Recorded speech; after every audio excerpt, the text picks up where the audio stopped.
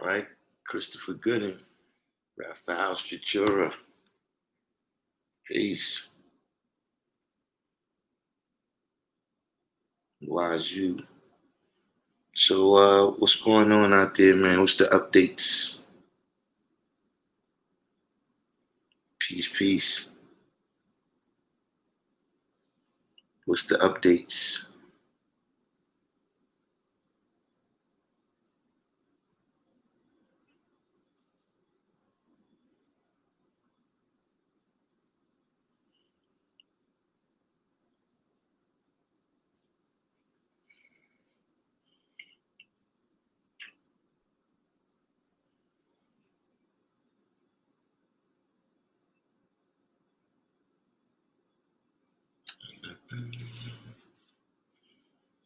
Alerts apparently ain't going out today.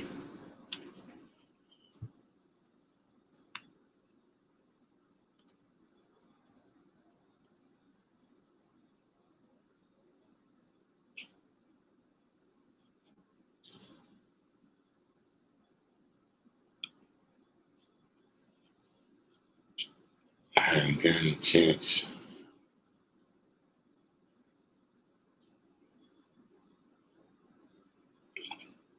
to check out what's going on. SW halftime. I'm trying to get my news report. Yeah, that's what I was saying today. I could tell. Ain't getting no notifications going out or whatever's happening.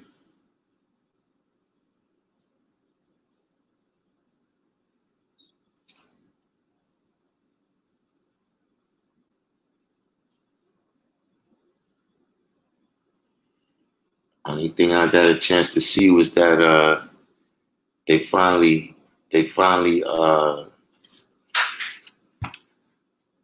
arrested the other three dudes. I guess they had enough. It's like, okay, you win. We'll charge you.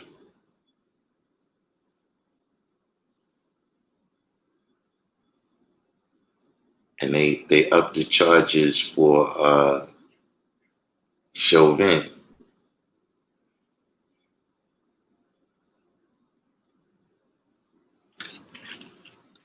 He went from third degree to second degree.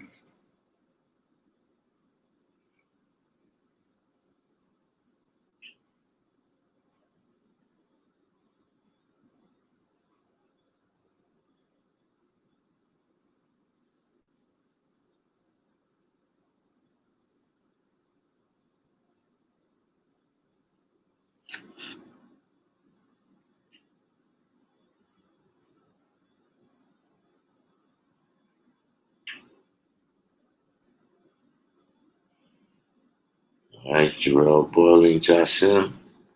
What's the deal?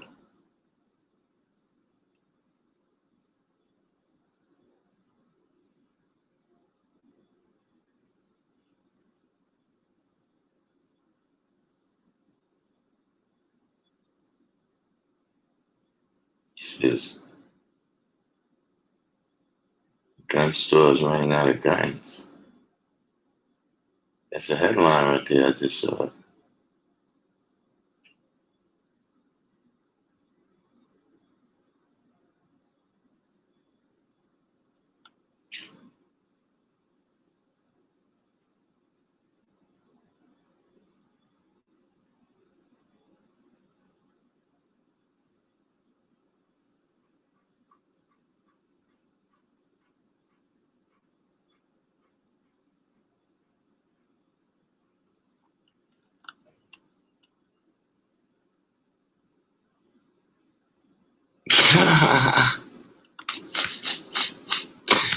That's shit crazy, man. Brilliant elevation, knowledge born level up.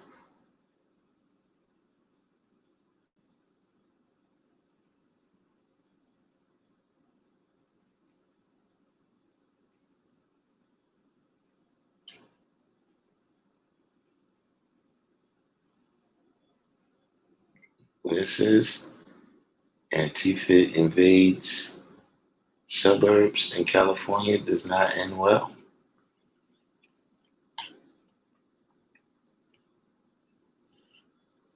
Oh, this is Alex Jones, InfoWars, though, you know.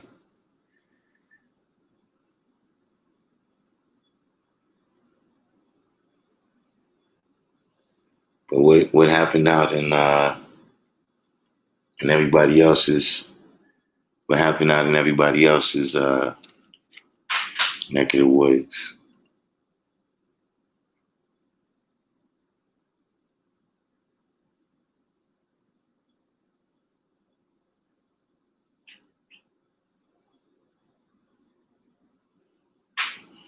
Where's yeah, Jasim.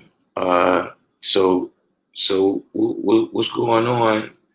I was just saying that I seen they pushed the charges up on Chauvin, and they charged the other three guys.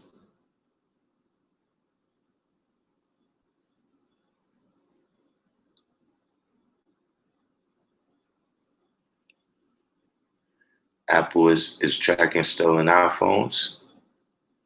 793rd. They putting out a lot of stories about Antifa, about Antifa and who funds them. Yeah, that's like a separate war between, capitalists and socialists.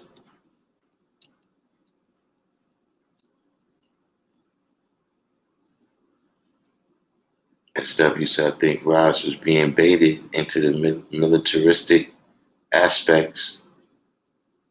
Or I think Ross think we being baited into the militaristic aspects of martial law. Hmm.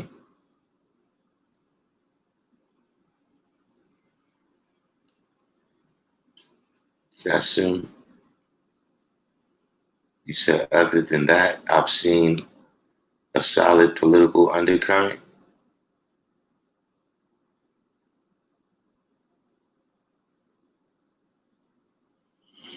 I mean, I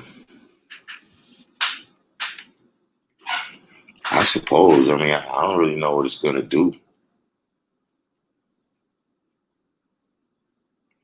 The Baltimore protesters made their demands last night, which was more transparency with the Baltimore Police Department, which was the same thing they asked for during the Freddie Gray uproar. I mean, Darkim Kemp. I mean, what is transparency really going to do? Yeah, I don't really.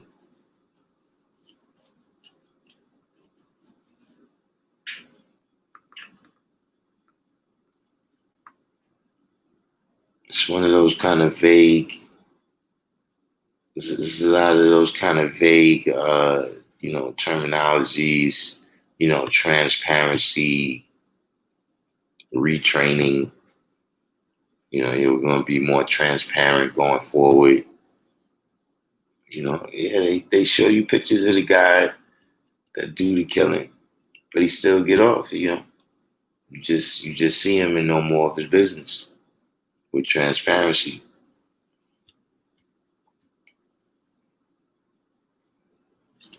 Jassim said, I'm seeing a trend towards something, but I'm not sure if we know what it is. Born Love said, I'm attempting to sit down with the chief of police, city council, and board of education for a real dialogue. Yeah, that's what's needed.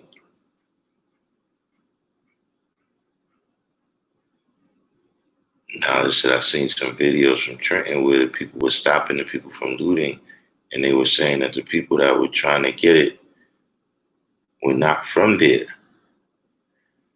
Um, like I said, that whoever's those people, that's between them and law enforcement. Master G said, plain and simple, the devil ain't playing fair. Just know that.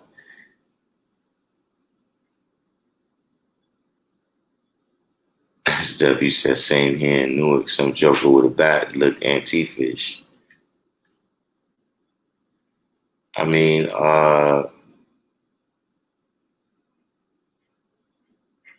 like I said, those people, I've been seeing them for a while.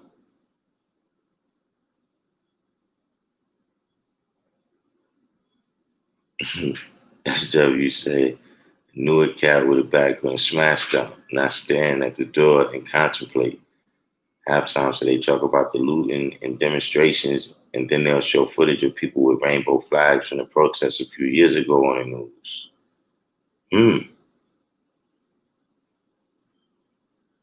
Josh Simpson, defining the outcomes into measurable goals is going to be a challenge here. But that's I don't. For me, it just doesn't make a difference. You know what I'm saying? Like if you have some other, uh, some other people that are dealing with their gripe, they dealing with their gripe. You know what I'm saying? And like I said, it's an easy way for this thing to lose focus. Because now we're talking about George Soros instead of talking about the situation with law enforcement. So they showing a whole different parade halftime. I mean, a whole different protest when they show footage of what's supposed to be the protests over George Floyd.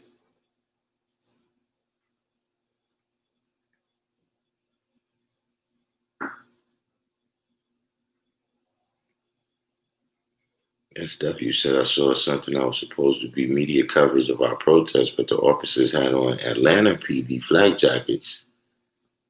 Yeah,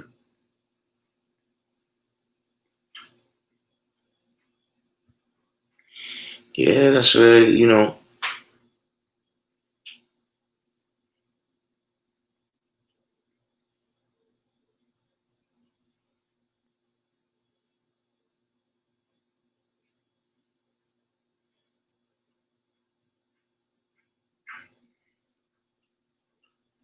Point Love said, we are letting the 85% attempt to negotiate with the devil. We know that's not going to work. God can't be a mystery in this time.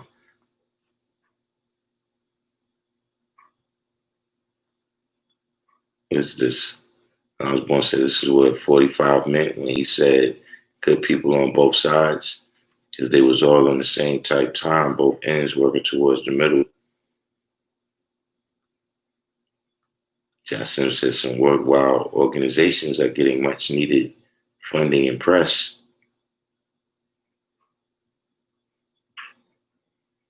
7-9 Thursday saw a video of Cass and Dykeman outside inviting the looters to come uptown to their neighborhood.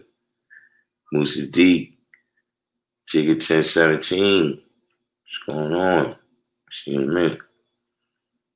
I've had a few female friends who've asked what they can do to contribute, become more aware, and to educate your kids. How would some of you answer that?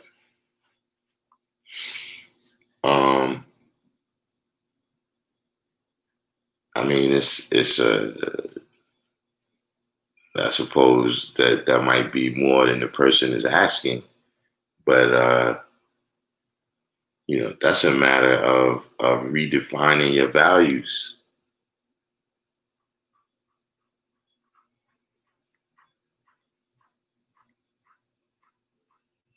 You know, what you know What kind of books are you reading, or what kind of gossip magazines are you reading?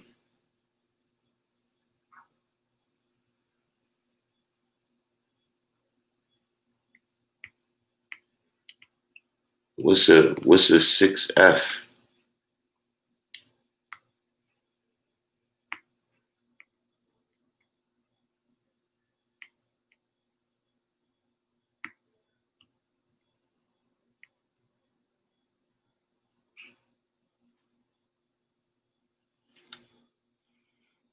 Parts of Fordham Road got ran through after hours with no protests.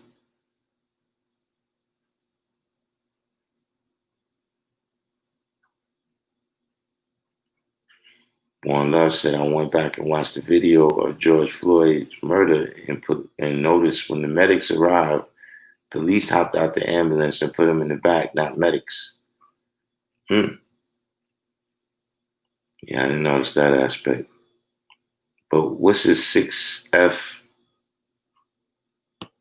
female?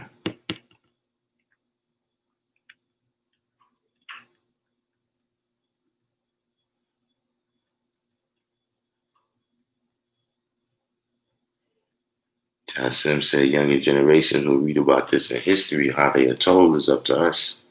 Yeah.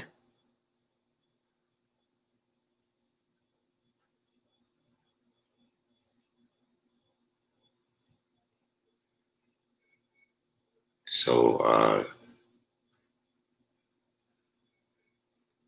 oh, hexagonal calico for white. Oh, I see what you're saying. Um, hmm. Yeah, that's a good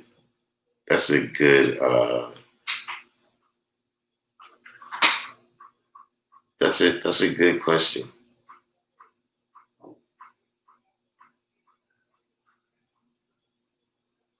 And what's the hexagonal color code for their children? Jigga 1017.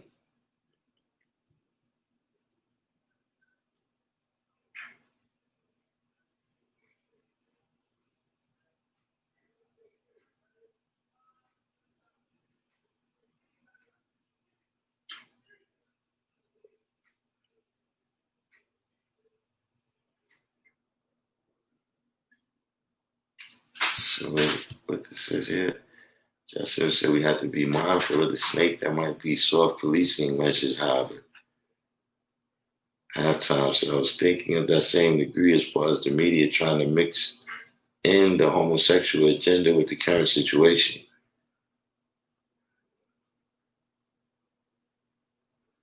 John Simpson, I don't think major structural changes have really been made. And that's what I'm saying too. That you could give these guys life.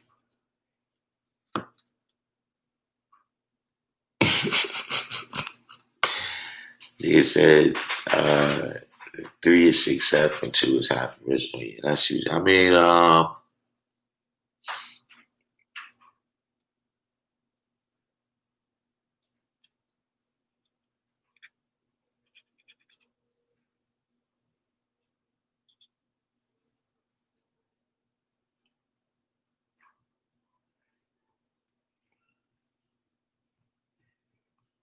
hmm.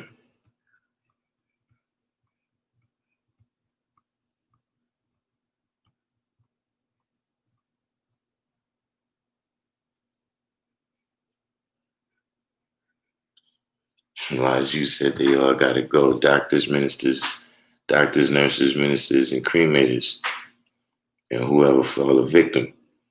Being Innovation said, how y'all feel about Nickelodeon broadcasting something for it's 8 minutes and 47 seconds? Nickelodeon, what did they broadcast for that long?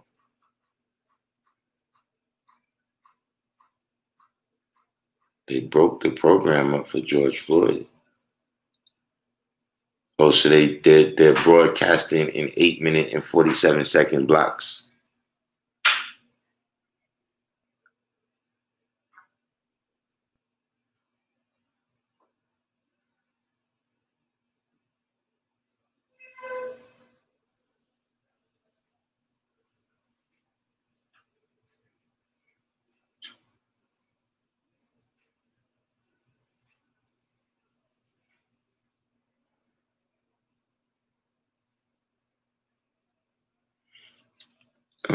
I mean, Nickelodeon.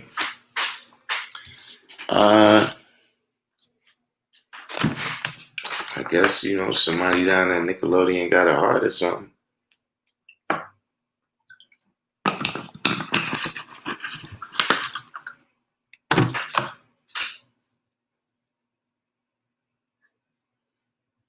To get what you said, which solutions for what?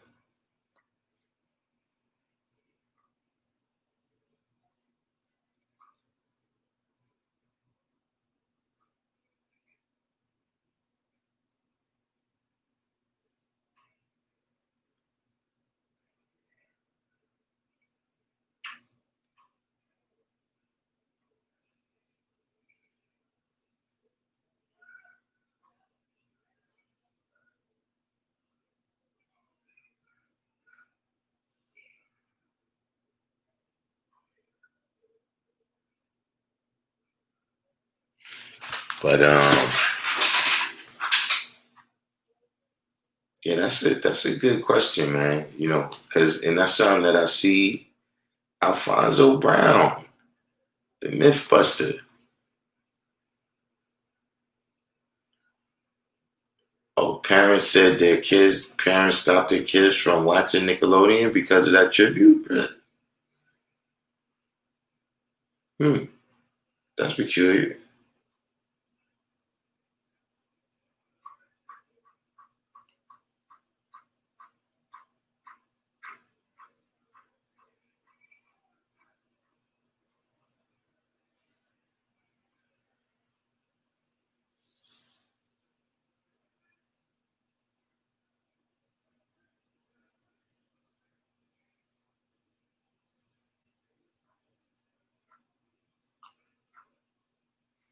But Jigga, pretty much with everybody, but specifically, for those females that you're talking about, it's about worldview.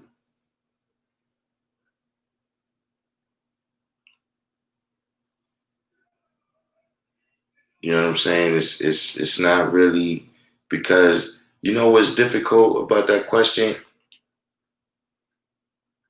You know what's difficult about that question, Jigga 1017 is uh I can't I can't really define how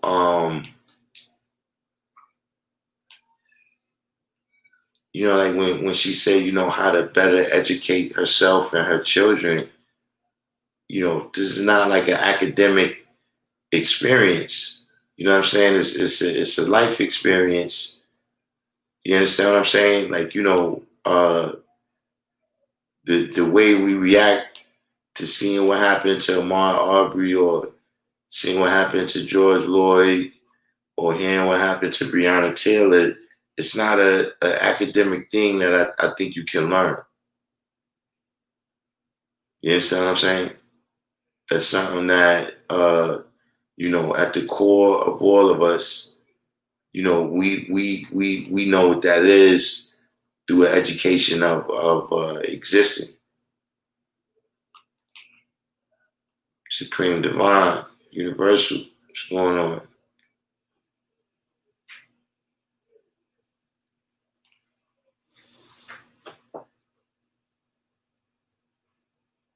So for a white person to say, what could they do to contribute?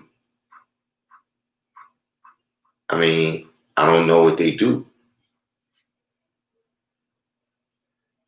You know what I'm saying? I would have to, know what skills they have, to say, how could you use that,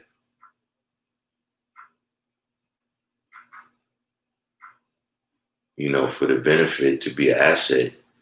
But in terms of, I don't know if that's possible. You know, they could learn the history. You know what I'm saying? But in terms of, our education uh, from the system is an experience. You know what I'm saying? You know, the plantation rules is not necessarily spoken.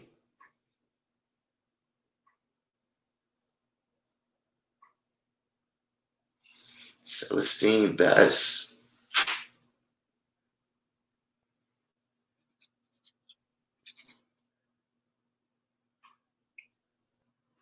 Brain elevation says some parents were brought to tears. I see at a perfect segue to uncover the worst part. You know, if your kids are watching that anyway. I don't understand. The, I'm not understanding what happened on Nickelodeon somehow. Why were the parents brought to tears? Are you saying that Nickelodeon broadcast the killing? They broadcast the murder?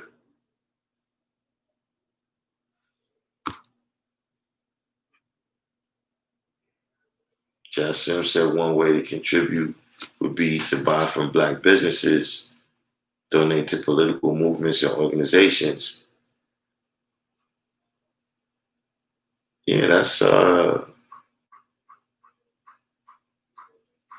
yeah, I guess that's a way. Rush Limbaugh asked the Breakfast Club, what can we do to stop racism? Then in the next breath said that white privilege is something the media made up. It's Rush Limbaugh, man. Got Fly Phrase and Shaquem came in.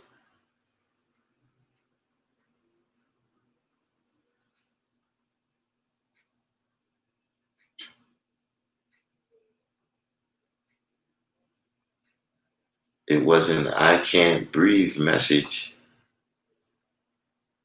This is what I'm saying. During the 8 minutes and 47 seconds, what did they show on TV? On Nickelodeon.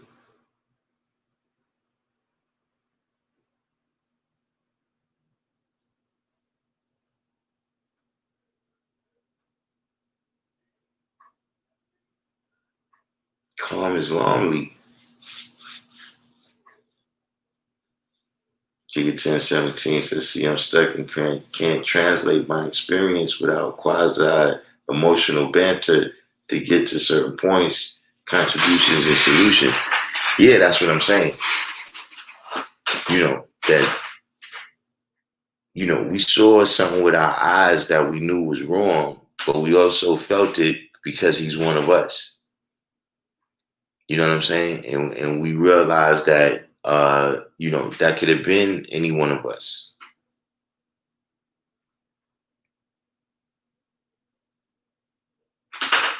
You saying it was a I can't breathe message?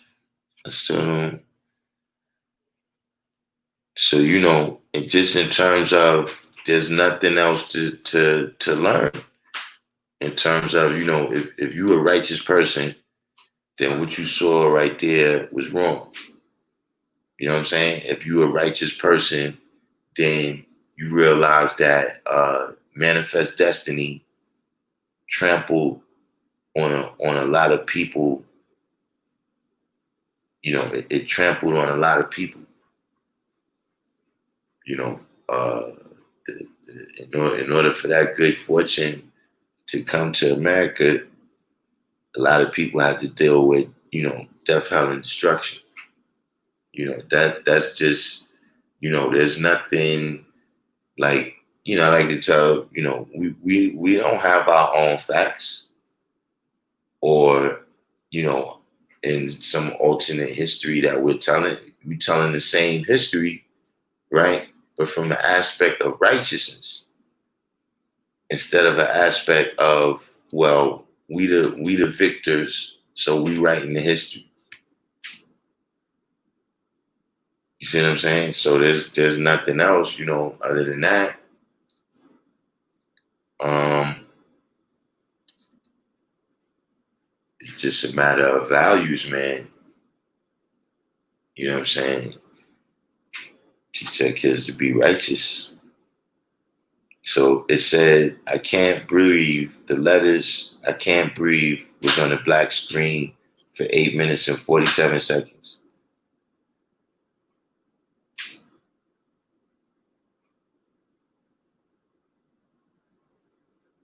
I don't,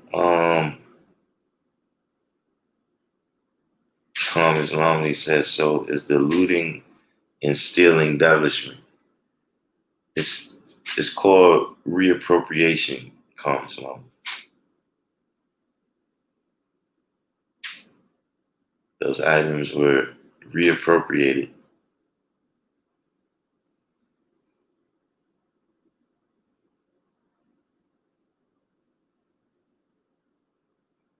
Repurposed. Queen Mecca, what's going on?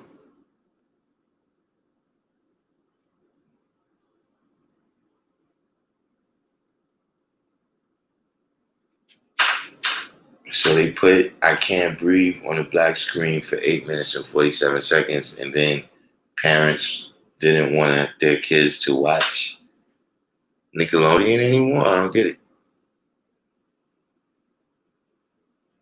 Like, did they feel that that was too, it was too heavy for the children?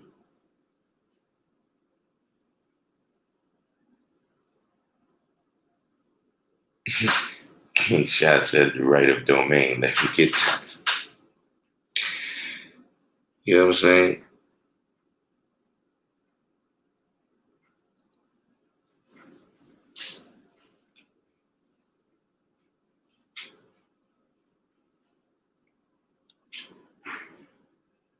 Congress Longley said if property was being confiscated and repurposed, I would see that as reappropriating. I mean that's what's happening.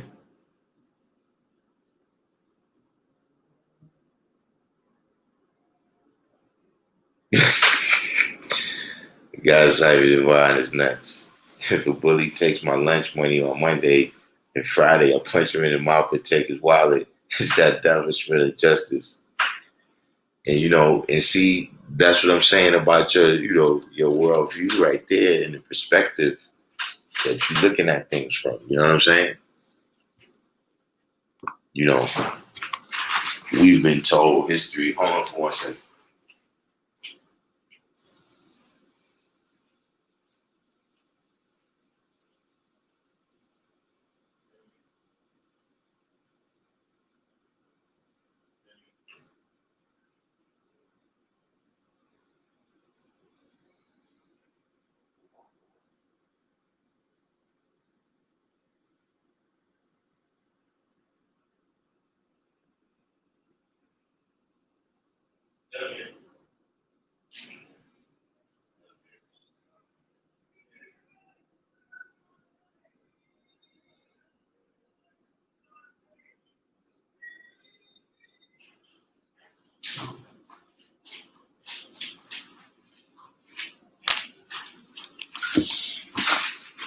Right, I'm back. Now I'm back.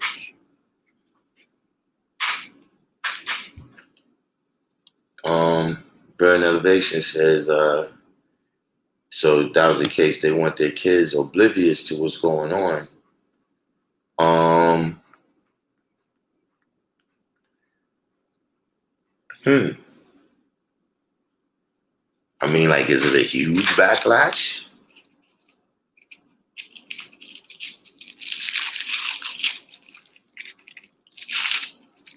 They want their kids to remain oblivious.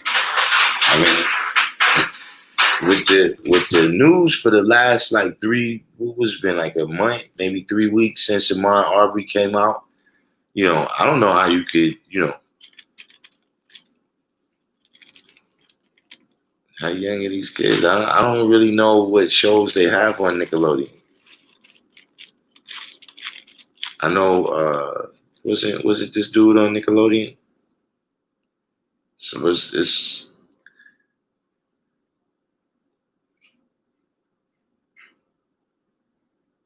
Like, I would have to wonder, which you do have a different population of people right now, Brilliant Elevation.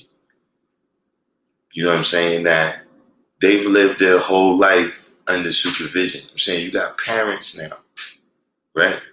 Who, when they grew up, they never really just went outside to play like that. Like me, I used to just go outside, you know what I'm saying, and do whatever. You got people now that they live their life with, play dates and safe spaces and things of that nature. You know what I mean? So um, that's something that I seen in New York, is that with a lot of the people that came in with the gentrification, right? They recreated their hometown kind of experiences. Like certain blocks you go on, and New York looks like a college town now in certain places. One of those small college towns, because that's the experience that's the adult experience that they know.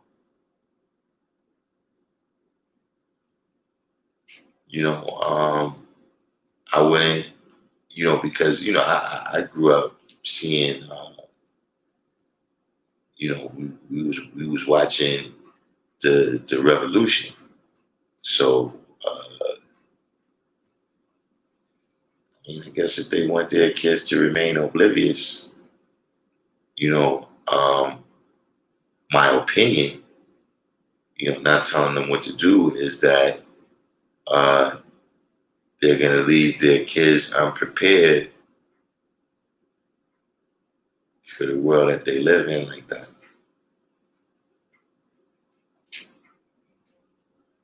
G1017 said, my thoughts were to deal with more originals and do what you think is best, prefacing what's on their mind to do ahead. Anything else will sound or be corny. And Jigga 1017, that's another rock or a hard place, however you want to classify it, is because, you know, uh, we all know that white person that kind of, you go out of your way, they go out of their way to, let you know that they're not racist and they love black people and everything. So that's another thing. Like, they still just got to be themselves. You know what I'm saying? They still just got to be themselves. Like, grafting back to the original takes 600 years. So, they,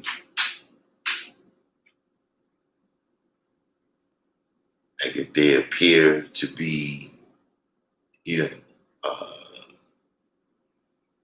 you don't have to go outside tomorrow with kente cloth on and nothing like that. You know what I'm saying?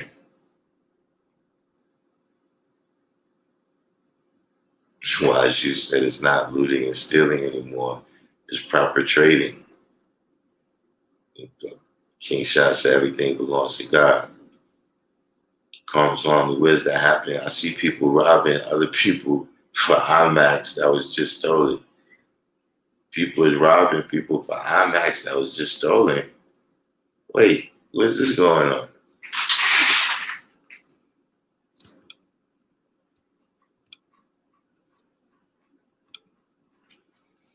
What neck of the woods is that?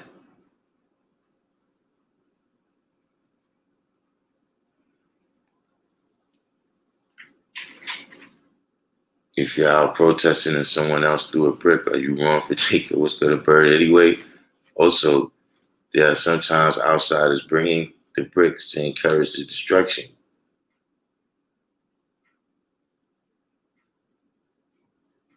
793rd said the sign probably tried to drive home how it would feel by playing that commercial on the kids' network.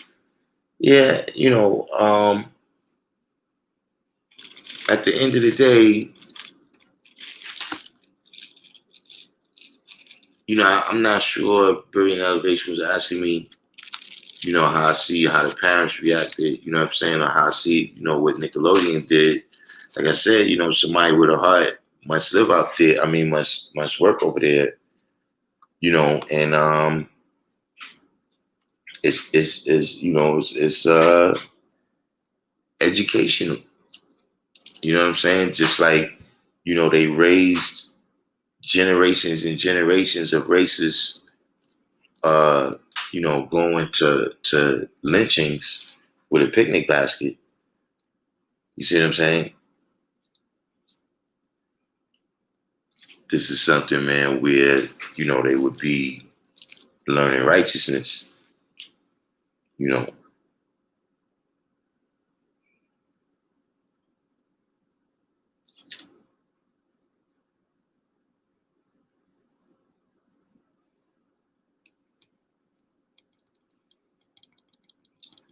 God save it. Devon said, yeah, that part where people are just looking to get some free stuff. I don't agree. I mean, in the greater aspect of the picture. Comments on me said, I don't know. I feel like the death of George Floyd is being used by people behind the scenes to create havoc and chaos that they will ultimately benefit from. As soon as I see them bricks laid out, I knew what it meant. I mean, see, you gotta realize, man, that war is not pretty. Like it's not, gonna be a nice, neat revolution. If it is, that would be, probably the first time I ever heard of that. I mean, I'm sure there's been, but I'm also pretty positive that the conditions of the conflict was different. You know what I mean? The conditions was causing the revolution was different than somebody being choked to death on the street. You know what I'm saying? It's not going to be pretty. You know what I'm saying? And the fact of the matter is, that look, if you talking about somebody who got, you drive a Benz or whatever.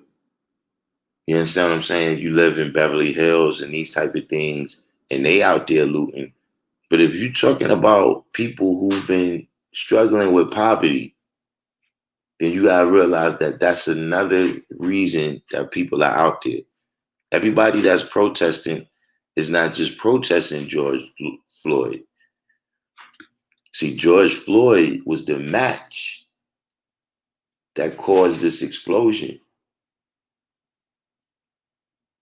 But, even, listen, in Kentucky, they're protesting Breonna Taylor. Some people is out there protesting their situation of poverty.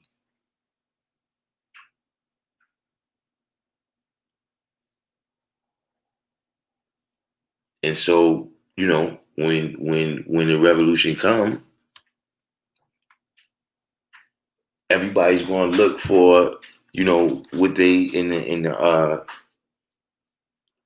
11th degree in the 1 and 40 when it said relief came to us. Some people is out there looking for relief. Don't get me wrong. You know what I'm saying? I know what you're going to say. Well, if it's for poverty, why you got to get Jordans and PlayStations? Because that's American.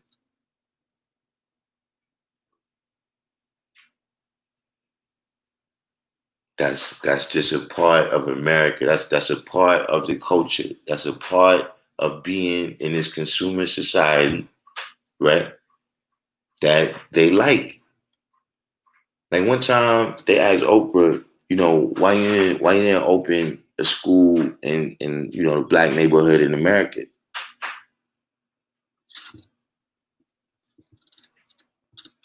And she was like, I don't really like dealing with the black kids in America because all they ever do is ask for iPods and sneakers. Yeah, but you have $1 billion and you promote and advertise that. You give away cars, you understand what I'm saying, to white women, on your show, you have the commercials on your show, but then you don't understand why these kids have this kind of mentality in this consumer society.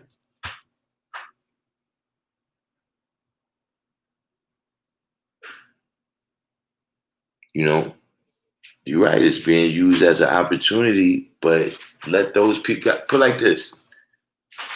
There's a lot of people who was at the March on Washington.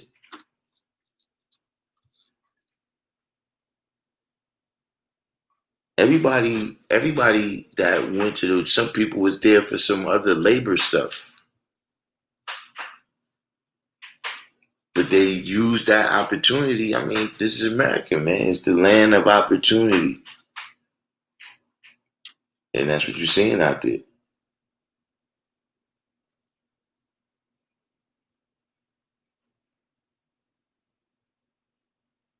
SW said, I'm with the Apocalypse Squad.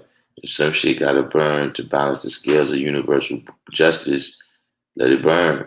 Just be mindful of what you're burning. We need to be functional when the smoke clears. Yeah, that's. But it's not gonna look pretty.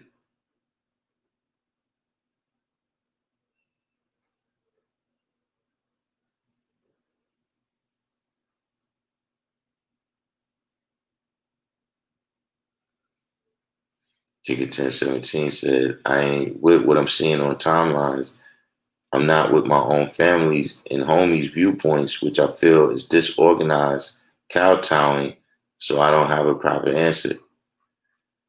Yeah, that's one, something I'm gonna think about that, Ticket 1017, because that's not the first time that's come up. You know what I'm saying?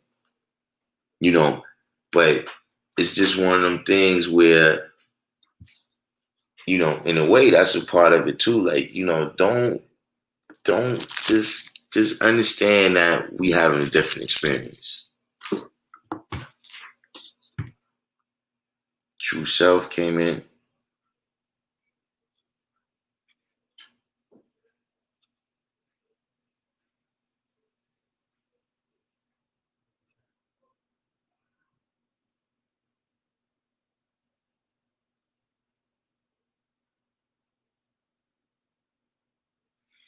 Spirit Elevation said it's almost like they're doing more than anyone else, and it's a children's network, so to speak.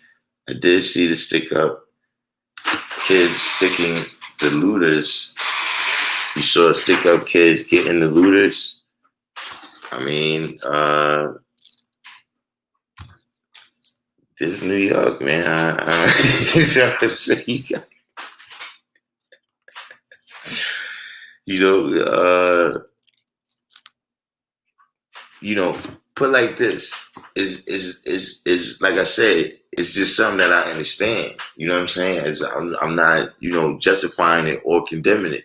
It's like, all right, what you want me to do now? You know what I mean? You want me to tell that stick up kid to give you the sneakers you just stole back? No, I'm not going to do that. Just like I'm not going to tell you to give it back to Models.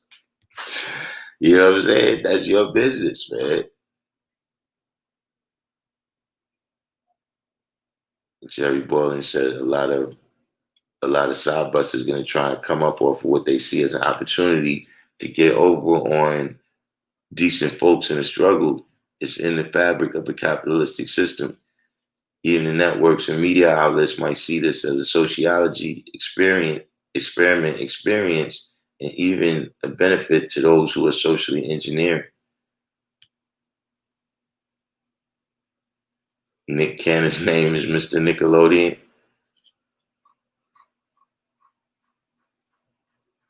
Oh, so you think Nick Cannon might have had something? He said Nick Cannon got a lot of influence over there. You think he might have had something to do with that being there? Combs Lonely said, "What about do for self though? You don't need Jordans and new Alpha." Yeah, I predicted you was going to say that.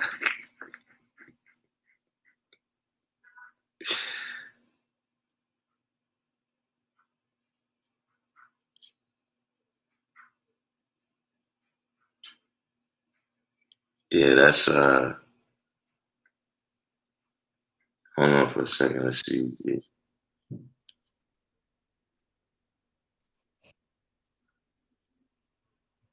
comes along and said, when we get to that point, that's where you will see a real revolution. Yeah, I mean, but in the meantime, in the meantime, that's what it is. You know what I'm saying? Like, uh, you know, if you know, when you look at any revolution, you know what I'm saying, for the most part, it occurs because the people at the top ain't dealing with equality. You understand what I'm saying? Like that's, you can't leave that part out, at least in this revolution. You know what I'm saying? You can't leave out that it's tremendous inequality. That was just on the news. That's one of the stories that got knocked out of the news. K Black C Supreme. That's one of the stories that got knocked out of the news when well, really not. I was going to say that the health crisis knocked it out, but nah, that was one of the things they were saying. Is that how it affected Black people disproportionately? You know what I'm saying? Inequality is just that's built into the fabric of America. So you know that's going to be one of the that's going to be an aspect of anything that happens in America.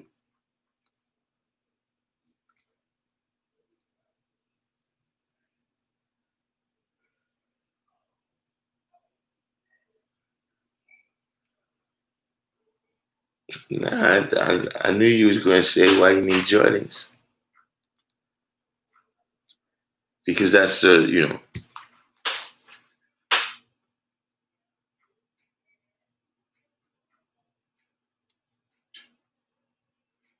793rd said there's a vid of a chick mad that she can't get her baby product and milk. By the way, they tore up the CVS or Walgreens on Fordham.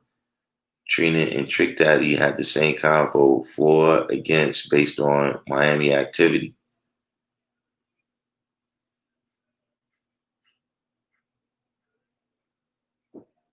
I mean, it's rough, you know what I'm saying? But it's one of those situations where that's the deal. Meaning, that's how horrible the situation now we you know what I'm saying? How what's the best way to word this? Hold on one second.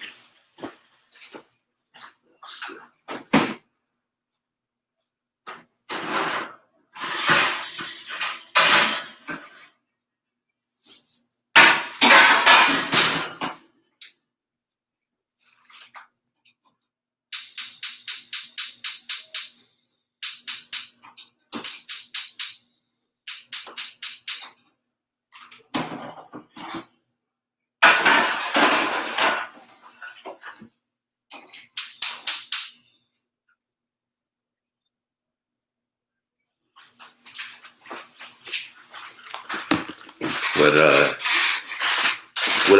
what I wanted to say is that that's just the gravity of the situation that we're dealing with.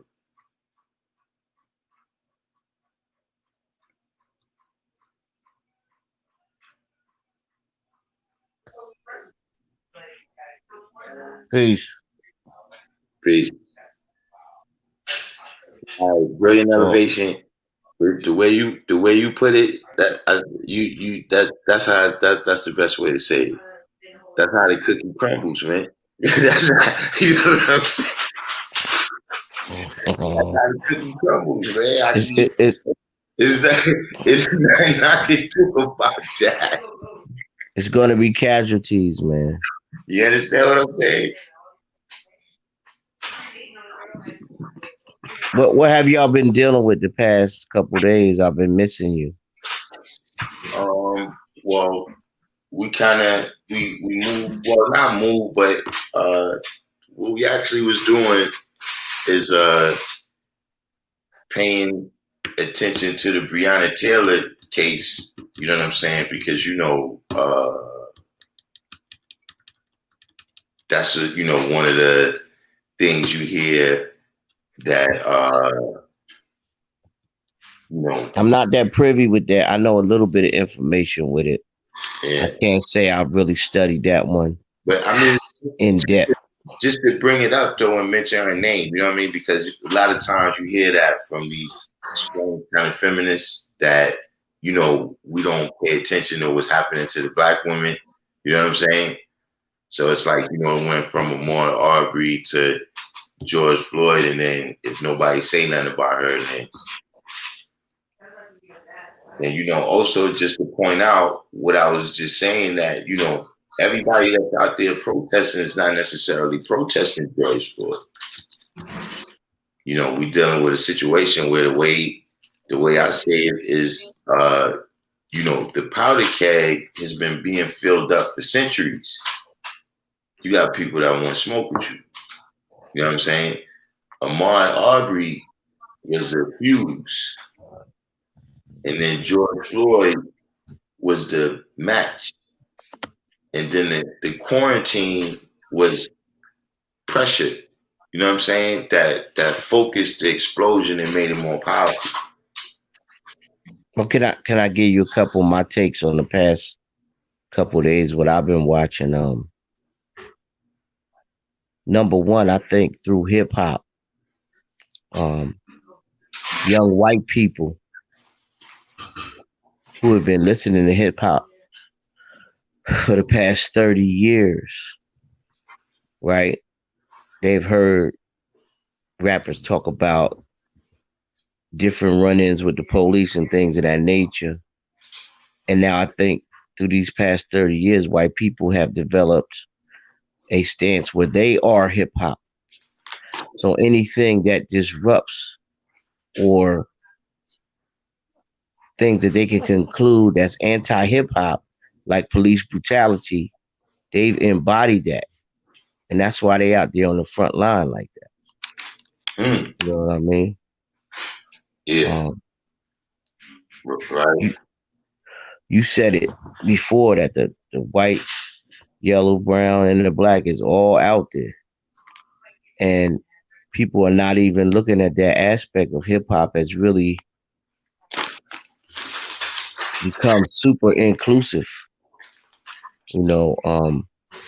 If you go to a Wu-Tang show in this day and time, I remember I went to the Mobb Deep show in 2003, I think it was, on 42nd Street at BB King's, and the crowd at that point was about 70-30 with young white kids.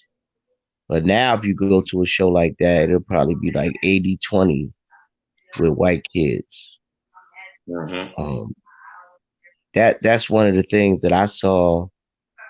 I also saw that, like you're talking about, George Floyd, he just he broke down the wall. Like it was a bunch of names written on the wall, and his name, when they wrote that final name on the wall, that just broke it down. So anywhere in this country where anybody dealt with that same circumstance of being murdered by the police, they just galvanized an entire movement. You know what I mean? Everywhere. Those are just two of my observations that I saw, and I've been watching it pretty diligently. I know everybody's aware of the officers being arrested today, and the main guy now he got second-degree murder. But people, it's beyond that though. Like I don't know, they might have did that because it was the right thing to do, but that's not going to stop anything because there's just so many cases, man, around this country. Did you see the video that I made where I had found a news story where it said like 44 people have been rendered unconscious with that same knee choke by the Minneapolis police department. No, but I seen a report on there that talked about, I think it was in the 50s, people that were given that knee hold, well, knee maneuver, because it's not really a hold, but that knee maneuver, and I think only about 8% of them were white. And I'm sure people are aware of the officer. He had 18 complaints on him. Chauvin. Yeah, I know about Chauvin had 18 complaints. So, like they always say, the way that you deal with police abuse is you report it, and eventually that police officer will be dealt with. I hear Reggie Wright, because I listen to Bomb First and I listen to Gangster Chronicles on Spotify and Bomb First on YouTube. And Reggie Wright always says that. Oh, you got to report it. You got to report it. Eventually, that officer will get dealt with. Well, 18 times? 18 times he wasn't dealt with before he took a life? So, the first person that died, though. I know 18 complaints. Only 5 had any kind of disposition. Like where there was like an investigation where they took his where they like took his gun and stuff. Well, he bodied somebody before, right? Huh? He shot somebody before. Yeah, that was the first time, but he's been involved with a couple of killings. You know what I'm saying? Where he might not have been a specific trigger man, but he's been involved with a couple of killings. Right. He was just like a mad dog out there running wild. You know what I'm saying?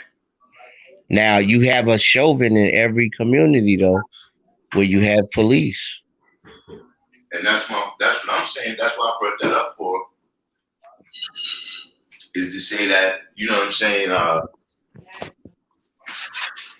even if these dudes get convicted, this is clearly ingrained in your system. You understand what I'm saying? Right. Like I've been on a couple other platforms and I was telling them that, you know, if you have a racial bias going into the situation and then you encounter crime, your racial bias is just going to grow until you see the people as non-entities, like their life means nothing. Carmen Lumley just brought up a point here. I never thought about this. It said most white kids who listen to hip hop in their teens stop listening to it in their 30s and 40s. It's a fad for them. I don't agree with that. I do not agree with that. I mean, if you go to a KRS-One show, right? You're gonna have mostly white people in our degrees at those shows, G. I go to some of them shows. When Meth and Red come to Philly, G, I go to the show sometime just to see DJ Mathematics. God, the crowd is our degrees down to a teenager. See, this is what he got to understand. I understand what you're saying, God, Tom Islamly, but we didn't grow up with hip hop music. There was no hip hop music when we were children. You know what I'm saying? That came right before we hit our preteens. And then by the time we was teenagers, it was real hip hop, Run DMC, LL, whatever. And then by the time we hit our 20s, you know, you had like other big rappers, you know what I'm saying? Like, but these kids, they grow up with it. So it's not an anomaly anymore. It's just part of the fabric of entertainment. For us, it was always, we only could listen to it on BLS or Kiss.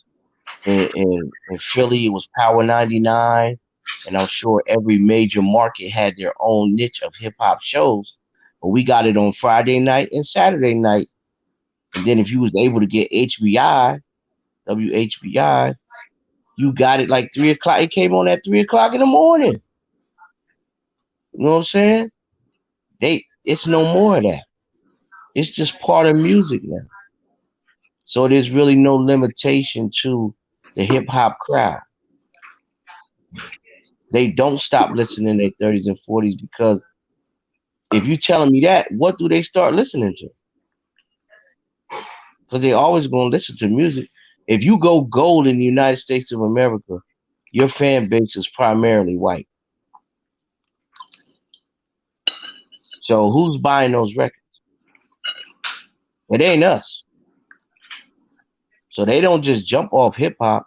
Maybe in the beginning of hip hop they did that, but right now they don't do that, man. I'm just saying the things that I see, the things that I know, and also being an integral part of that particular genre of music. Hip hop is here. It's like it's no longer an anomaly. Hold on for a second. Smell Goods asked a question that I thought from the very beginning. He said, well, people that was arrested by Chauvin, right?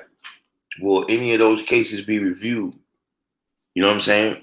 Where somebody might have said, yo, this cop was said, but because, the way the system is, they take the word of the officer.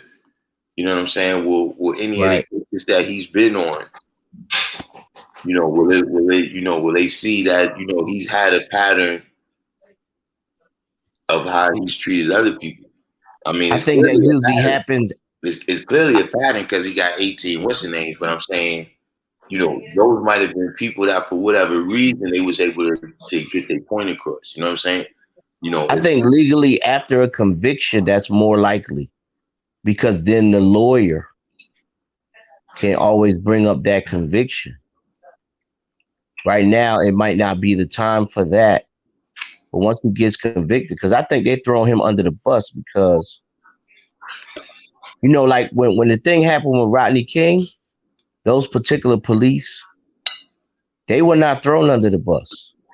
They was given all types of aid, through the DA's office and things of that nature. If you follow that case, you'll see it was very preferential towards them. Chauvin is not going to get that. He has to be convicted. Because they know if Chauvin is not convicted, come on, man. It's really going to go crazy out here. You know what I mean? Yeah. So I think after his conviction, then a lawyer who has a client that was arrested by Chauvin, he could bring that up easy.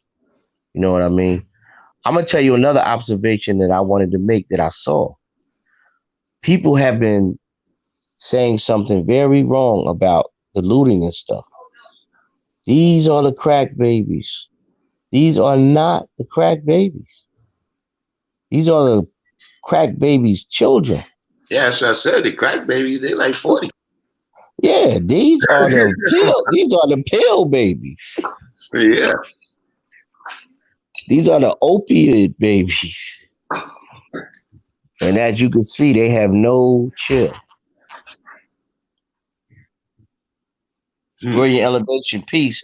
He's not really a scapegoat, but Chauvin is not a scapegoat because he did what he had. He did a crime. But what I'm saying is he's not going to have the benefit of those police officers in LA with the Rodney King situation because they moved them to a different venue. The DA, if you follow the case, he wasn't really going hard body against them. You know what I mean? Right. Chauvin is not going to get that. Nah. He's a rep. He's doing 20 and better. But another aspect that's got to be looked at, right? in terms of a final disposition to really say some kind of change was made. Some got to be it's the police unions. Because remember, a lot of this treatment that they get, like a lot of the stuff you're talking about, that stuff that the union negotiate. Right. Right. I mean, the thing about everything that's going on, we want the blatant murdering of black people to stop in this country by the hands of the police. And the only way you're going to do that is by penalizing the police harshly for situations where it's shown and proven that they use excessive force. That's what all of this is about. Now, another observation I have, I've been saying this, this is Huey Newton's dream. Huey Newton's philosophy was power to the people.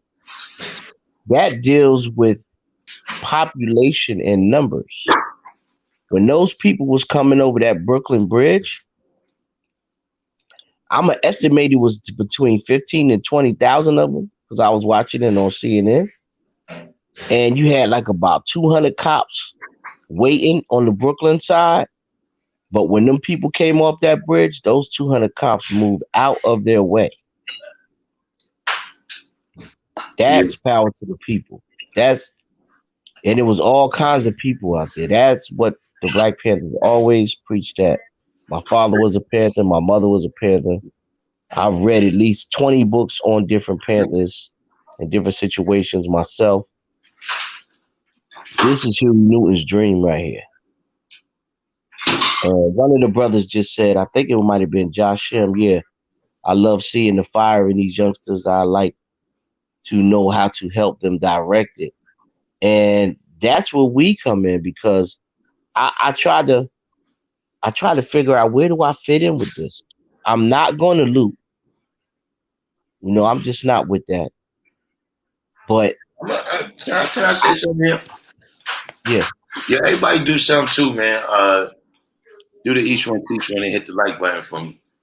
Oh, no doubt. Uh, some of these theories, about Hey this. God, let me just finish this real quick.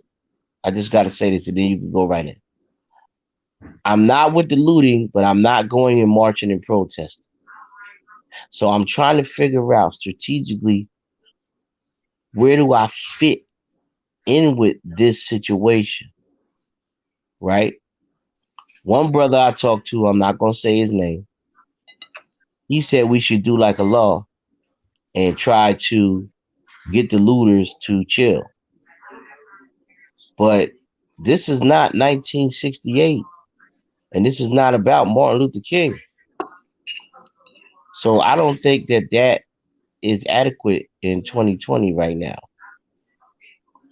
So the only thing I can say is we have to get to the generation under us and direct them to direct all of those Caucasians that's on the front line. We got to play chess with this situation. Well, see, as far as But they're the buffer. They're the buffer that's stopping the police from just outright murdering us in these demonstrations. Go ahead, guys. you could maybe say it's like a cheap excuse, but my thing is, Harlem in 1968 was all black. I'm talking about the stores. They might not have been the owners, but Right, the business right, owners, were black. You know what I'm saying? The property owners was probably somebody else. You understand what I'm saying? right. But some of the ideas about this not being organic and this not being genuine, you know, uh, at some point those ideas become very discouraging.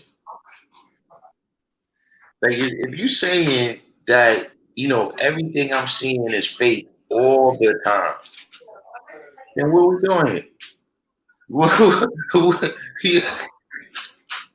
Like we clearly lost a long time ago, and we might as well give up.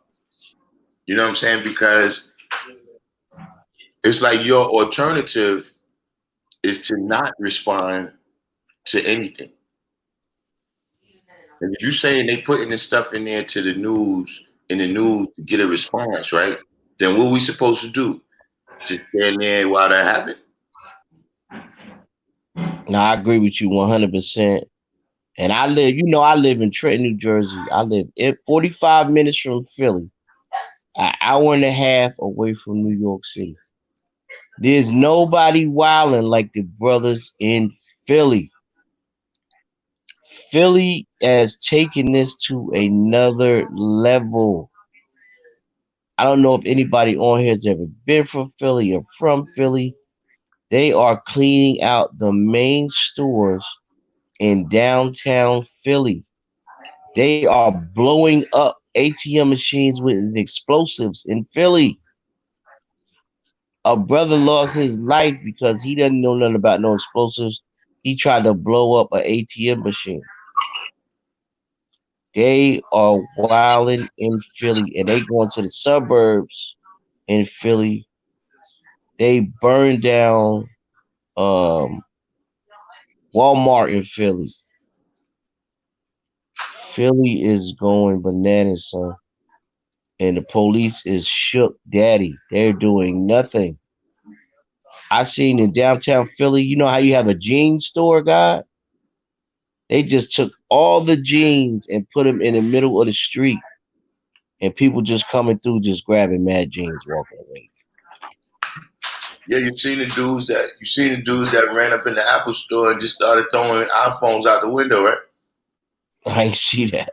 Yeah, they just started throwing iPhones in the crowd. Like you know how like back in the days when you had like a high school football game and they Right. throw out the little football.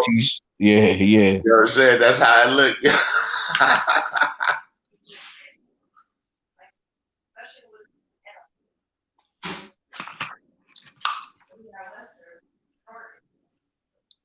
yeah. I'm telling you, it's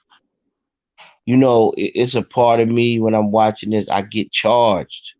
Because you already know how I am. You know what I'm saying? But I don't really want to loot. Like I guess if I'm standing right there and somebody going something that I'm really interested in, like if they was looting Sam Ash and I'm standing there, then we're gonna have more equipment for Fame Lab. But I'm not really on it like that. I'm more thinking strategically, like if we break the police from killing us publicly, showing power and unity, then we could go to the next thing. But we got to get that out the way first, and then we could try to get to something else.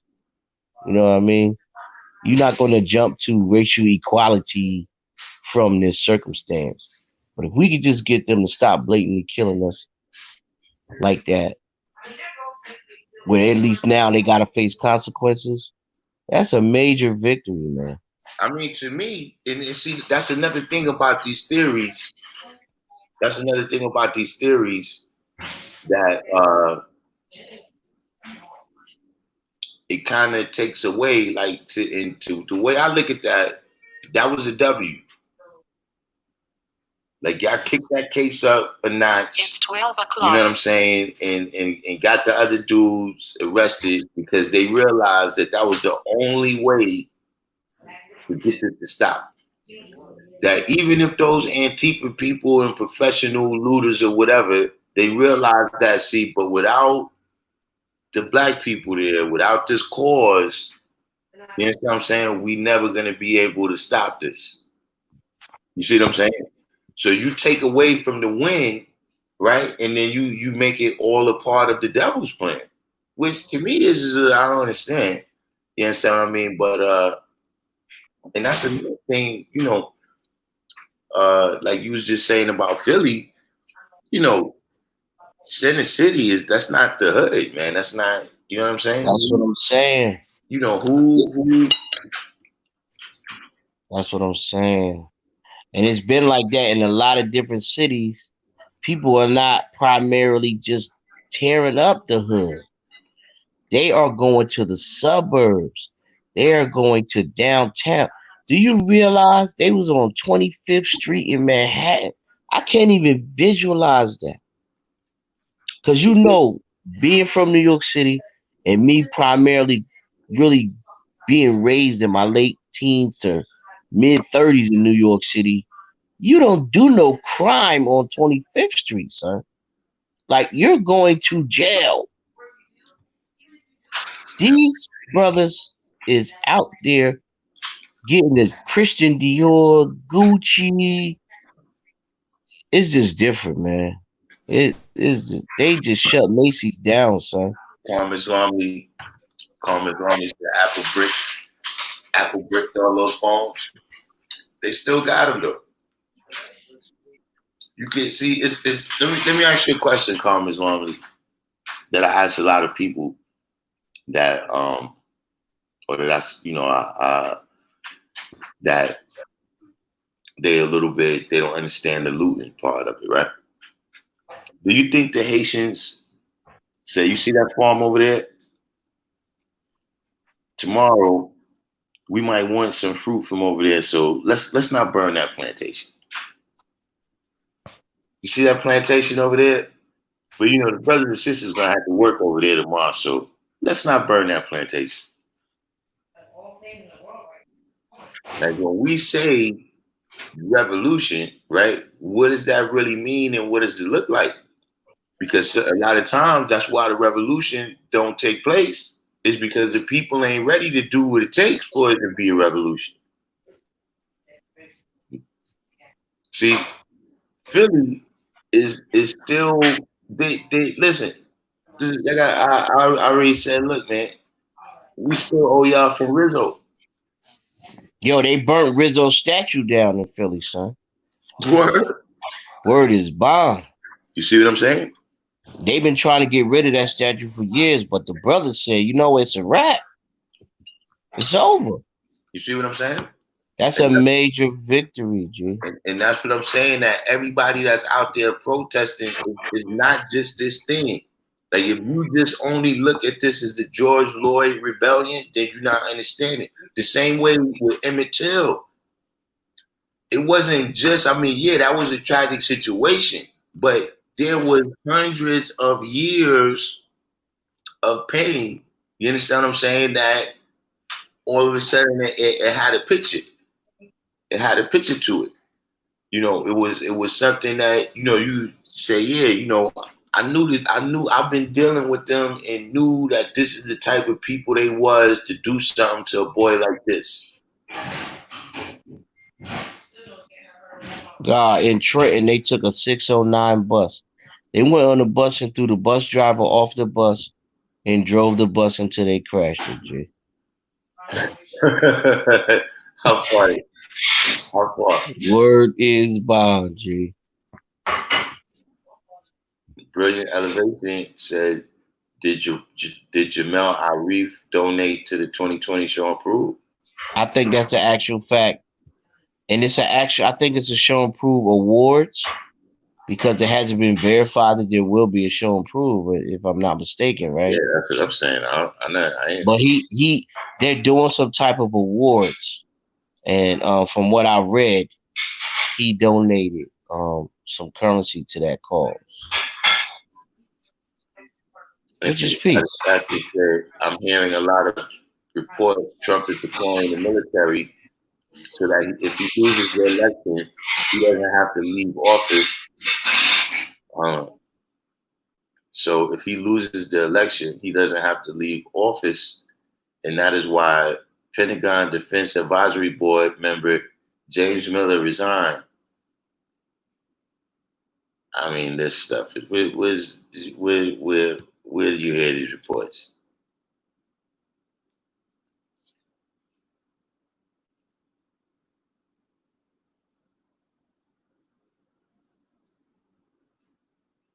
California is missing 70 plus premium vehicles.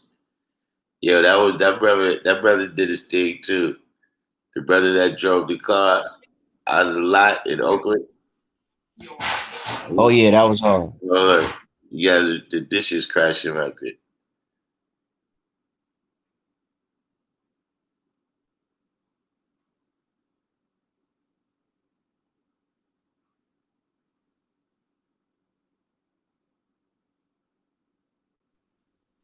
Peace, can you hear me? Yeah. Have you been paying attention to DC? DC, not in particular since they beat the cops up. Let me drop this on you. They've been right in front of the White House, so you already know Donald Trump. He had the people maced and pushed so he could do that photo op with the Bible, right? But they had to build an 8-foot fence in front of the White House, right? And 100 yards behind that fence in front of the White House, you remember how we used to get those little toy soldiers in the little plastic bag? Mm-hmm. He had soldiers lined up just like that, right in front of the White House, son. And he's in a bunker. He is shook daddy. Mm. It's serious. Like this is serious, G. They was really trying to go up in that White House and get him, son. Like this is historic. This is monumental. You know, all the riots in the past were concentrated in the black areas, and it was only really black people. Nah, son. This is something different. So This is so different. Infinite TYT, that's the Young Turks. When you heard that report about Trump deploying the military so he don't have to leave office.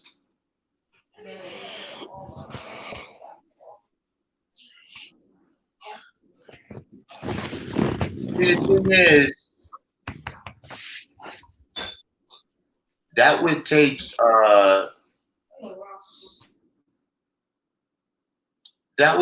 an amount of loyalty to Trump where I don't think anybody likes him that much. You know what I mean?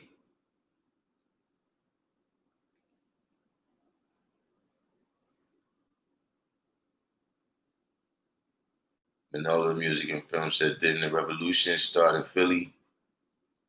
Um, well, the first thing was the Boston Massacre.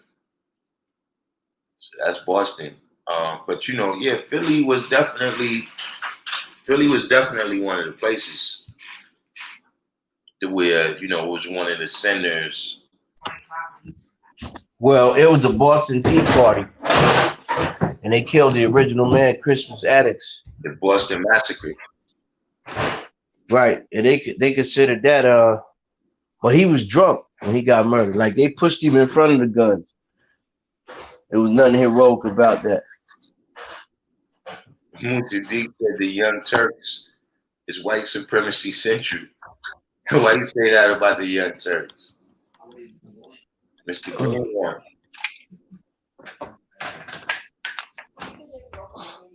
Smoked Hour. You been out there protesting Smoked Hour? The Smoked Hour, one of the younger brothers that come on. Where is he located at? I can't recall. Where you from, Smoked Hour? Bro say he going out there to the bar. Infinite said, right, that is why Maddox came out against him, but he will try everything he can. Long Island, New York.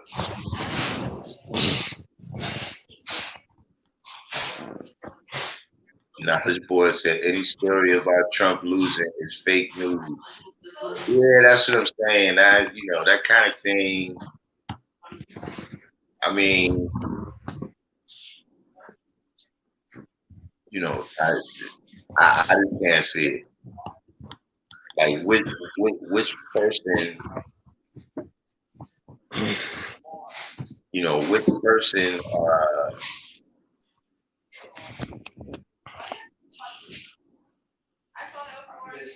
I just don't know how you gonna pull that off. Well, Trump is like the white boy in the Corleone family. What was my man name? Oh, the lawyer. Yeah, Tom Hagen. He's not a wartime counselor, yo. He's showed and proved. He's shook, yo. He's not official, yo. He's not official, yo. Tom Hagen, man. I didn't really.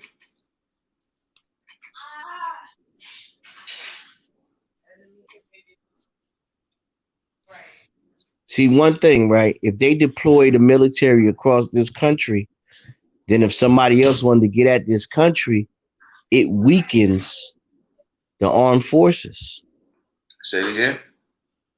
If he deploys the armed forces in mass in the United States, then it weakens the armed forces for an outside attack. Mm-hmm. And that's what they're trying to let him know. Like, these guys are not just toy soldiers that you could just deploy the way you want to, because we still got other things popping off all over. It's that, but it's also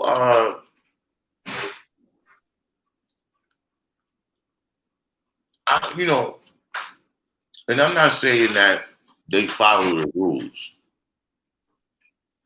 but this stuff that y'all saying is just not constitutional. Right. And also, he doesn't have a good knowledge of the rules and regulations of the seat that he's sitting in. He just says whatever comes to his mind, tweets it out, or makes a press conference without doing any research or anything. But that's what they get for electing somebody without a political background. You know what I mean? Even with that, man, that's what I'm saying. That's been the case since. What do you mean? He had a political background, though. But it wasn't as good as Nixon's political background. Not saying that I wanted Nixon per se to win, but I'm just saying that they had the first televised debate. And that was the first time, like they say that if you listen to the debate on the radio, right, or you read the transcript the next day, you thought that Nixon won, on the substance of what they were saying. But Kennedy had the movie star persona. Right. You know what I'm saying? When they put that, what they Camelot and all that stuff like that. Yeah. That's when you started doing that. You understand? Right. George Bush was an owner of a baseball team, like 5 years. He was not even in politics. The second one I'm talking about. You see what I'm saying? But the second one piggybacked off his father. Right. And that's another thing that I'm saying, that's name recognition. You've been going with less and less and less and less substance.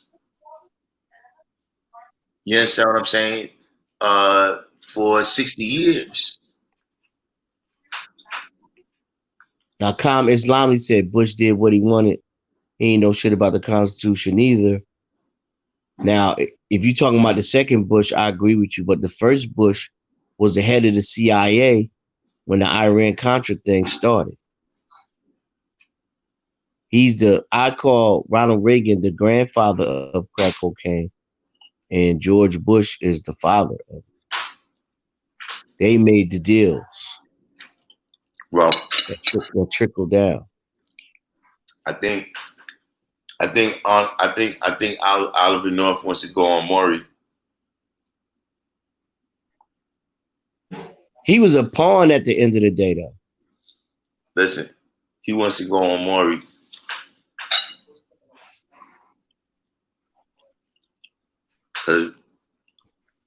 I'm quite sure he thinks that baby is his. Yeah, but he was just a pawn at the end of the day. It was way bigger than him. Calm Islamic separatists did what he wanted. He didn't know anything about the Constitution either. That's what I just said. Yeah, but I mean, what did he do? What was he allowed to do that was against the Constitution? Like I'm saying, there's a specific thing. Like when they gave the list of demands to the king, where it was like, look, this is the stuff we don't want you doing over here no more. One of the things was what they call having the army quartered in your houses. Like the army was allowed to just come to your house, you know what I'm saying, and take whatever they needed. Right. You see what I'm saying? So this separation between That's in the articles. That's in the articles. I know what you're talking about. Go ahead. So this separation between the military and the civilians is you know, this is a pretty good thing. What's up? You know, I'm not saying it can't happen, but I didn't, you know.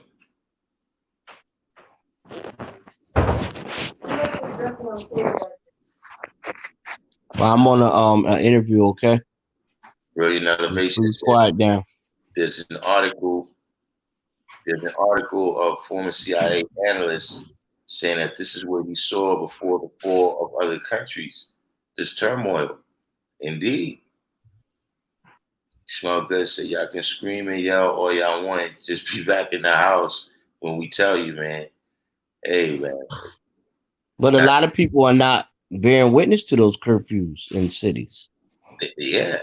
I just came in just now. We supposed to have been in since 8 o'clock. Right. I'm trying to go to Stu tomorrow. I don't know. I got to talk to Judah, but I still want to go. It's up to him. But he's over there by Philly, and you know, Philly is just different. Like they block the bridges off. You know, we go across the bridge, we in PA. You already know that. They blocked the bridges off, son. We couldn't even go to PA. Universal said all of these presidents know very well what they do in the house. Mogawa, Patriot Act. What's the Patriot? We said about the Patriot Act and the Magna Carta. I mean, there's several things that the Magna Carta is that's a European thing. Yeah.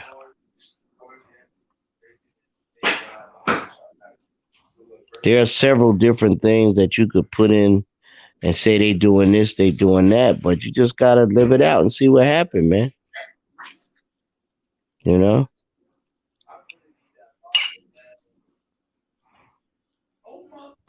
You gotta understand it's more us than them. They know that. And they not just gonna blatantly murder their children in the street. That's not gonna happen. Last time something like that happened was 1974 at Kent State University. They shot up some hippies at the college. They ain't doing that no more. You know? Well, it said the curfew is a way for them to put young dudes they think are wilding out of the way for a night.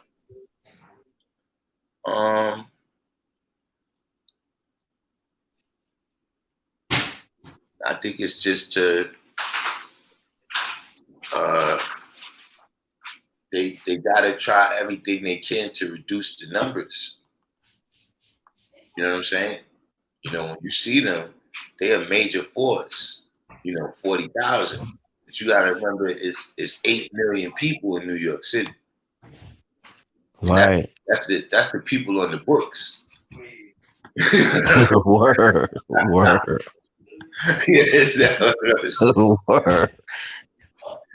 You know, we got a couple of neighborhoods. You know what I mean? I ain't gonna say no names, but we got right neighborhoods. We know we got some other people that ain't on the books here. Yeah, from Russia, from Africa, from the islands, from India, everywhere. So you might have another cool 1-2 million that's not on the books. Easy. Same thing. And then if you once you count the working people, you got people that come down from Connecticut, Right. From Georgia. Jersey. All So the way from PA, Delaware, yeah, all types of stuff. the population of the city is slumming to 12, 15 million or something.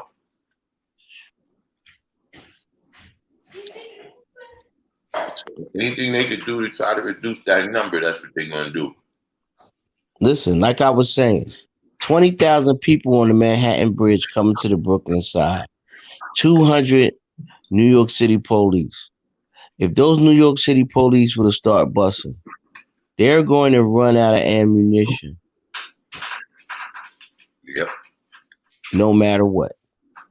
Carmen Salami said, if Trump is a fascist, then what does the Constitution mean to him? I'm pretty sure he is waiting for the perfect excuse to unleash. I mean, and like I said,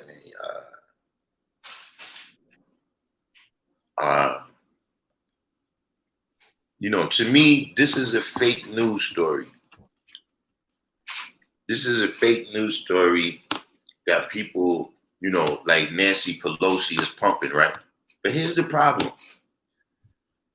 There's a system of checks and balances where Nancy Pelosi is your job to make sure that don't happen. You know what I'm saying? That, you got to draw the whole picture for me. Like, you could be a fascist, but everybody else got to be fascist too. And I'm saying people don't like Trump like that. That's what I'm saying, is that you have to get all these people, like, that means that everything else we've been seeing is fake. And at some point, man, I lose interest in this, everything is fake, everything is really only something else or it's for another reason. There's, why would everyone cooperate with Trump? Like, why would Senator Bernie Sanders, why would Ilhan Omar, why would AOC, why would these people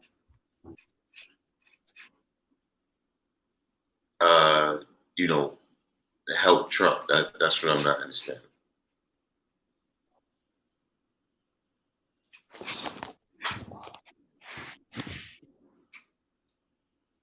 K Black C Supreme said, I think Donald Trump is the perfect man for us to get things done, mainly because he is not a politician. He's about business. He doesn't have the game that the past politicians have. I mean, in reality, most of them, their profession is lawyer. A lot of them do come from law backgrounds. Yeah, And if you right. say he's dealing with business, what business can he do right now that can help everybody out? Nah, but this is what I'm saying, guy. There really is no qualifications to be the president. Not anymore. It used to be you had to be a senator or you had to have a military background. Yeah, but that's not a qualification. Like, it doesn't, what does that give you the skills to do? Like, being a senator. Being a senator gives you political experience. And dealing with the military, it just shows that you have that you patriotic. Good orderly direction also, though. We would have to go back, right? And say, okay, but what is the requirements to be a senator? Yeah, there's no real qualifications for that. That's what I'm saying. But listen, he's the first president. He's the first president ever that didn't fit none of them qualifications. Yeah, go back. Do the knowledge. Go back. Go all the way back to Georgie Porgy Pudding Pie. Everybody has some type of political experience or dealt with the military in some aspect Oh, you mean before being the president you're talking about? before being the president. Even Ronald Reagan was a governor. Pardon me, and I said a Senate, but I meant to say a Yeah, governor. but God, this is what I'm saying though, God. That's what TV does, God. It's No, I agree with you. But you I'm can't. just saying he usurped that. At least you had to pay some degree of dues in Nah. I politics. think hold on. I think I found somebody. Woodrow Wilson. Woodrow Wilson was the president of Princeton. Now I don't know if he had any political experience before that, but at the time when he ran, he was the president of Princeton. I gotta draw that history up. You know, Woodrow Wilson is very prominent in this area. Yeah, I used because to go to he was the president of Princeton.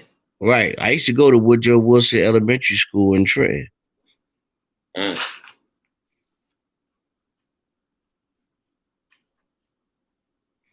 I'm gonna draw that up. He could be the exception to the rule, though. So let's just say most people were governors first or military men and then became president, Yeah, I or at mean, least in the Senate. I just don't think that's significant. George Bush, Bill Clinton for that. Yeah, man, these dudes, I don't really. But Bill Clinton was the governor of Arkansas. Yeah, but look at Arkansas, guy. Well, he was the governor of Arkansas when the Chambers brothers moved from Arkansas to Detroit Right. and had the biggest crack network in Detroit history. But I'm just talking about political experience, G. I'm talking about having political savvy, even though at the end of the day it's all smoke and mirrors. There is a certain savvy that politicians had that this guy does not have. Yeah, That's my whole point. that savvy, right? Um, I don't think it's that savvy basically amounts, right, to. I'll give you an example. What I'm saying is that he don't know how to do cover ups. Right. I get that. I feel you. I'm with you. He don't. 100%. Yeah, that's the real political skill is how to. You know what I'm saying? Right. Cover. The whole Obama was skilled in that. You understand what I'm saying? Yeah. So that's what I'm saying. That qualification is not really like to me. Uh, uh, the difference is that he didn't spend his whole life running for president. You know what I'm The saying? difference is, would you rather have a wolf chasing you or a fox? I want a wolf. And he's the wolf. I want a wolf because I know how he's coming. But the fox, he'll catch you when you least suspect. And that's the difference. That's what the positive aspect of Donald Trump is. He's a wolf. Know what I'm saying? To me, man, he's just a white guy. He's Well, just he speaks how a lot of white people feel. yeah. I He's mean, letting you know. He lets you know. It's not kumbaya with him. It's like, yo, this how it's going down. um, see, corporate America doesn't have to support the American dream anymore. You know what I'm saying? Mm. And what Trump is talking about is restoring a situation where, if you live in Pigeon Lake, you can have your mullet and your case of Budweiser and go hunting or this is uh a way of life, you know what I'm saying, that's been sold to them. You know what I'm saying? For, the whole period that has been movies and TV. You know what I'm saying? Mm. And from their perspective, you know what I'm saying? To me, Trump is tribal, not racist. It's I know that sounds like it's not really a difference, but uh, tribal just means to me is look, I'm from the white man tribe, you not. Like if we got something right here that we got, like look, if it's 5 gallons of water right here, this is for my tribe right here. Like I'm not, if you want to go fill up your own, go do what you do. But I'm not gonna help you. I'm not gonna help you carry them back because you're not from the white man tribe. I mean, you have an excellent point with that. But I think it's just hard to be a 70-something-year-old white man in the United States in the year 2020 and not be a racist. I just think it's what do you expect from him? I mean, it's not really what I expect. It's just what I've seen. Not you really individually. I'm just Yeah. talking about in general how people just complain. But what do you expect a 70-something-year-old white man to be in the year 2020 who's been successful in business by excluding basically original people? Ooh, Trump? Yeah, when I say excluding, I'm talking about excluding in terms of the exclusiveness of the business world that he's in, the hierarchy of it. You understand what I'm saying? Nah, you gotta fill me in, man, because I don't see this. See, when I'm speaking about Trump, I include the history of just being from New York. Like there's some things you can't have it both ways. He can't be dumb and then outsmarting. Like when they were saying the stuff with the Russian stuff, I knew all that shit was fake news. Well, Because let me go if ahead. he, Go ahead. if he really did that, right, and y'all investigating him with every single law enforcement organization in the country, FBI, CIA, all these people, right? And y'all ain't find that yet. So what's the case? Is he outsmarting y'all? You understand what I'm saying? Trump is not, he didn't exclude nobody. He just happened to No, come. listen. He made his money in the Bill Cyphers, right? Right. Primarily. Yeah, but God, this is what I'm So saying. This what I'm saying. You gotta look at New York history, God. He was one of those people, God, that it was just like if you was born in 1960, then you had the best potential, or you was one of the people, right? If you was born in 1960 or around that, you was one of the people with the most potential to make money off crack. Because you was there in 1980, you know what I'm saying? You was 20 years old. That's just something, it's just like you got a lot of dudes that made a lot of money in the crack game, never sold nothing else, never no other type of business they ever did. Because they just happen to luck up and be from the projects, you know what I'm saying, have a couple older brothers that everybody respected, so they was allowed to come outside or whatever and do what they do. But you not really a good businessman. And that was the situation with Trump. Trump happened to be one of the individuals who was just coming into business when New York was recovering. You know what I'm saying? From New well, York. let me say this part. I agree with you to a certain degree, but there is an elitist set of businessmen in the 80s in New York in real estate, which was his prime source of income. Mhm. They did not let original people in that playing field, G. True, but Trump is not one of them. Nobody likes You Trump, man. Like Trump does not get invited to the Met Gala. Yeah, but he still did business with the individuals, regardless if they liked him or not. They had to do business with him Nah, in Manhattan, G. He's in Manhattan, G. who had to do business with him? I don't. The other elite businessmen in New York City. That's not how Trump made his money. He made his money off real estate. Right. And all I'm saying is there were a lot of people that were doing that. Not a lot, but there was a select few individuals. They was not letting the original people acquire that real estate. They were blocking them out. This is By doing recorded. what? This is recorded By doing what? by just not doing business with them, not taking their money. I mean, see, that's it's how many people, how many original people got money to live on Central Park South?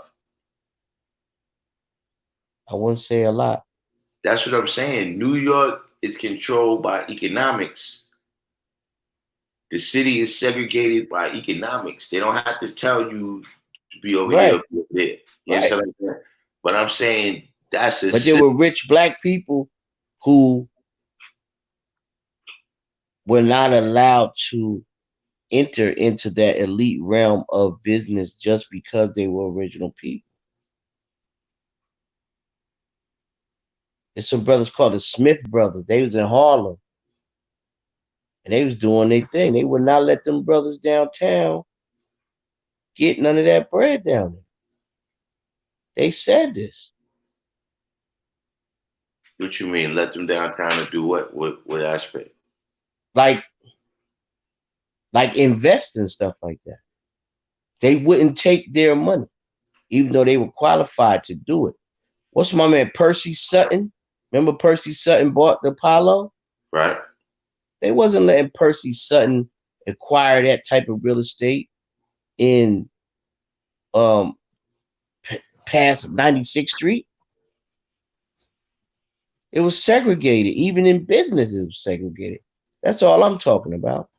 He was a part of that segregating factor that wouldn't allow successful businessmen to operate below 96th Street. That's recorded, G. Yeah, but God, that this because look, a part of that system that you're talking about is also that's Sammy the Bull, guy. That's not Trump. That's Sammy the Bull, guy. Sammy Bull was just doing construction, G. So that's what I'm saying. That God, that's what Trump does. I don't Trump. He owns the properties that Sammy the Bull and them work on, G. He owns the property that what? When you deal with the real estate cipher, you have an owner of the real estate, right?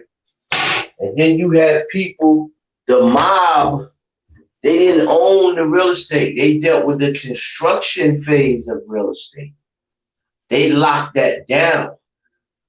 That's why when you deal with Akbar in Medina, when he learned the real estate rules, regulations, and laws, he found loopholes in that. And the mob had to put him on when he came through with like 40 brothers. Like, nah, these people need jobs. So they was like, well, we tired of physically fighting with Akbar and them. They gave Akbar a degree of power.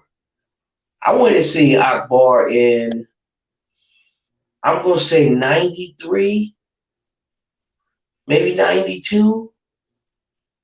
And he was getting brothers jobs. You just had to pay him a certain percentage of what you get.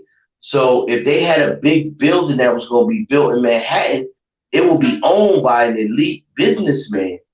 But Sammy the Bull and them controlled the construction of the building. You understand what I'm saying?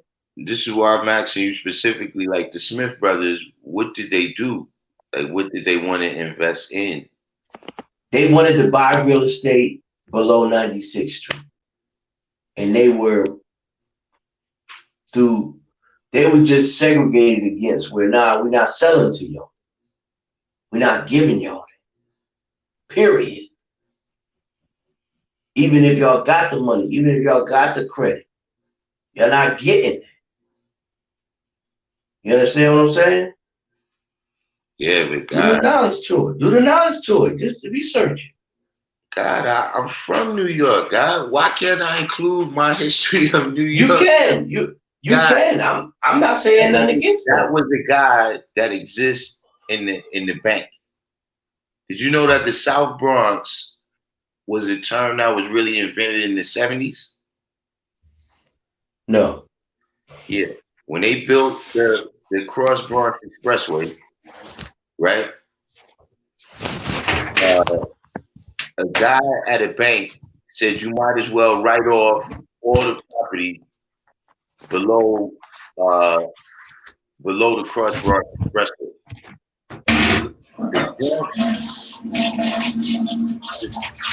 The noise you making? The Bronx is naturally split by the Bronx River. You know what I'm saying? And the Bronx was, people usually before this time, people didn't say they was from the South Bronx. You was from the East Side or the West Side.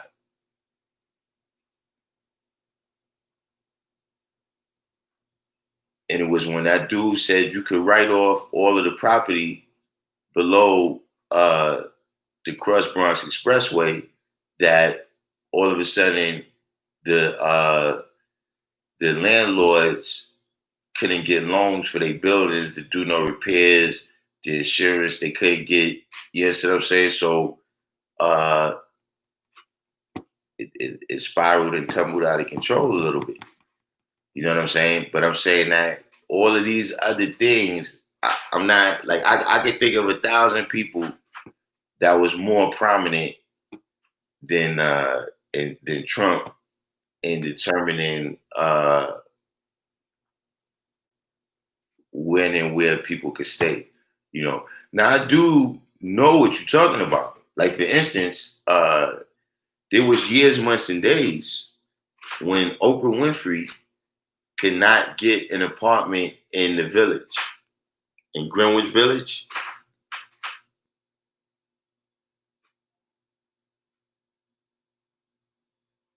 So there's an aspect of that. But I don't know, how that really reflects on Trump being the president. Carl Islami said president can't just be a businessman. I mean, why not? I mean, I'm not talking about individuals getting apartments. I'm talking about conglomerations of businessmen in New York City. God, the apartment buildings have to have an owner. You're not understanding what I'm saying, though. All I'm talking about is there were black millionaires back then. Percy Sutton, the Smith brothers, a couple others. Those individuals wanted some of that downtown real estate, and they were not allowed to purchase that real estate. And all I'm saying is during that time, the early 80s, some of the people that was not letting these original men buy that real estate, Trump was in that cycle. That's all I'm saying. And I'm saying you got to tell me the exact people. Like I don't even know of Trump to have no partners. Don't have no apartments. No partners. It's not really a partnership. It's like this, right? It's like this.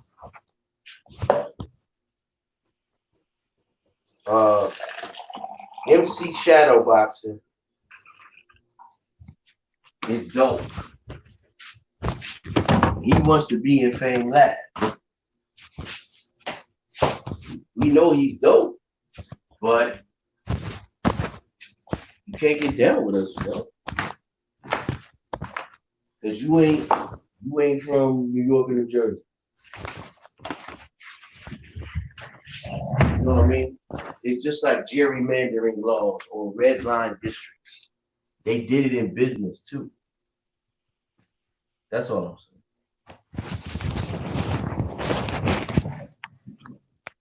You feel me? I mean, Or you don't? You don't feel me? it just, It was business segregation. That's all I'm saying. I mean, actual fact, and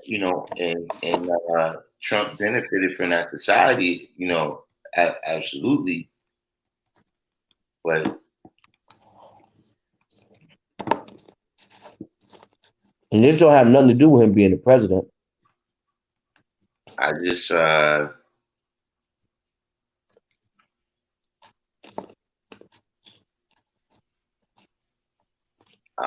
don't.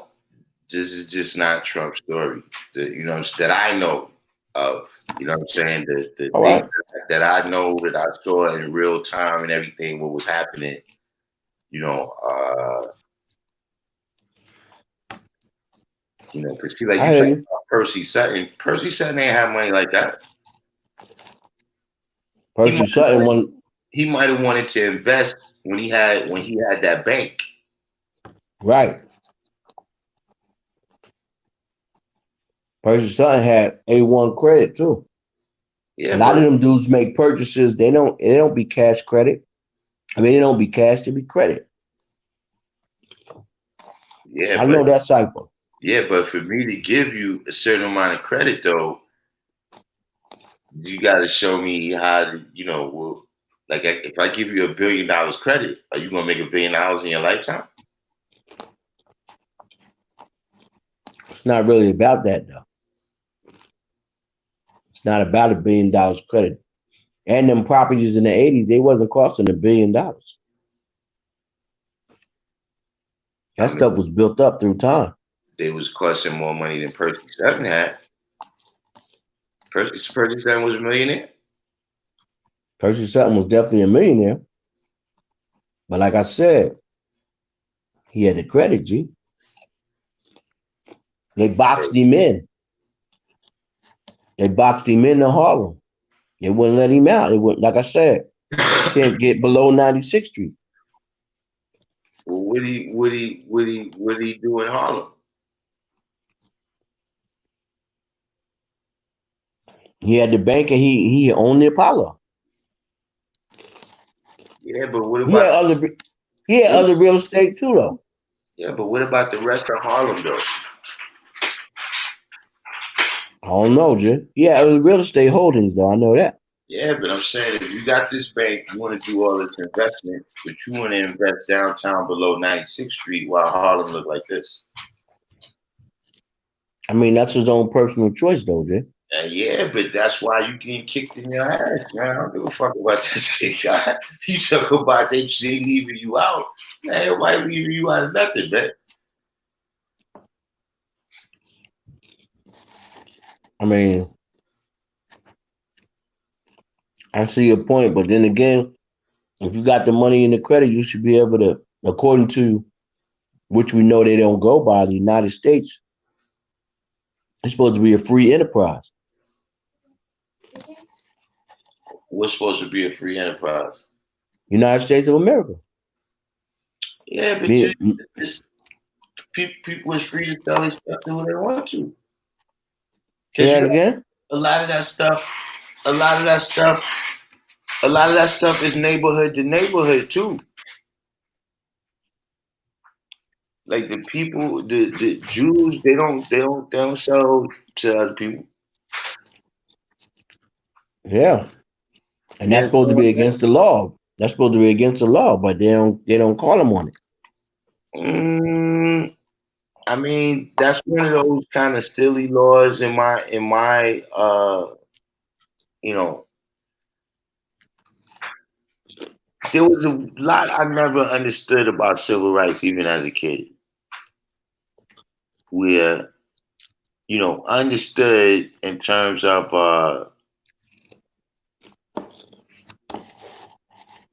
certain limitations that people had. You know what I mean? But I never understood the aspect like you think there's gonna be some laws, or some people think it's gonna be some laws that get passed, and then all of a sudden, they're gonna start liking us. You know what I mean? It's not about liking us though. It's about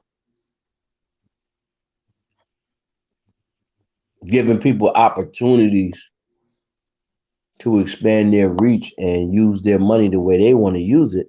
But yeah. through God, redlining and gerrymandering, this is what's that simple. was compromise. For God, do knowledge. Look at how that works the other way, God. Like you saying you want to have the right to live next to me. I want to have the right for you not to live next to me. Like if you got a group of people, we like, look, we went off on our own, right? We established a community, and this is what we want to do. And now, because I never like when because this is what I'm saying. You had dudes, like you said, you had dudes that I remember was a case where it was a rich black dude, right? And he was suing the country club. He was suing the country club because they wouldn't I let him. think that's stupid, G. I think that's stupid, but according to American law, that's all I'm talking about. I'm not talking about the practical aspects of it. I think it's dumb. Go build your own country club. Mm-hmm. That's Yeah, what I say. and what I'm saying is, But it's still not right and exact to do that to people. so you saying that there was some deals that original man can made, and Trump didn't allow them to do that. I'm not speaking specifically of Trump. I'm saying Trump belonged to Nah, the God, we high. gotta Listen, treat listen. You're not don't Trump though. listen to me, guy. He belonged to the hierarchy of businessmen who practiced business discrimination in the late 70s and the early 80s against original people. I don't buy that guy. Okay, well, we can go on to the next thing. Smoke Dowd said also hearing two devils got blew up on Flatbush in church. Yeah, I Blew up seen that. how? I seen him say that. Blew up how? I'm gonna turn CNN on in a minute. Infinite said Trump is trying to declare Antifa a terrorist organization. I think they already been marked a terrorist organization. He He said, said it. I don't know if it's formal. Carmen's Longley said a lot of people deal with Trump. They were saying nobody deal with him before he won the election.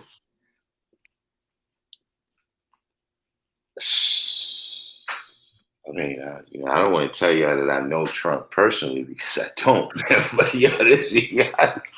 this is a look. This is the problem. I'm gonna tell y'all what the issue is.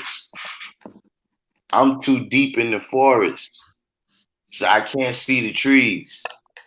Like me being from New York, being around Trump and seeing his history up front, there's some big picture that y'all see from the outside that I can't see. You know what I'm saying? Like when you in a I car, seen Trump at hip hop parties in the '90s. you know how when you in a car, right, and you driving, you don't see the car. The people on the outside, they can see the car. So maybe that's the situation right here. All I know is I seen him at hip hop parties. Personally seen him. I seen him.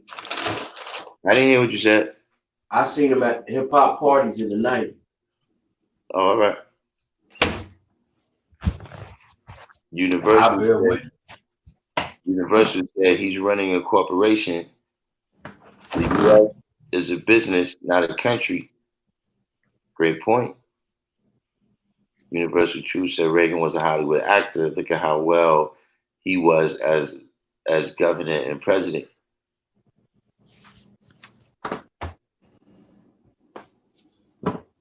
Why you gotta bring up Jimmy, man? Peanut farming Jimmy.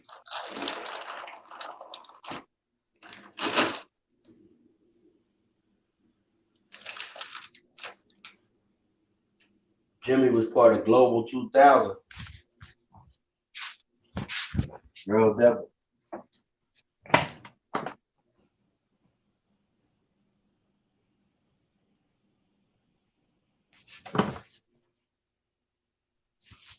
Let me turn on CNN and see if I can get some information on this thing that happened in Flint.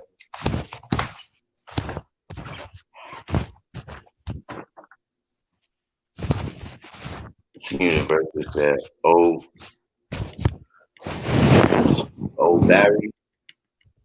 Barry was groomed too.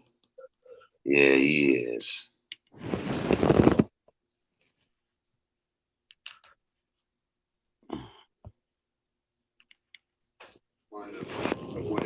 CNN.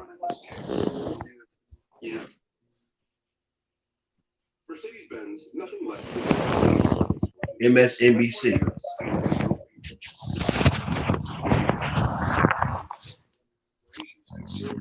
Fox News. Brilliant Elevation said he went to Woodrow Wilson. Brilliant Elevation said he went to Woodrow Wilson for kindergarten. That's what's up. Peace. Let's head back now out to the West Coast because following 2 chaotic nights of vandalism in the city of Sacramento, California, it was announced today that they showing on Fox News, Sacramento, California. The National Guard is out in force. They tore up Sacramento yesterday. He tore up Sacramento. Yeah, they tore it up. Hey man, try to cook the crumbs. Really, it got a little bit out of hand, something we had never seen before. We're one of the largest agencies in Northern California. We are usually sending help to other agencies that request it, but we were in a position that night to call. I want to see if the corona going to spread. That's another thing I was wondering about because people are in close quarters and mad people were out there with no mask on. Infinite said calling for the Central Park 5 to get the electric chairs pretty racist. Well, yeah, Trump did do that. But see, that's a matter of CNN. You know, that's what they were saying on the news happened. Listen, man, just because Trump is from New York, you can't be caping for Trump either, man. Nah, what I'm God. If a black woman got raped, right, by a gang of children, and we believe, I mean, a gang of white kids, and we believe this, God, how will we handle that? What will we think, God? What will we be saying? Those niggas need to die. And I'm saying that's the way I was one of the kids who was being portrayed in that. You gotta remember the country got the Clinton crime bill and started being, but they was referring to us as predators in New York since the 80s. I was hanging in Mecca when that happened.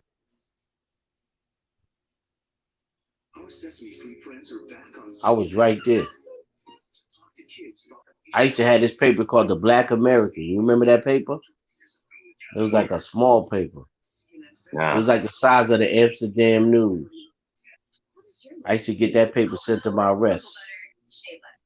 And it was like they was giving real news. That's the first paper I ever heard of Pablo Escobar in. And this was like K Black C said one thing that Donald Trump did that many of us don't realize is that there's a video of him in a town hall meeting of him coming to the black community and asked them, "What do you want?"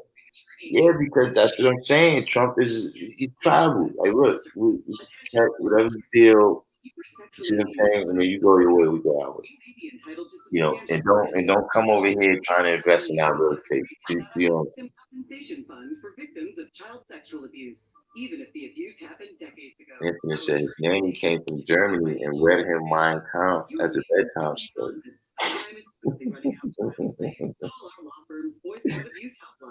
It's 1 o'clock. Right, smoked out with redlining, covenants, housing. You know, it's so much different things that have to do with that. That's what I said, though. I said redlining and gerrymandering. Yeah, but I'm saying it's like this. You know, when you know, like I said, this is New York, so we got the Ellis Island. I call them the Ellis Island crew. You know what I'm saying? Who they'll tell you that, listen, my great grandfather came here with $7 in his pocket from Italy in 1908. So he was never here when it was slaves, and he never owned any slaves. So why should I be included? You know what I'm saying? And so, what I let them know is that you still benefited. You came and you joined into this group, right? That was doing certain things. And you got to be able to illustrate it carefully. So I'm saying on that level, yeah, Trump benefited in the system where that was taking place. But that he was doing it, Trump wasn't. Trump, I don't know, Trump built nothing in Harlem. Not only slams the president's photo op at St. John's Episcopal Church, but his entire. I never knew Trump. You know how Trump made his money? First in his lifetime, who, quote, does not. Trump cut some kind of deal with New York State where he didn't have to pay taxes for like 20, 30 years, something like that. One thing that we heard from the Attorney General Keith Ellison today is that he warned people, he first thanked people for their patience in bringing these charges, not only upgrading that charge against Officer Chauvin, who was the officer who had his knee in Mr. Floyd's neck, but in bringing the charges against the 3 other officers. He thanked people for their. Yeah, Smoke Dawah. You know what I heard too? Smoke Dawah, that Central Park was a black community where they was, and I heard it was like a thriving black community before they destroyed it for the park. What Central Park? Yeah. Yeah. That's where they found the black burial ground. Now the black burial ground is in Southern Man. Oh yeah, Wall Street. My fault. Yeah. Wall Street.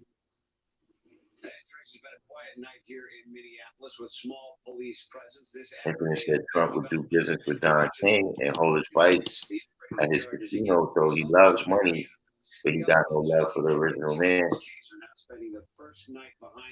Yeah. Needed it Obama. They're still not saying.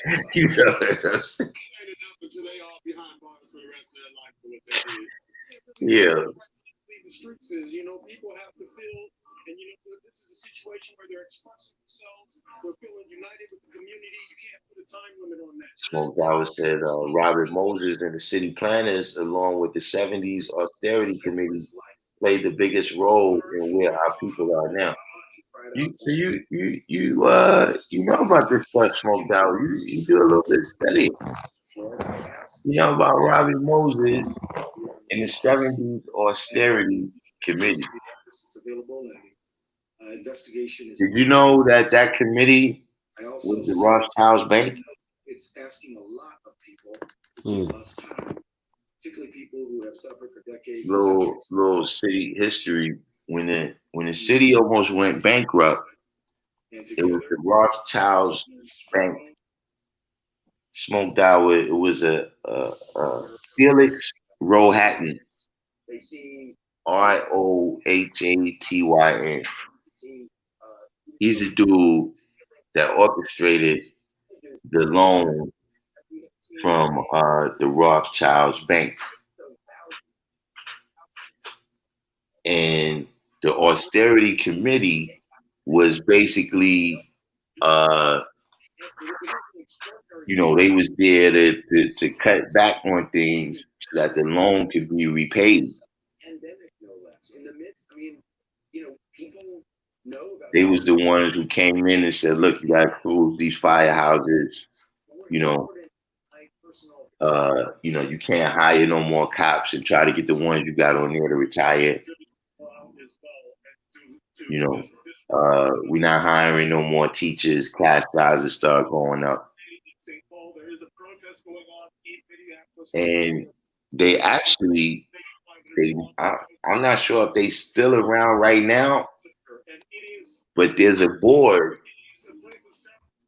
of it's like 5 different people on the board, and I think 3 of them is from the Rothschild's bank, and the mayor of New York City has to go to this board and give them a 5-year budget plan, and they got to approve it.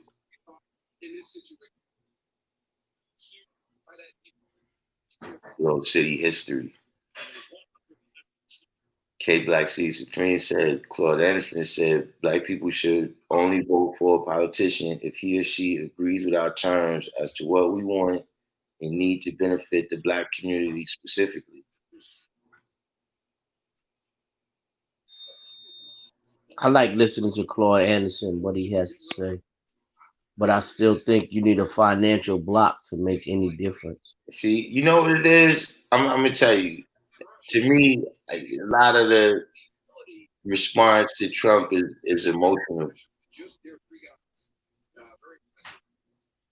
You know, I mean, most of the bad things people say about Trump, I can't think of anybody who was president that didn't have those, this idea that Trump is a monster, man. Any particular monster. My thing is this: 45 or 50 million people voted for Trump. So you more concerned with Trump or those 45 or 50 million people, like you said, that those 45 or 50 million toxic that you was talking about a minute ago, that you don't even know who they are.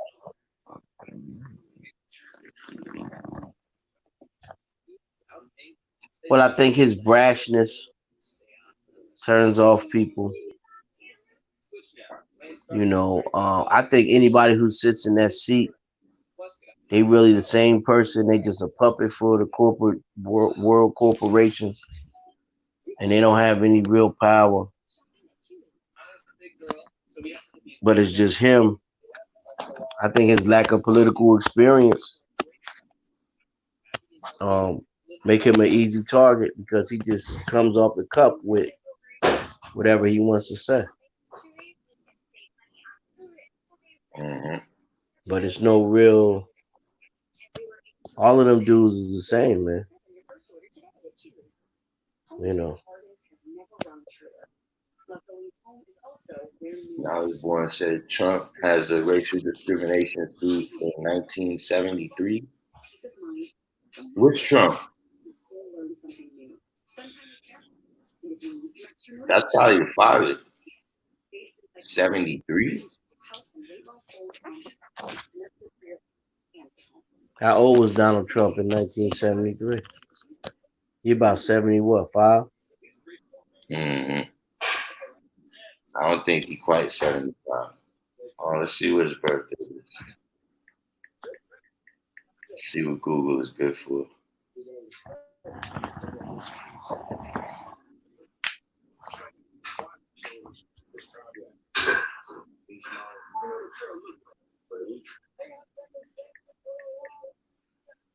So he was born June 14th, 1946. So in 73. Well, he's 72 then. Yeah, but I'm saying that, what's that?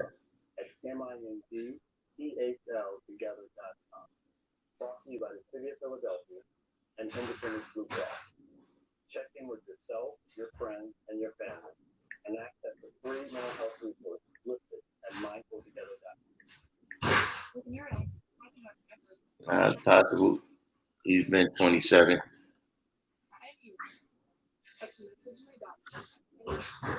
He'd been 27 and 73?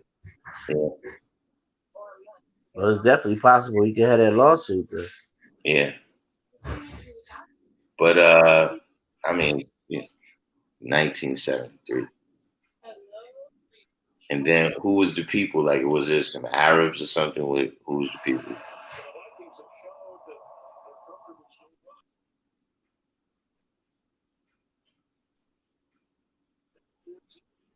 He spoke down and said if that cat dropped dead tonight, nobody in this chat life gonna change that. But that's what I'm saying. I agree with you on that.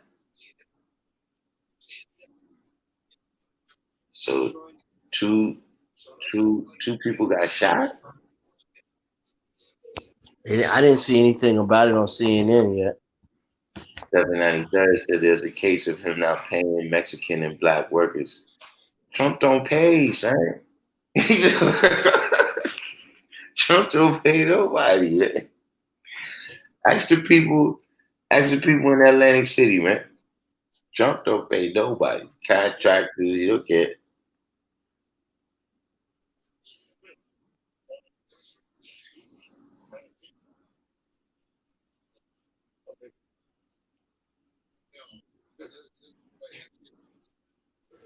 Justice for George NYC. What's that? What's Justice for George NYC? What he got on that? What's that? Instagram?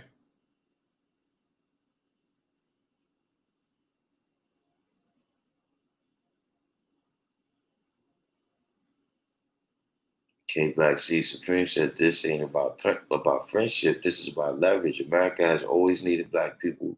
Yeah, we can't trust Trump, but trust only matters amongst friends. Trump can be our ally, and the only thing that matters amongst allies is leverage.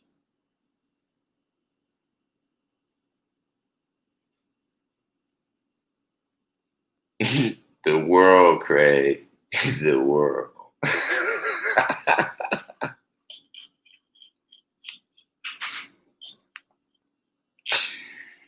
Oh, man.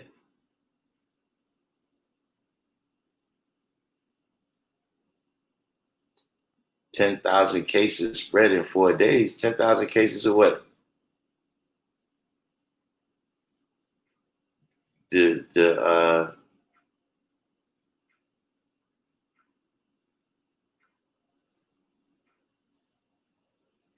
Right, K Black C. Hillary said that black men are super predators and we need to bring them to heel. And that's another thing about that. How y'all, how do y'all see that? Like, to me, listen, say what you, to me, here's the bottom line. You picking from the people that they put in front of you. You don't get to choose the president. Saying Trump was the lesser of two evils. The two evils that was there, you got one person who I know what you do. I know what you've done. And you got somebody else that you speculating what they might do, you know. But, in that election, man, the right thing happened, man. The more righteous person won. And maybe, that's a sad commentary on who runs for president.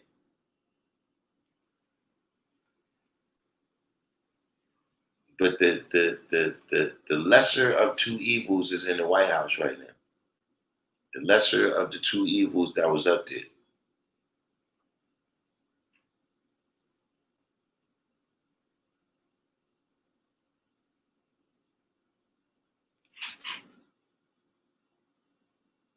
Now, Born said he didn't say, what do you want? He said, what do you have to lose? It's a big difference. I mean, but, I recall now that you clarified it. I do recall when he said that. And, I mean, it's just on his face, I agree with the statement. Like, what do we have to lose?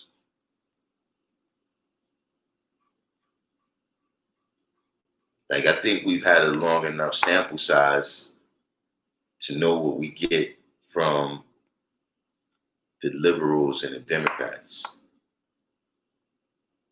We got a big enough sample size for that.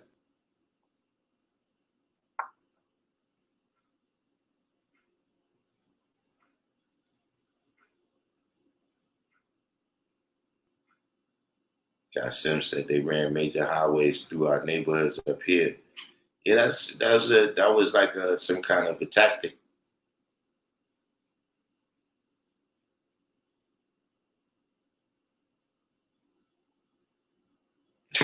Infinite Satisfaction said the only good president is a dead president.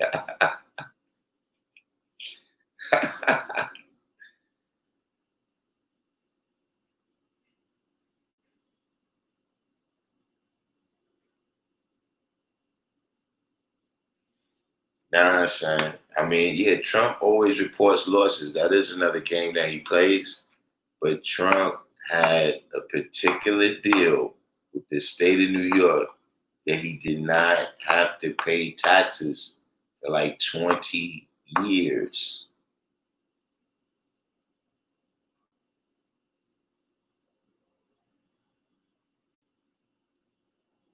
Infinite satisfaction. So they saying that 10,000 cases of the sickness was reported.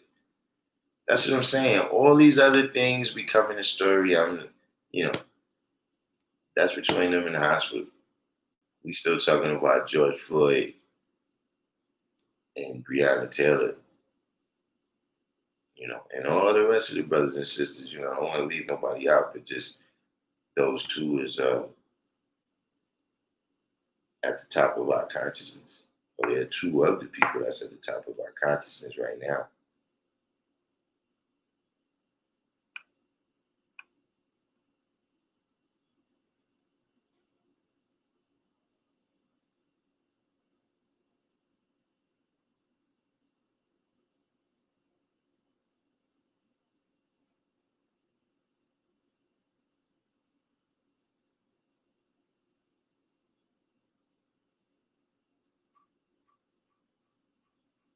What you said? The guardian angel dude doing in the street.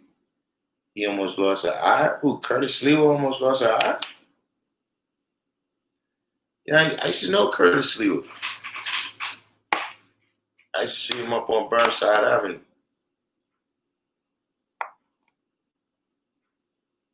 Oh, Justice for George is a page that lists the current protests in New York City. I need it.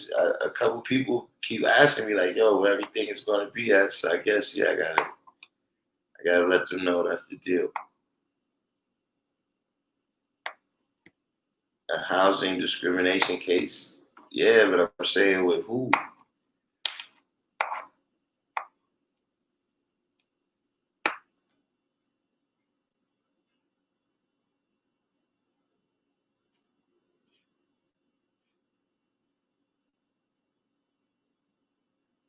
K. Black C said Trump financed his own campaign. He was not obligated to any corporate financial backers that he owed for putting him in the White House.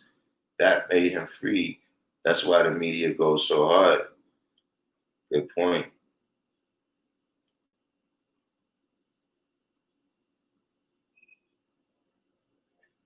Infinite said Hillary likely would not have appointed lower court judges that were hostile to the original man. And Trump has? Didn't Trump do prison reform or something?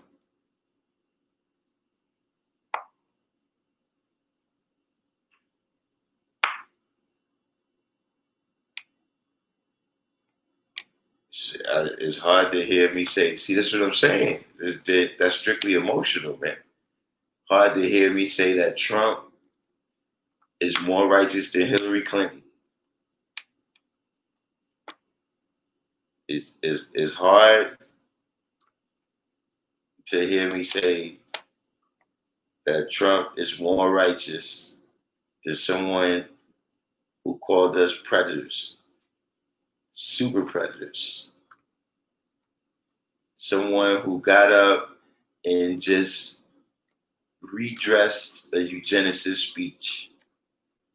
Someone who got up and gave this old narrative of these super strong black men that are wandering around raping white women. You're talking about Karen times 50 billion.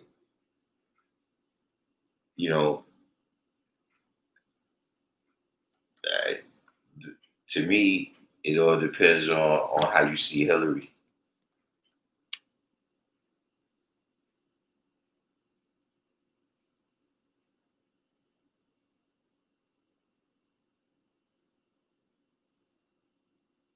Now, to my knowledge, the school is not on Instagram.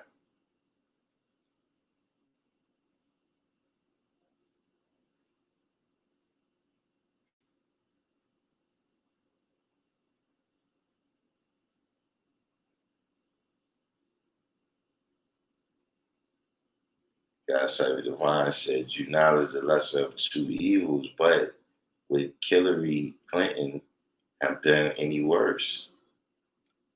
I mean, like I said, I don't know of a policy I don't know of a policy that Trump has instituted that bothers me. I haven't, you know, the issues that he's had, China, Mexico, this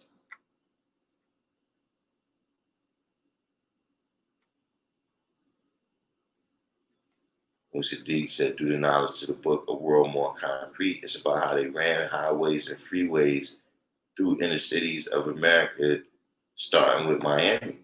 Mm. And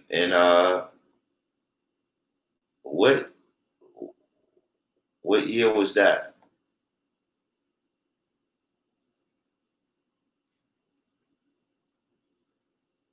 Infinite Satisfaction said, "Urban renewal."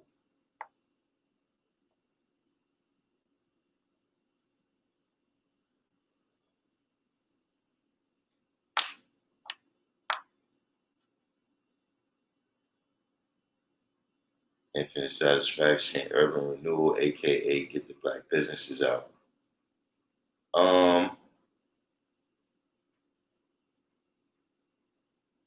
Yeah, what year was that with Miami though? That's I didn't know that was the first one.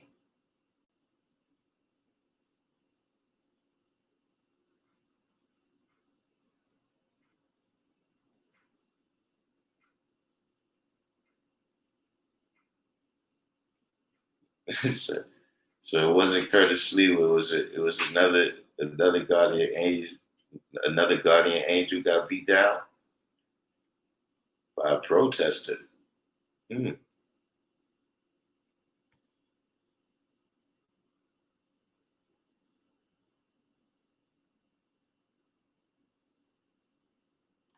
Infinite Satisfaction said New York Times article, "A Conservative Agenda Unleashed on Federal Courts Breaks Down Trump's Racist Judge Appointments." Listen, man, the New York Times is the National Enquirer now, man.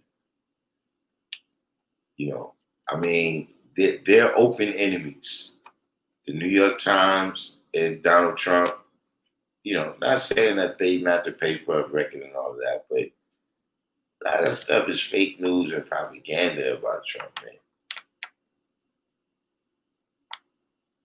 You know, because, look, I have a conservative agenda.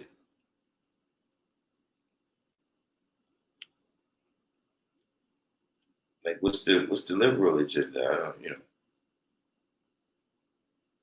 some of the stuff with the liberal agenda, we can't even speak on that. You get your channel banned. You get your channel banned for talking about the things that I don't like about the liberal agenda. You know,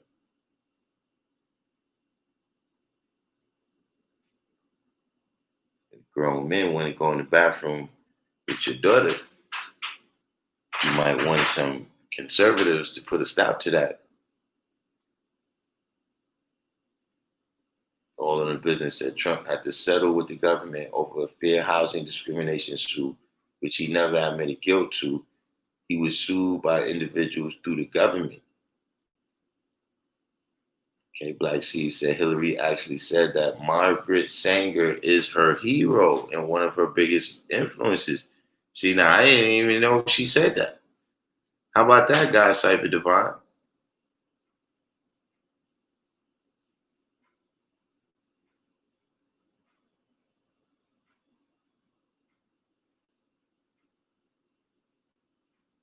Yeah, I do think she would be worse than Trump because she would get much more cooperation.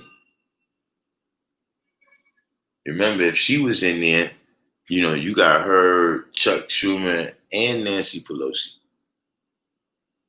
See, he don't even get cooperation from the people in his cabinet.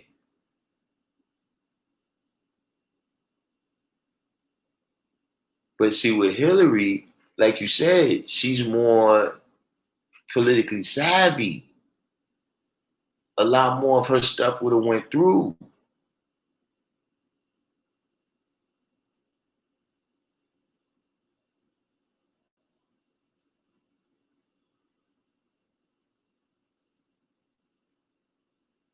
Smoke Dawg would say, can't convince me we would ever see when the shooting start, the looting start with Hillary.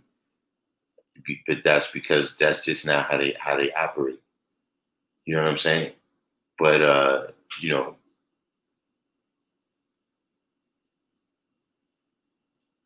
that's pretty much what was in the Clinton crime bill. They out there looting. See, remember, because all of that type of stuff goes together. If you're gonna be arresting all these people, they're predators. What has to go with that? More firepower for the police. So, like I said, they just move up out the way they say it.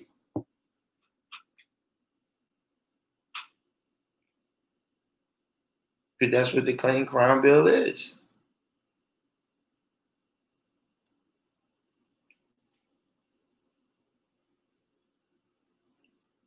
New York City looters beat up guardian angels in McDonald's. One loses sight and eye. Whoa.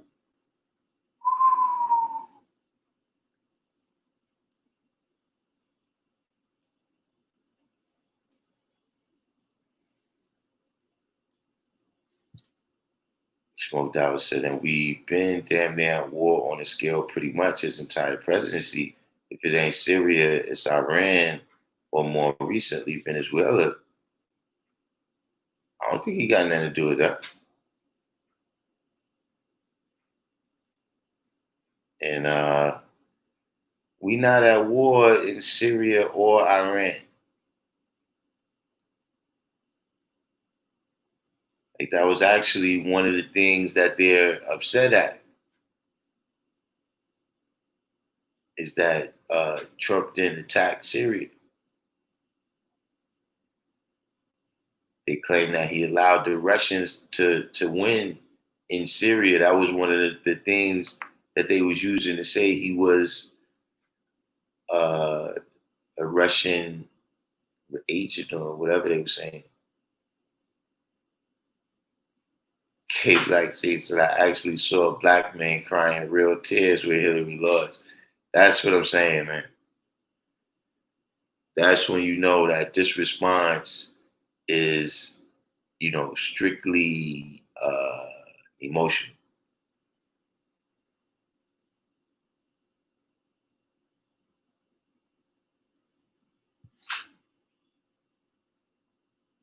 That's crazy. But I did see people crying.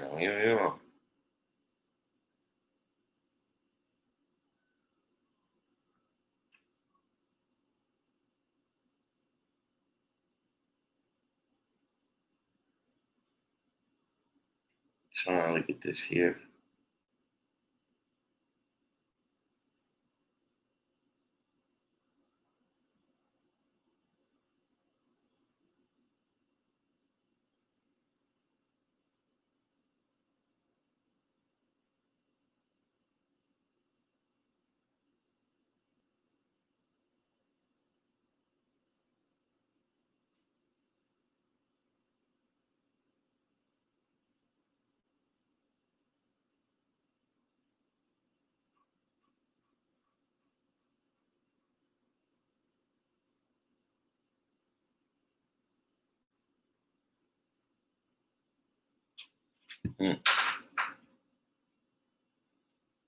Trump Tower said damn near our foreign relations are at their lowest point since the oil embargo and Trump attacked Syria after the chemical weapon jump off.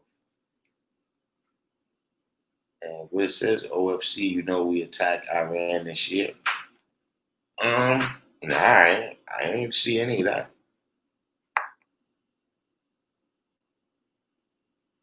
You know, our foreign relations are at the lowest. Like, it's you. Is that all you got? Like, you know what I'm saying? You know, foreign relations.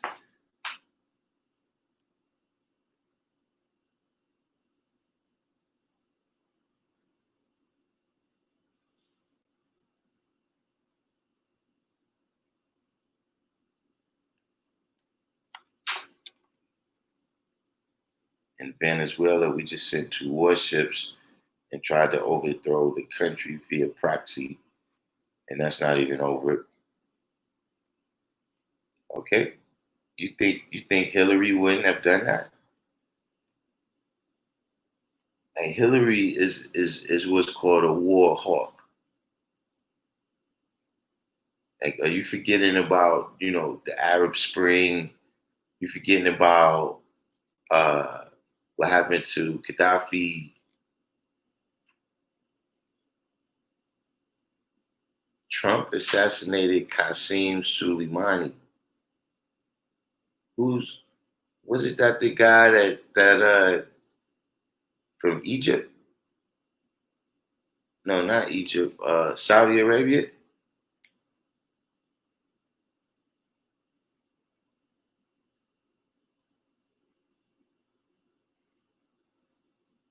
Yeah, I'm saying Hillary would have done those things. She just would have used drones.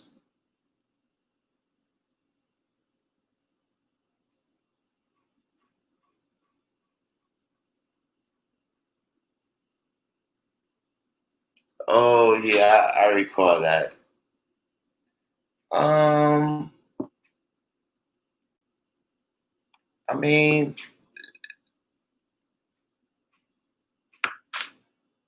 that's not our beef, man. I don't,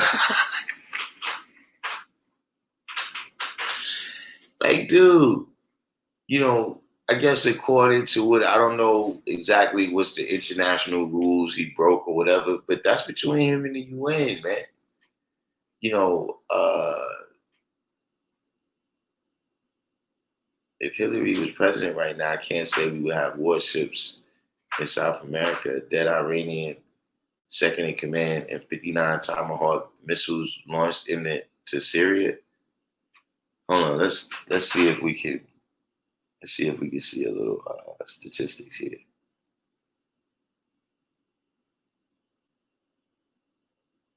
Let me see. Hillary Clinton, right?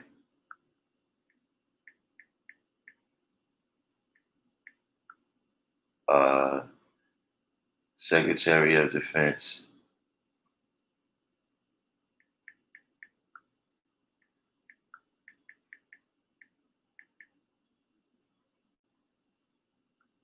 Right? Bombs dropped.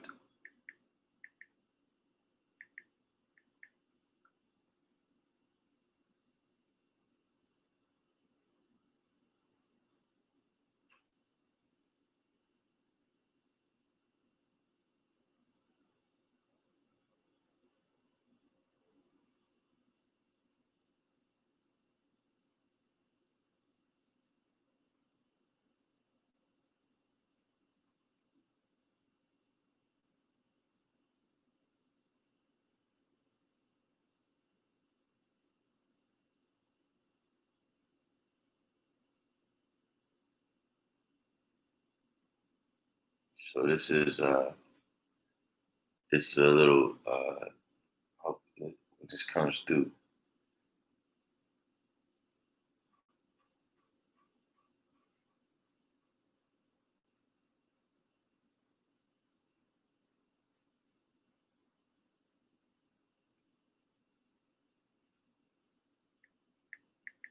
See how much stuff she did.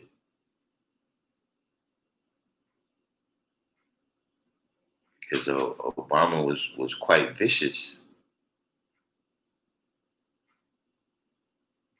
right? K Black sees K Black C said that B murdered Gaddafi, and she used Obama to do it. Yeah, to me, I mean, they both was alive. They both had families and all that. I ain't saying that, but Gaddafi, that was our guy. This Qasim guy.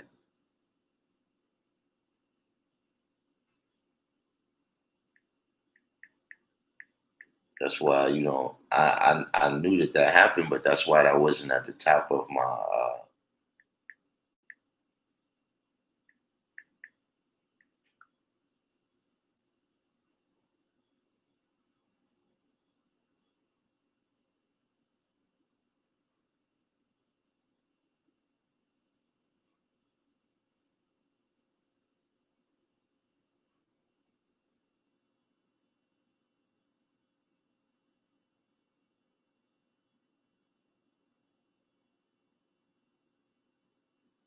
I don't know what kind of site this is here.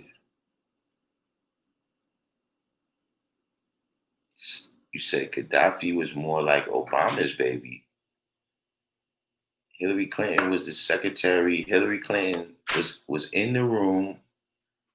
Hillary Clinton was in the room smiling when Gaddafi was killed with Obama.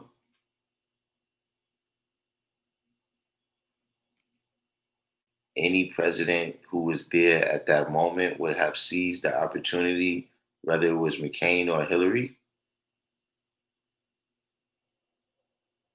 That's like if we got a free shot at Joseph Kony. What you know about what do you know about Gaddafi? I think you might have the wrong guy.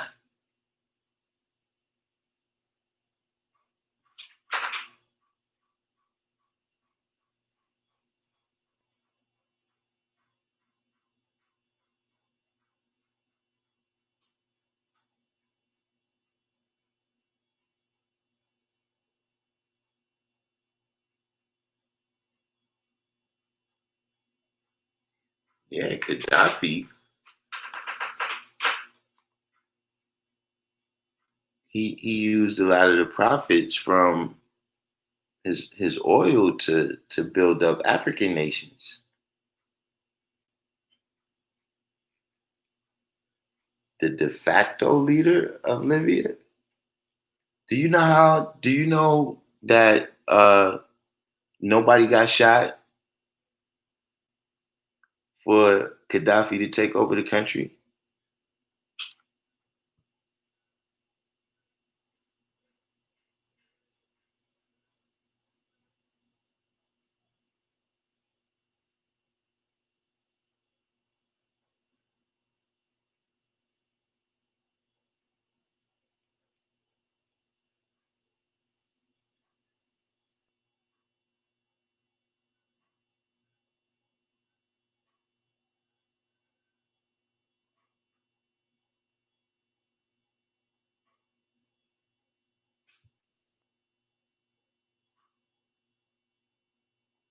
Do you know why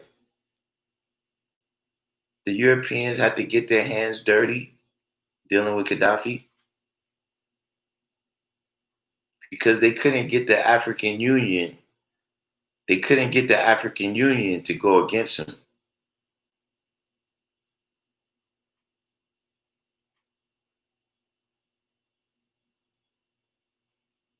So what you're saying is that America's foreign policy,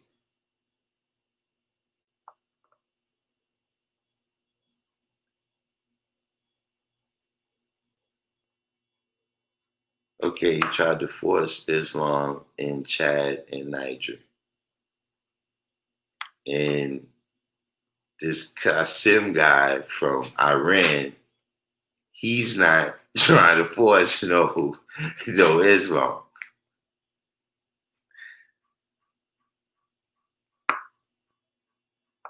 Right. He bankrolled the African Union.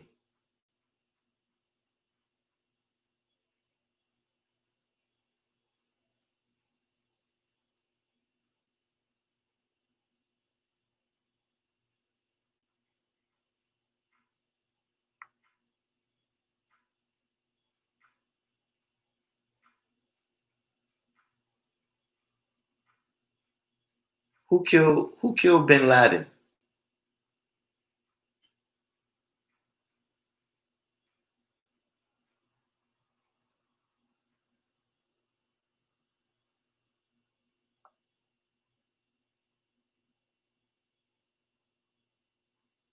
K Black, he said, and he wanted to give $1 billion to Farrakhan. Yeah, my point is that he's done things that benefited, black, brown, and yellow seeds.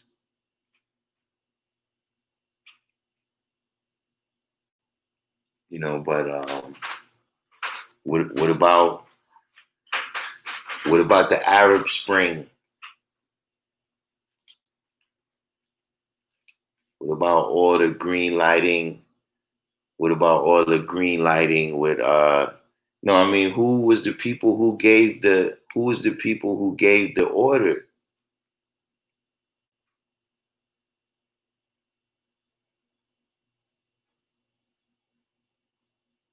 And Hillary Clinton is a vicious killer. She got heroes like Henry Kissinger and Margaret Sanger.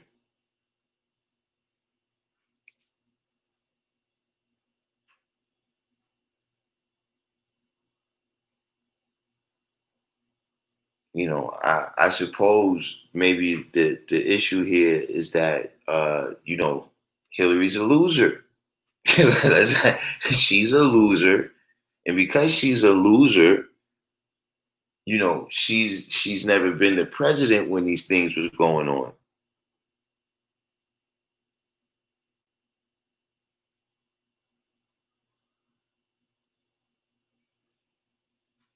Right. So you're saying that it's an executive order, Obama would have signed it. So you're kind of using the fact that Hillary is a loser to protect her from how wicked she is.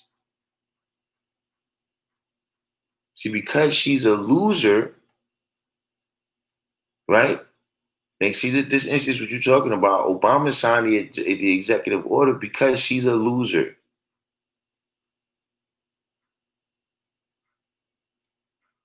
If she wasn't a loser, she would have signed it.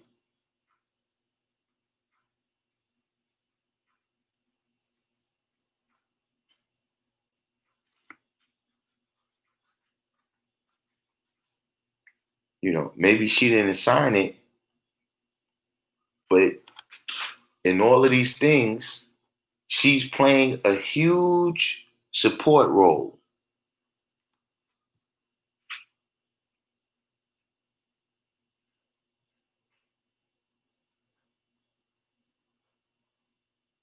Sadiq said, what about all the Arabs? They play very innocent, Islamic and everything, but mark my words, I've been around enough of them. Watch their every move. Sometimes it could be a demise. That's like Devon said, are we putting Hillary? Why you keep calling her Hillary? And then asking, you know, are we putting Hillary Clinton up there with Idi Amin, the butcher of Uganda? What was his main idea in dealing with traders? Was he wicked or was he on some get down or lay down? Um, I wouldn't put Idi Amin on her level,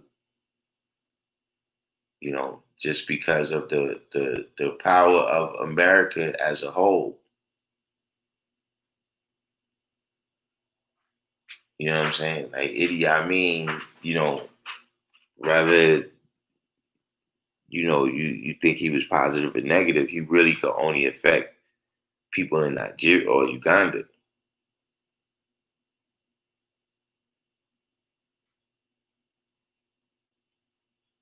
Whereas, Hillary Clinton is bombing around the world. She's doing military coups around the globe.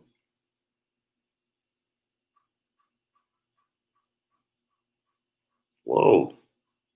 What's the deets? I used to work for some Arabs that was still using my social security number and gave it to a foreigner to use as me. That's crazy.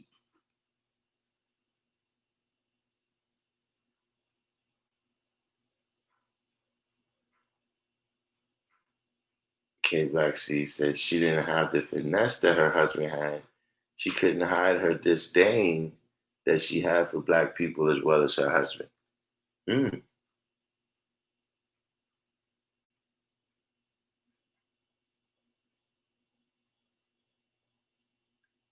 God, they have been, first of all, you know about the school of the Americas. You know about the school of the Americas, right? Smoked out.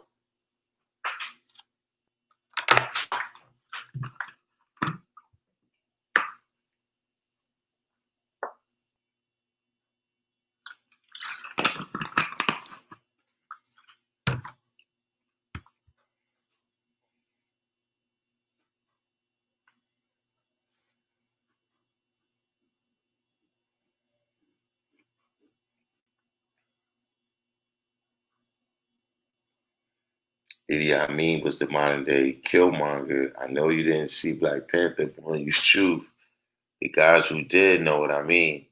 A hero made into a villain. Mm.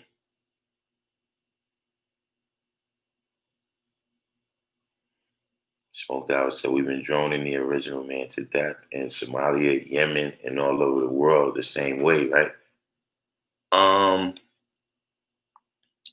See, like I said, this is the things that you're saying is about the media not liking Trump.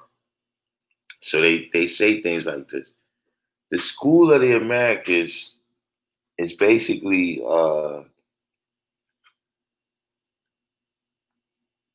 where people go and get trained. People from South America, they go and get trained by some like CIA type people to do all the different coups, all the different uh, coups that you're talking about.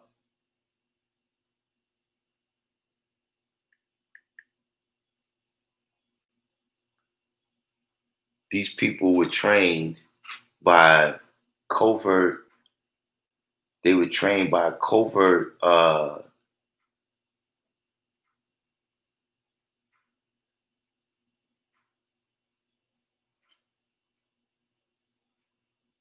They were trained by covert agents, CIA, and all this type of stuff at the School of the Americas. In terms of just the history of American uh, intervention, you gotta remember the Spanish American War was, that's when the American Empire kind of started.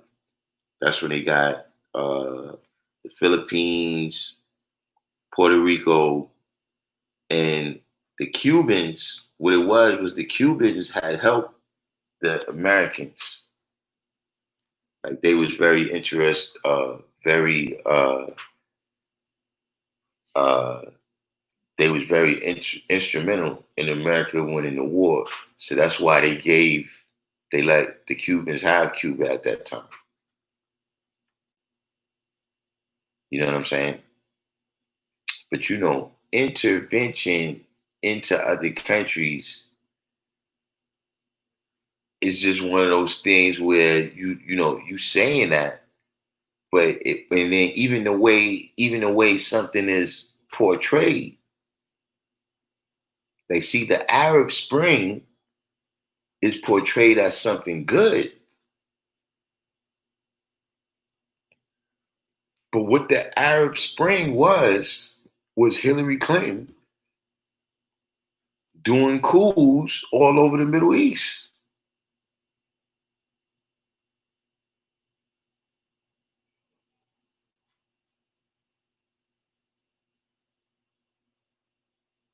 They've been at it with Venezuela since the what was my man's name?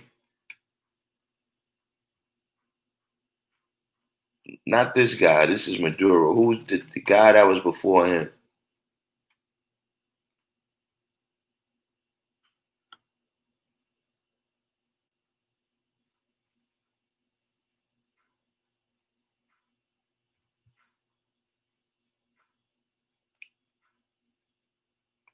when I first saw them going after him, when I first saw them going after that guy, when they first started going after Venezuela, right?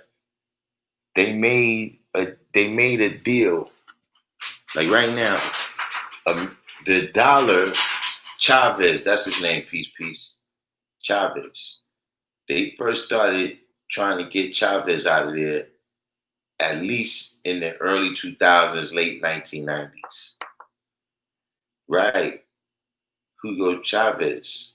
And that was the guy they really was trying to get out, because if you buy oil, right, oil can only be sold in dollars. So if a Chinese person wants to buy oil from say Iraq, they gotta transfer their money into dollars, right? And then the people in Iraq will have to transfer that money into back into their money. Now, Venezuela has a lot of oil. And what they did was cut a deal with some other countries to say, look, if you want to buy oil from us, just buy it straight. You ain't got to switch it into dollars. And ever since I saw that news story, you always hearing that there's some kind of civil unrest in Venezuela. So the first guy that I seen, Chavez was somewhat like what's my man, Fidel Castro, in that there were a lot of attempts against him. So this is a continuation of a policy. I'm not saying Trump ain't playing his part, signing what he got to sign, but this has been going on.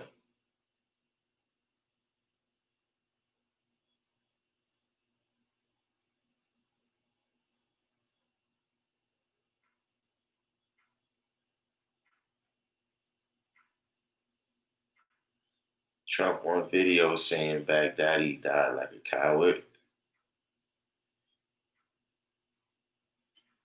Smoked Howard said, I'm speaking in terms of Trump's penchant for war versus Hillary. They bout on the same level. He's committed just as many war crimes and flexing. Um,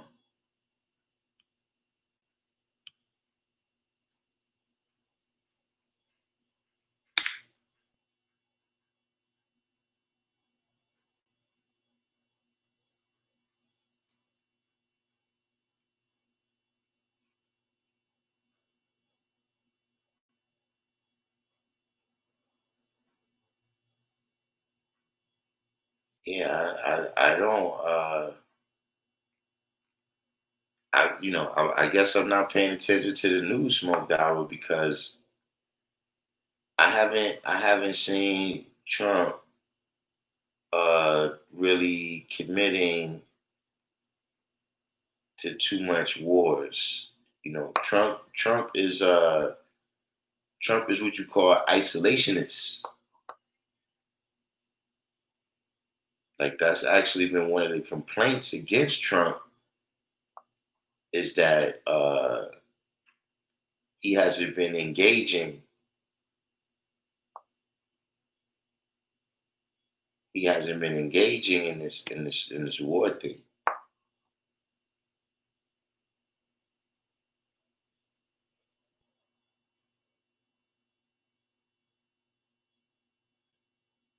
And said, bury me in the ocean with my ancestors that jumped from the ships because they knew death was better than bondage.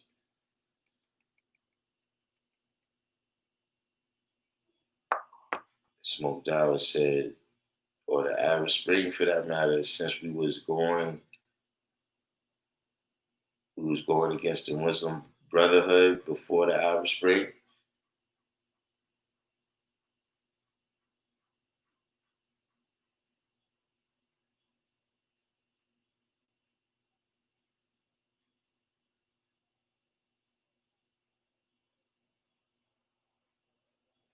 I don't understand.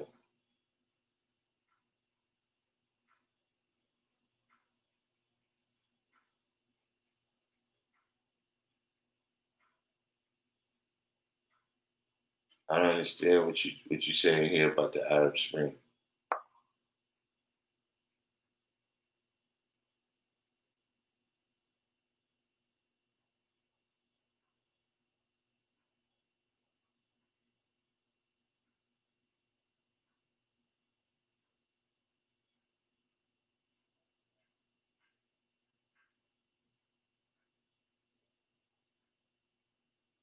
And here's a question too. Uh, what was the official reason? I'm saying, what was the reason that Obama gave for killing Gaddafi?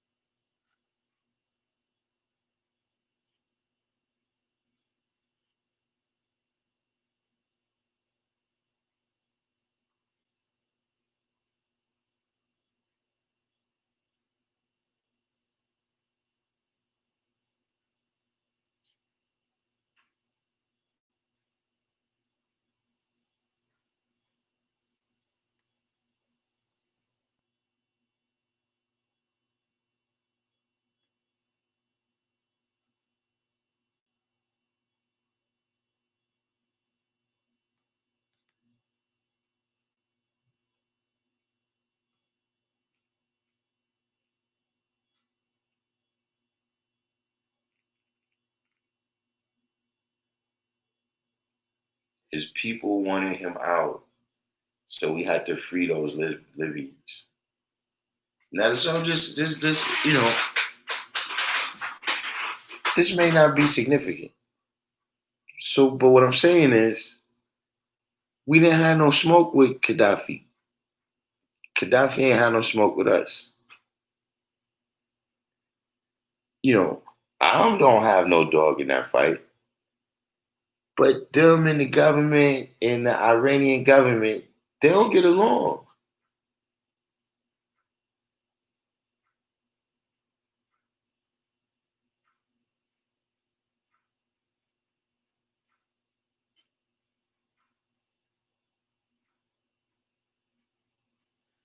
Fast forward to 2020, and it's three different governments claiming one land and black Africans in literally bondage slavery. Listen, God, you're gonna have to tell me how somebody who's responsible for this is not the more evil of the two. And maybe I'm biased. It's 2 o'clock. Maybe I'm biased because you said this is black people. Maybe that's what it is because uh, Gaddafi did so much for the brothers. Maybe I'm just being biased here,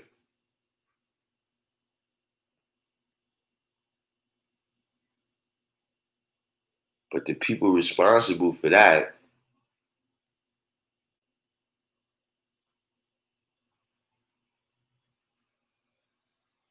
is probably the worst of the two.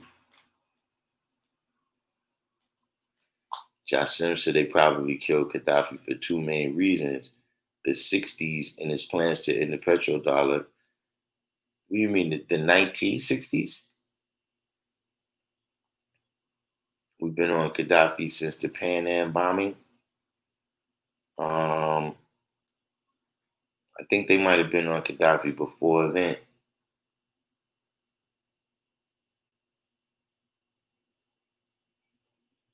The El Rukns smoked out.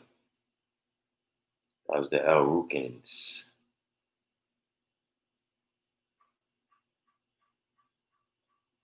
Which is I recall Obama speaking on Gaddafi about him being a tyrant. So that's what I'm saying. You just saying he's being a tyrant. Like you didn't even have no beef with him.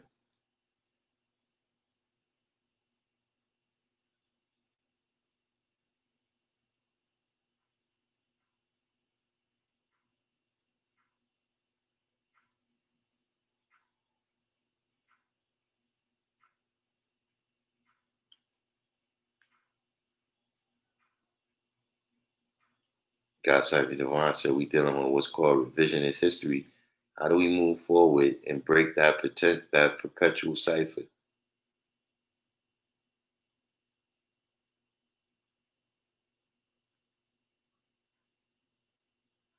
Hmm.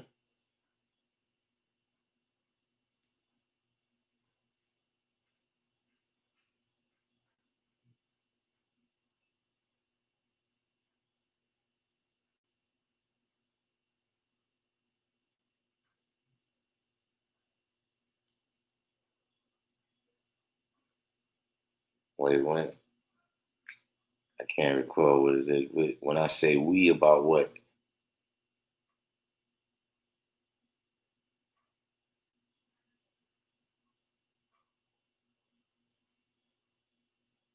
But what you mean? You said God Cypher Devon said we dealing with what's called revisionist history.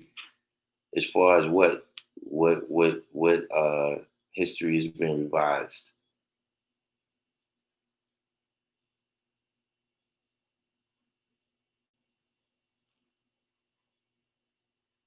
The oldest chart said Gaddafi was pushing for all of Africa to use gold instead of dollars.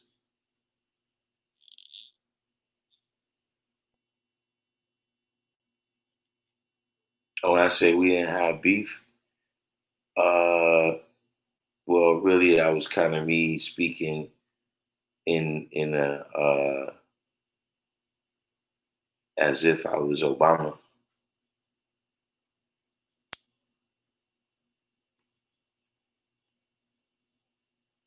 You know, I don't, like I said, I don't have any real friends in the government. You know, I'm saying that there was no beef. You know, in fact, uh, Gaddafi had been doing a lot of cooperating with the international community.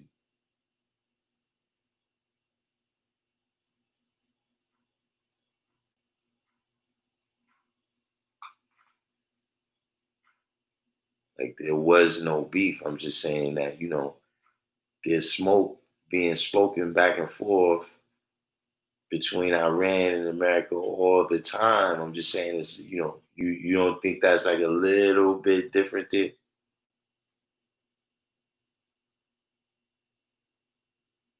K Black C said Gaddafi was trying to set up a monetary system amongst the original people that would have destabilized the American dollar and produced wealth for the original people, and they couldn't have that.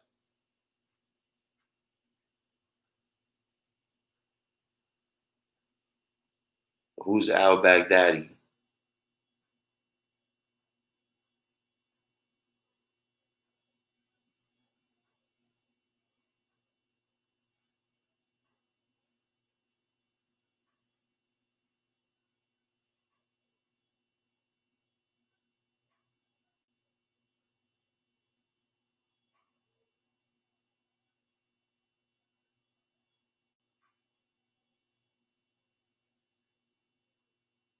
So that was said, but again, the duty of an American president is always going to be to take out our said enemies.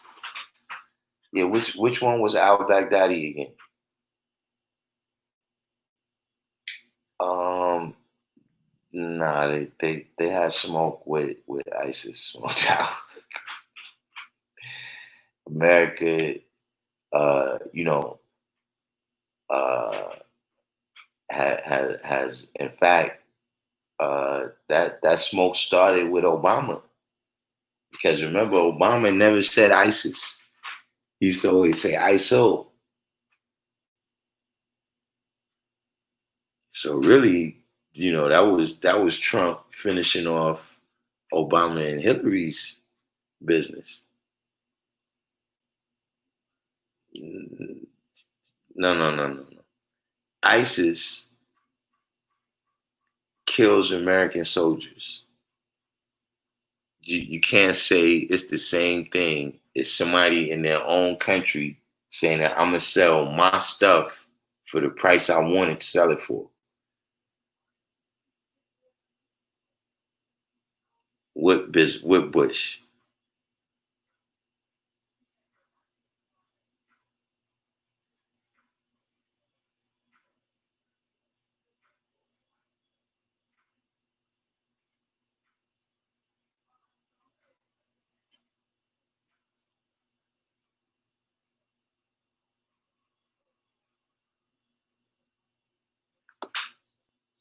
Where 60 said also rebel troops in Liberia were supposedly trained in Libya, which led to wars in Sierra Leone, Ivory Coast, and other West African countries.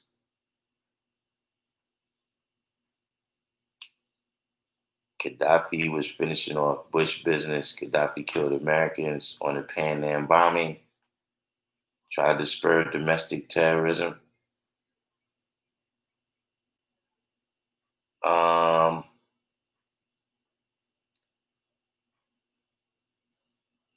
I don't really. I recall Ronald Reagan. I recall Ronald Reagan being the guy that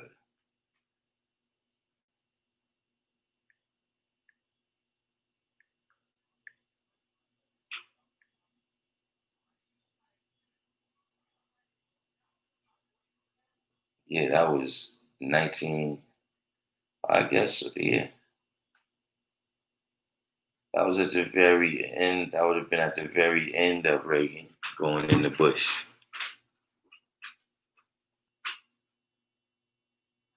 So we going. I guess time. We're not gonna count. We're not gonna count. You said our issue with Libya go back to the 80s when Obama was in his wisdom ciphers. Bush was elected the year of the Pan Am bombing, so they were both prez.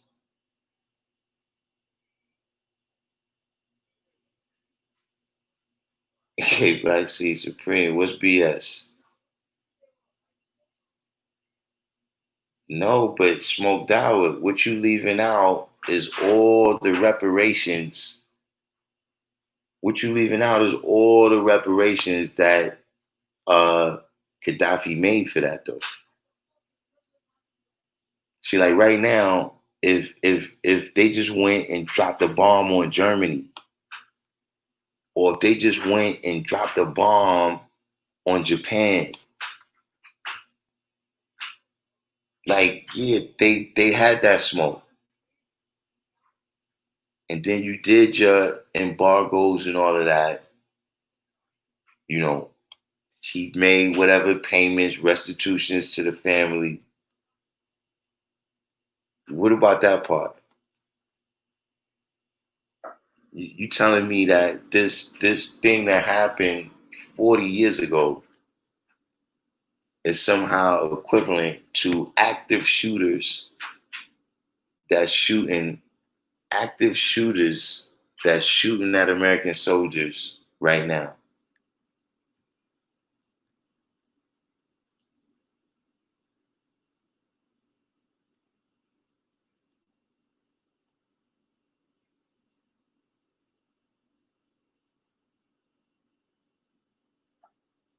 Al-Baghdadi declared himself emir of the caliphate in 2014.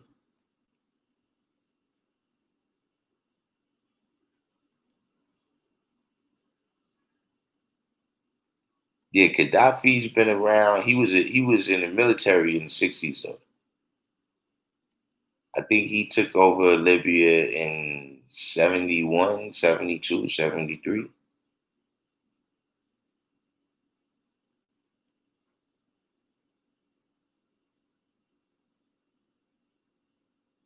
The exact same rationale was used to kill Saddam Hussein. Well, that was a family beef. Bush told everybody what that was about. He's the guy that tried to kill my dad.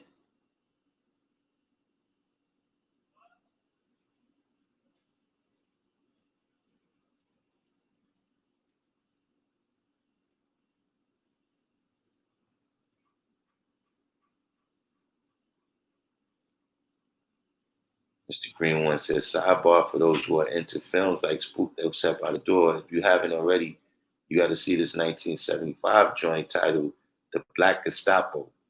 Both are in full on YouTube. Yeah, I saw The Black Gestapo, but that was a long time ago. For crimes he committed 20 years prior and was sanctioned for. Well, see, first of all, you bringing up a third person who is Bush, right? And you bringing up another event, which is 9/11. Like this, that now we this a whole other ball of wax.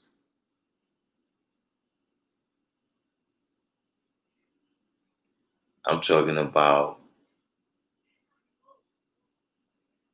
there was no present, I mean, right now, are you saying that if England came and dropped a bomb on New York, that would be justified? And how far back do you get to go? How far, you, how, how far back do you get to go and say, listen, remember we had that beef?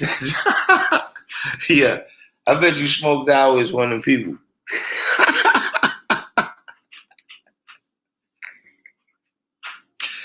I remember Smoked Out probably big, yo. Remember that time you ate the last bowl of cereal out the box when we was in first grade?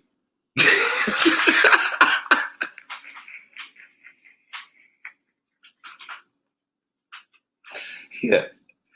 Remember that time? Remember that time, man? You drank the last of the Kool-Aid.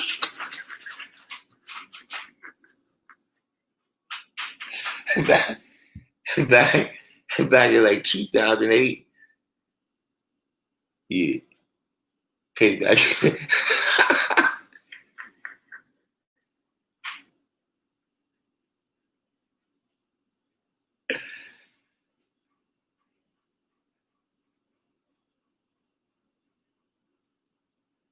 No, I ain't say we didn't go after nobody for 9/11. What are you talking about?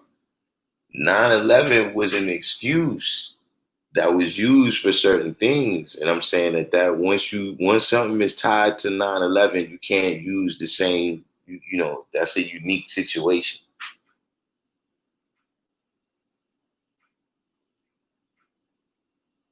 And either way, or I just don't see how you can equate an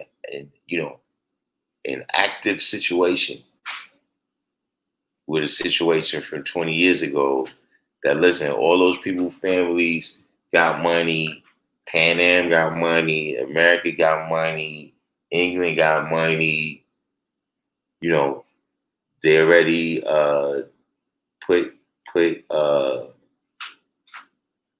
embargoes on the country. You know, you can't you like the God in the Bible, man. A pox on you and all your descendants.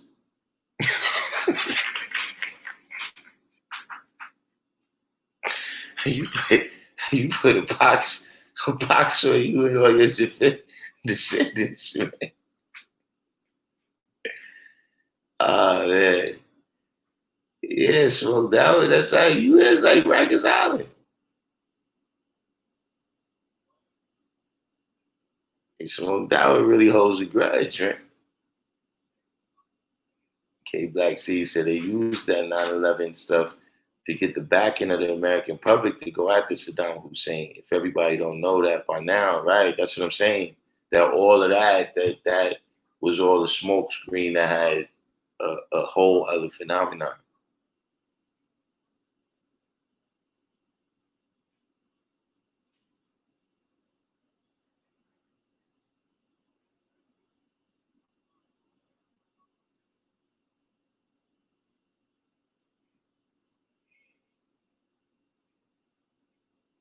Supreme Devon said English is US and US is England, acting like there's a separation, but it's connected and tight. That's how I see it. So you think so you see uh, England and US as being one and the same. See, you know, there's still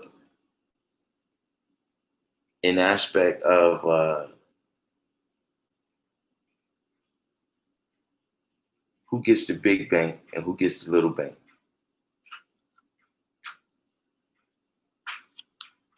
Like when we do this stick up, when we go to Africa, we do this stick up, right? Who's going to get the most? Who's going to get the biggest cut? There's always that question. But when you say that England is the U.S. and the U.S. is England, in what way do you mean that?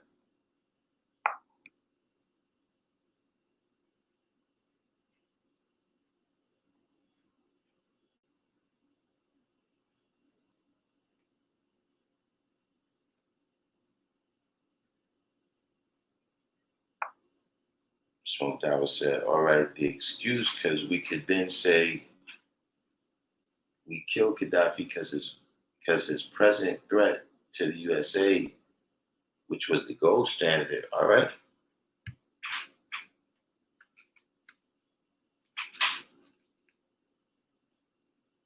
But now we when we get down to this real reason, like I said, you killed a man because he said, I want to sell my own stuff for a price I want to.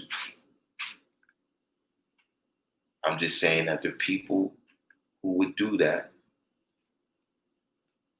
are wicked.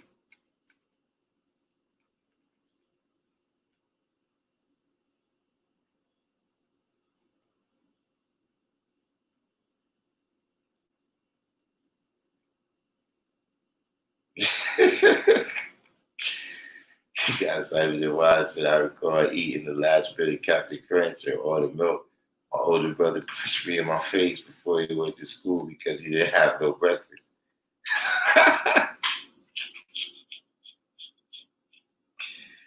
Whoa, man. Verse 60 said during Bush's presidency, the rebel leader of Liberia, Charles Taylor, allegedly escaped prison in the USA and went to Libya to start a rebellion. He claims the CIA set him free from jail. You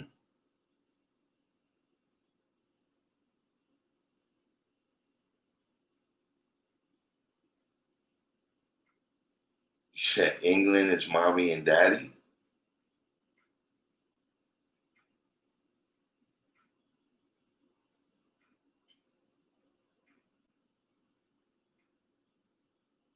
Gaddafi committed hundreds of extrajudicial killings and torture. Oh, I didn't know. You'd have to educate me on that. If we're looking at what's right or wrong, Gaddafi is just as gray as everyone else.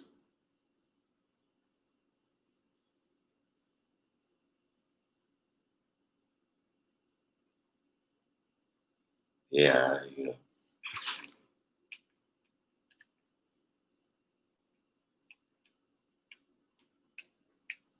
these are put like this.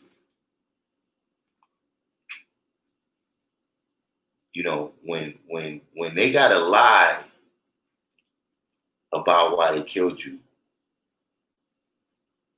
that's something different. I'm just telling you, man. Like you gotta lie about why you killed the person. That's something different.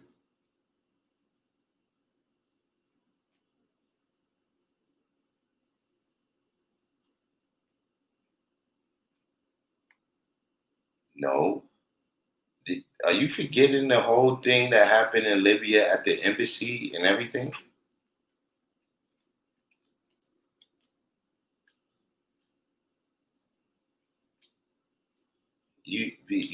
Because Hillary was extremely responsible for that. And it appears that because she's a loser,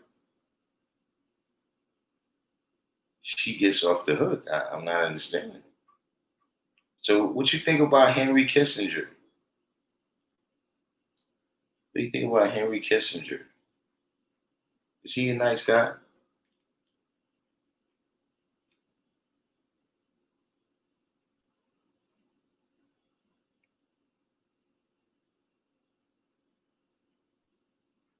Supreme Devon said, I mean, the government is one, but people are turned against each other. They hate each other. The fact that they are the same people and everything from England is in the U.S.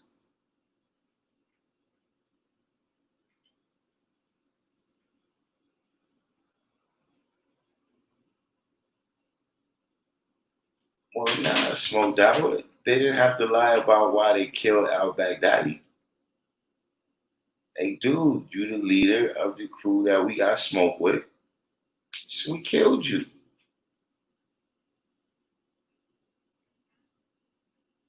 That's you know, when they got to lie because it really was no smoke, and you just wanted to you know put like this, put like this. Al-Baghdadi got killed in a beef. Gaddafi got killed in a stick up. He got killed in a robbery.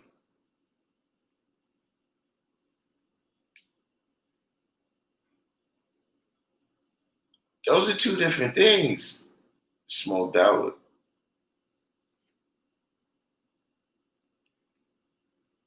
Supreme Divine.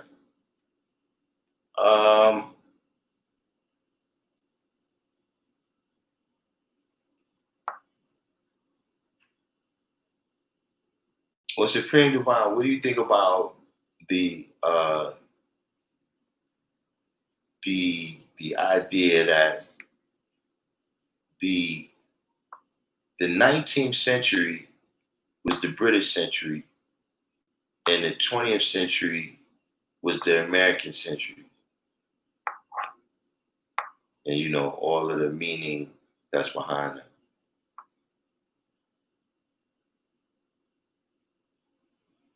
Nah, but I'm saying, not that you're saying that any white people are nice guys, but I'm saying in particular, there's a lot of things that Kissinger is responsible for that, according to you or your theory, he would be exonerated because he wasn't the president at the time. But I'm saying he was the dude that was in there doing the negotiating and signing the papers. You know what I'm saying? Like if that was the case, you know, Douglas MacArthur gets off the hook because he wasn't the president.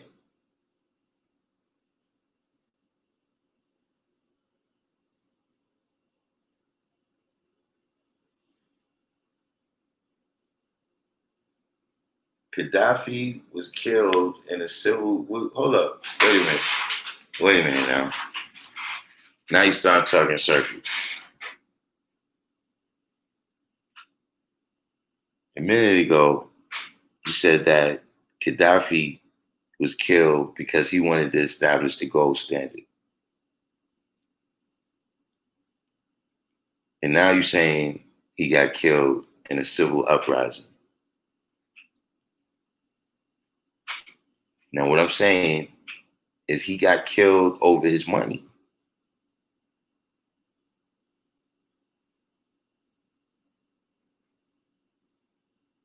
Whereas the other guy got killed because there was smoke. See, the Indians, the Native Americans, they died in a stick up. The Germans, they died because there was smoke. I'm just, you know, we from the hood, guy.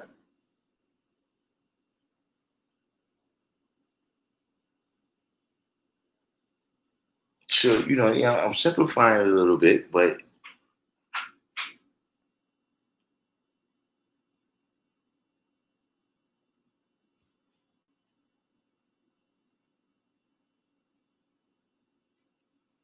K Black C said, look at the movie Lord of War. They start the wars and supply the weapons for the chaos, then play like the saviors to get the support of the people.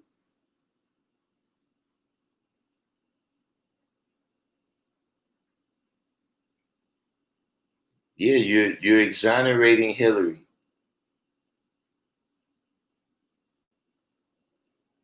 You're letting Hillary off the hook when you're saying that Hillary,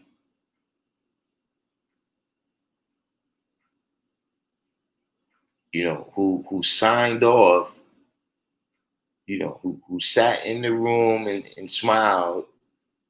You're saying that, the Secretary of State, that's who conducts foreign policy.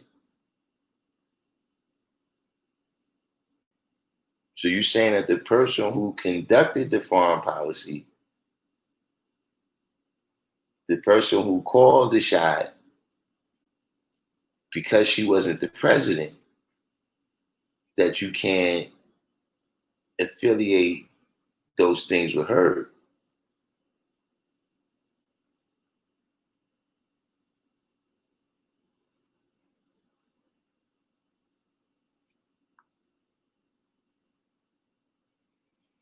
Gaddafi's method of execution was during a civil uprising that was prompted by the USA over the gold standard. So your argument is that Trump is exonerated or sanctified because it's beef. No. This started off for me saying that Trump, right, is not as bad as Hillary. And then you used the example of their foreign policy.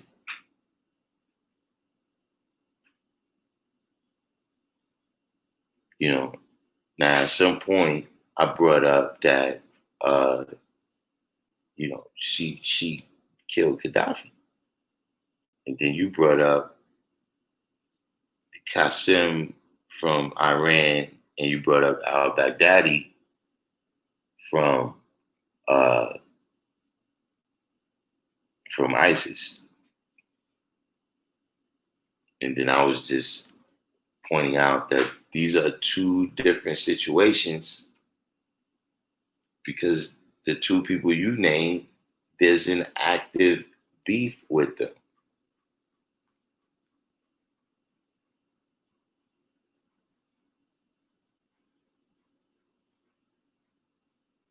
So my argument is that,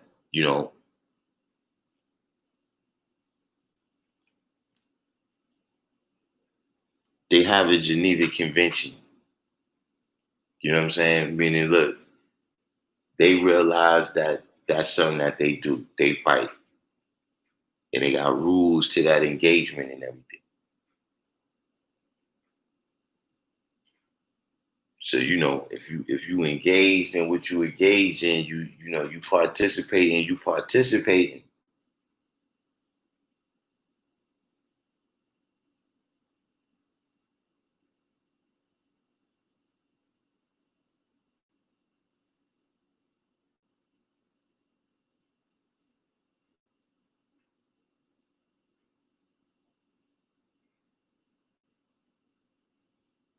You say who trained domestic terrorists?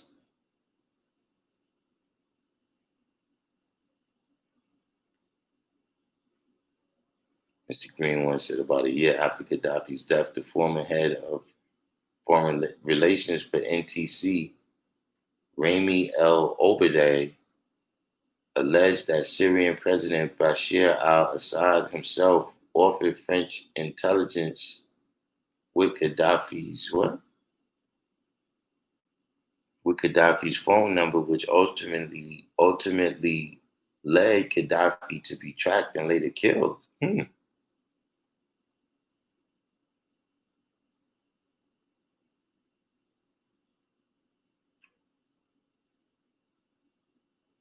And I disagree with that point. Your point is that Trump and Hillary are no different in terms of war. I mean, look, there's a whole thing, right? There's a whole thing about Obama getting the Nobel Peace Prize and how much, war that he was involved with, how much bombing he was involved with, how much drones he was involved with. And Hillary was his Secretary of State during that time.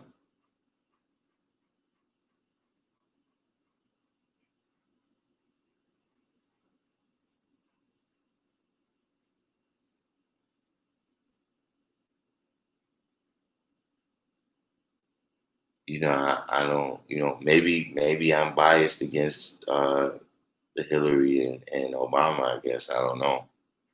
But, I distinctly know that there's a thing concerning how many bombs they dropped and Obama winning the Peace Prize.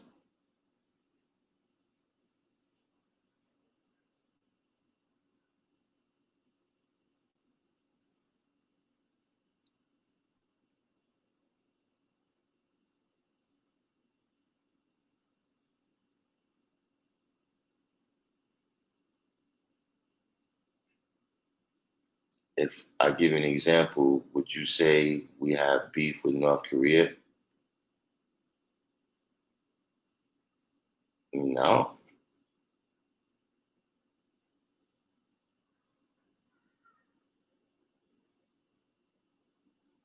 I mean, they're never,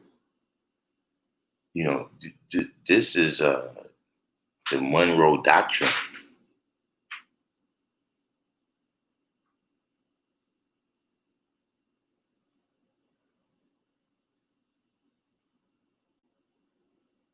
There was never any static.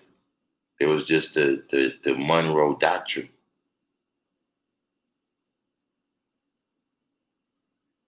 Peace said, peace said Hillary looked like she would bite your face off. Cold-blooded wolf. Smoked Out said, now if the next president comes along and has the opportunity to kill Kim Jong, does that president become a warmonger? Absolutely.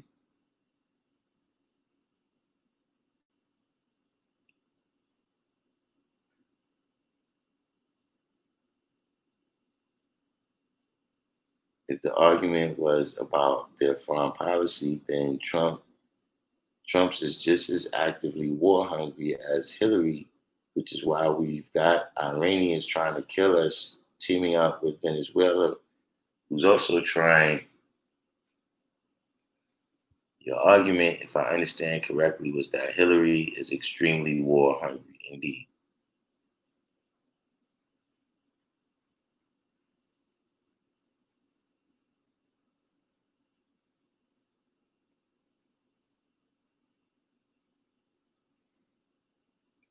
You said, if anything, in 4 years, Trump has done more to bring us to war than Hillary did in her time as Secretary of State. War with who?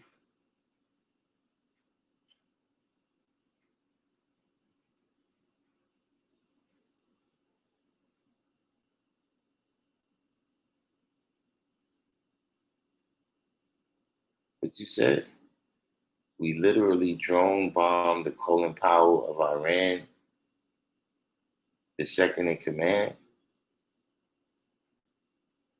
I mean, that that's what enemies do.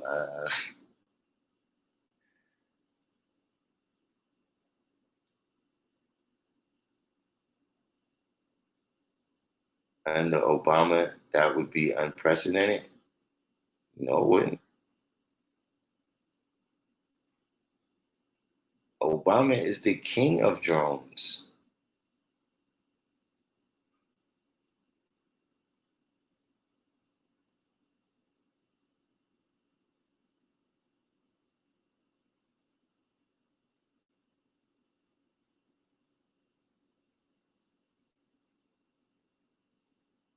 So wait, what happened? What happened with Korea? Smoked out. Like, what was the event? What was the event? Like, first of all, let me ask you a question. Was there a Korean War? Let me ask you a question, Smoked Out. Was there a Korean War?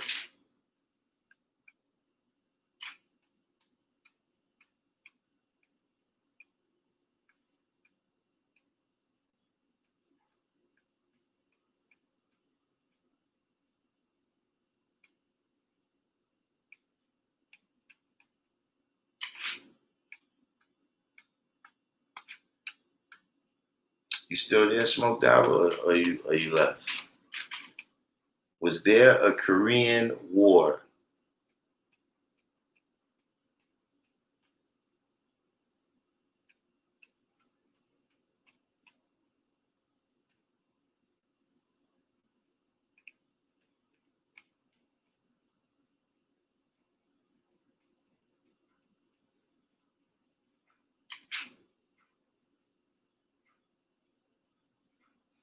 No. Korea was a police action. See, that's something that y'all came to know in later times. When I went to school, we learned about the Korean conflict. There was never anything that happened. Nobody from Korea violated anything American. That's what I'm saying. What was the, like, Korea doesn't have anything.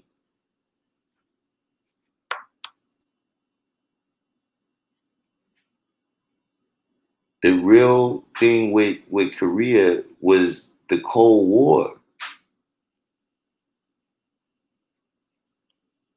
You remember the Cold War, right? You know what the Cold War was about?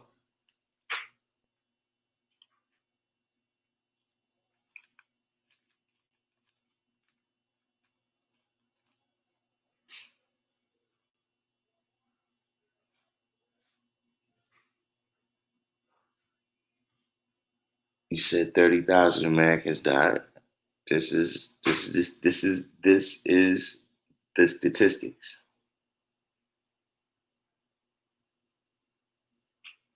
So now you got to ask yourself, why did 30,000 Americans die? What happened? What was the event? Like I'm saying, was there taxation without representation?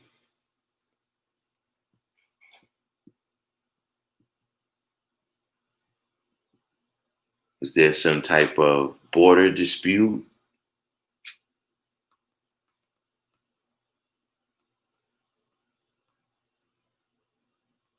Which overseas assets?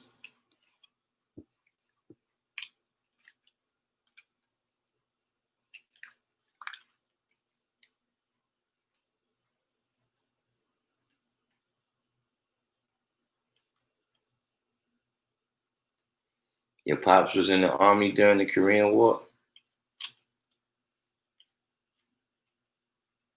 What were the overseas assets?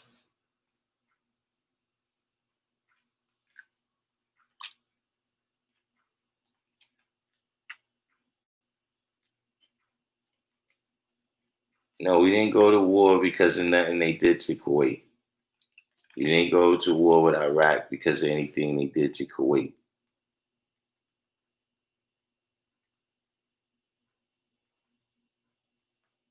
We went to war with North Korea because of something they did to South Korea.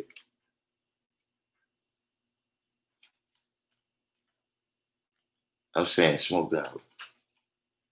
Everything is real, man. You telling me, you're telling me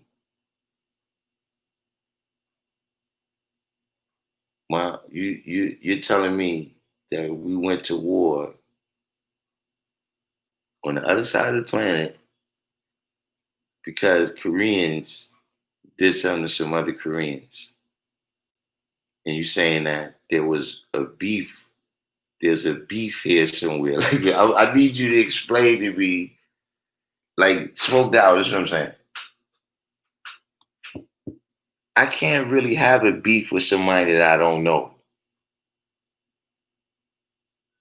Like we had to have some affiliation. Something has to happen.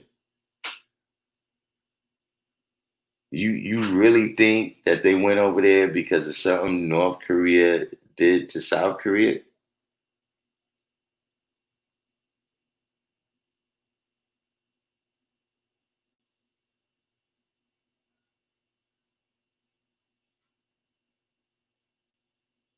Unfortunately, what's simply not how it works.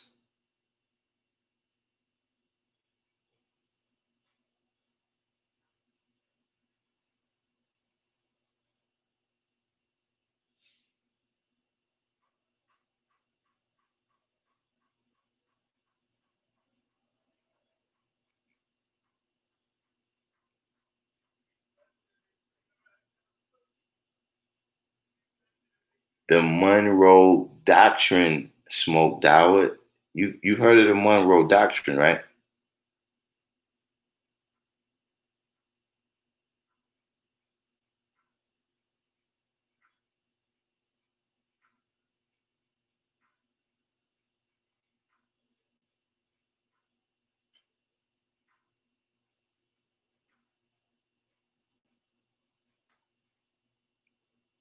Smoke Dawah said countries don't go. I got beef with him because I've seen him before.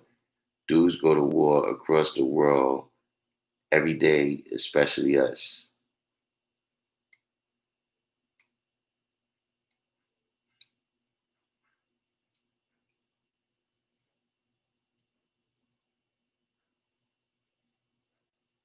And do you know what the Monroe Doctrine says?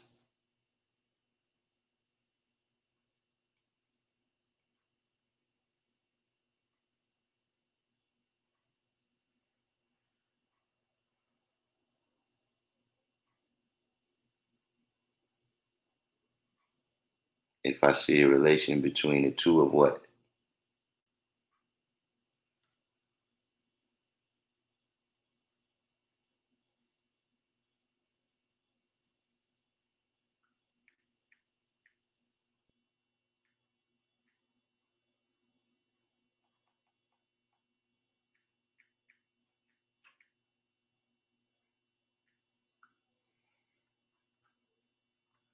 Yeah, well, first you gotta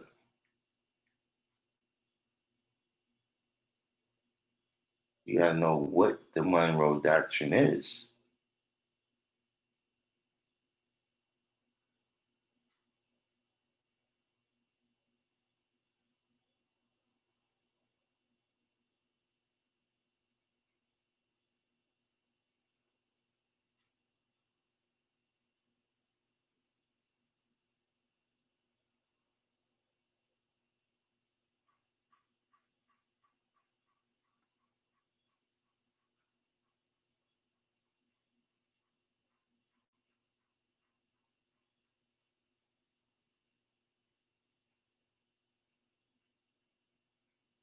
See, the Monroe Doctrine. Well, the Monroe Doctrine, when it first started, it was only it was only for the Western Hemisphere. But the Monroe Doctrine was, if some tyrannical system is oppressing, uh, is trying to oppress any nation in the Western Hemisphere, that America would view that as a hostile action towards America.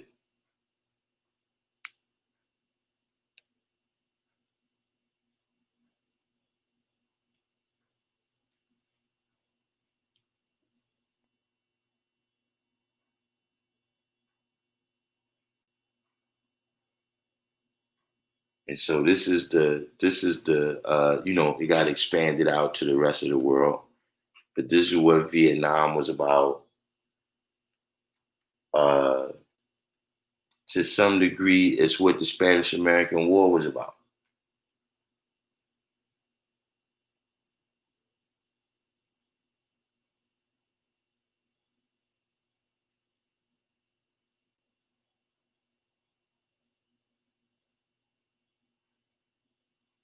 God, it was about 100 years after that was postulated.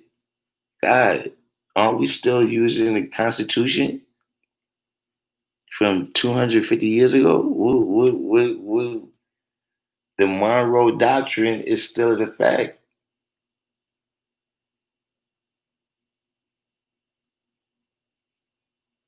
Right. That was a war. That was a war on many levels. See, it was a war against the old empires of Europe, right? Against the New World. It was a war between Protestants and Catholics.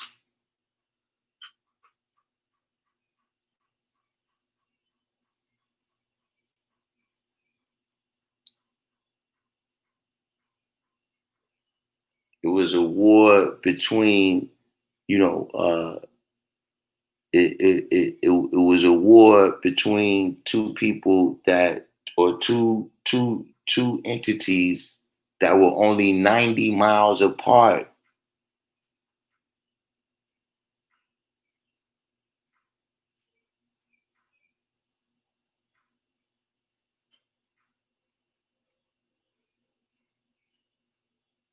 So the Korean War was a war because one tyrannical force tried to exert itself on another. Okay, what was that tyrannical force?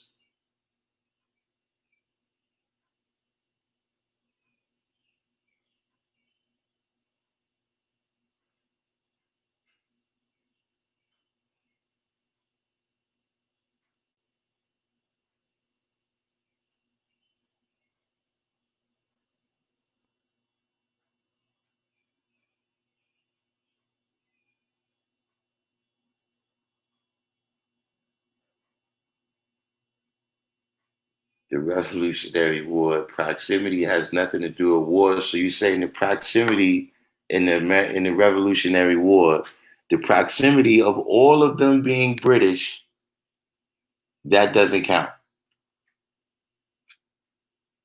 That's not proximity.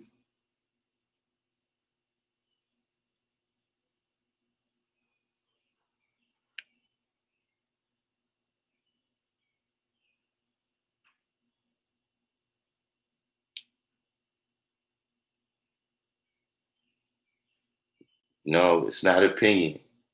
You just said the war was fought because one tyrannical force tried to exert itself on another.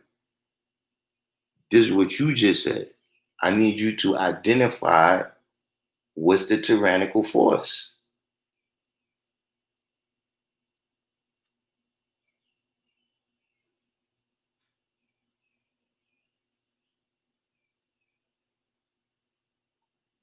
Smoked out. They were all British citizens. What are you talking about? No, being born in Britain, which most of them weren't, since it was a 160-year-old colony by that point. Smoked out. Stop it. They were British citizens under one king. That's proximity.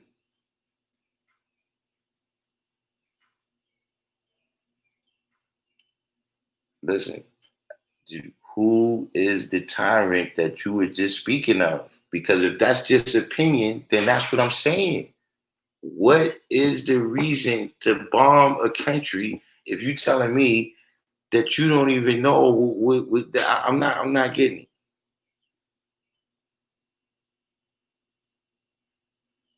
I need you to identify who you are talking about when you said a tyrannical force tried to exert itself on another.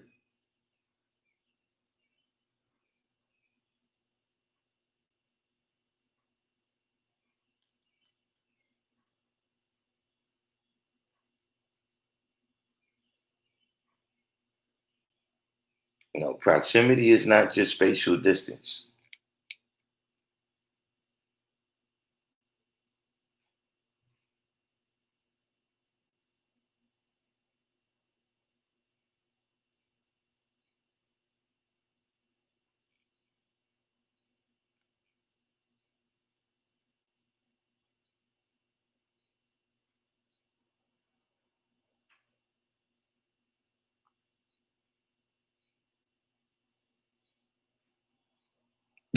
Okay, Black Seeds. Okay, Black Seeds. Okay, you tell me stop listening to white people. But hold on.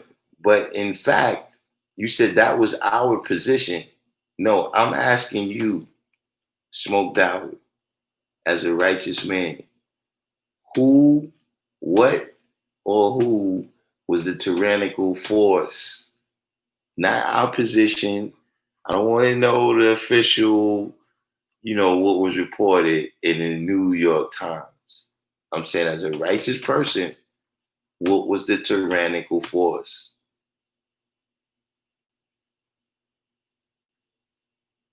Because you didn't go, all into what position and whose position. I'm saying that there, you put one tyrannical force tried to exert itself on another. And on the one hand, you're telling me that this war is such a concrete thing, but you can't tell me who was the no, I ain't say we discussing righteous facts. But right now, we clearly making a judgment. We clearly making a judgment. So I'm asking you with your righteous judgment, because that's what we do, right? That's how things become right and exact, because we use judgment. That's how we come to see things as right and exact, because we use judgment. I'm saying, you as a righteous man, how do you weigh and judge who was the tyrannical force?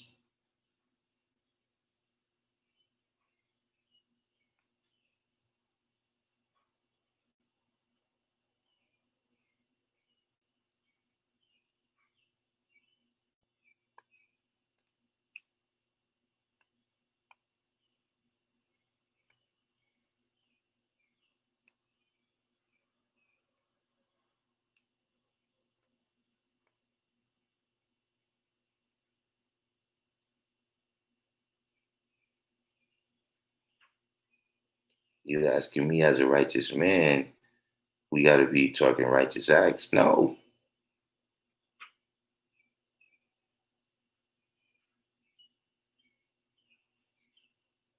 Your personal opinion would be that the North Koreans were the righteous people. Okay. And who did America go to war against?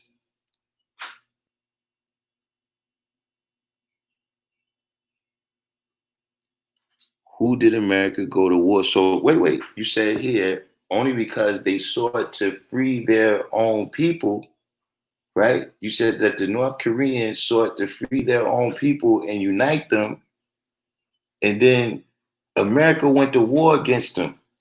So who's the tyrannical force?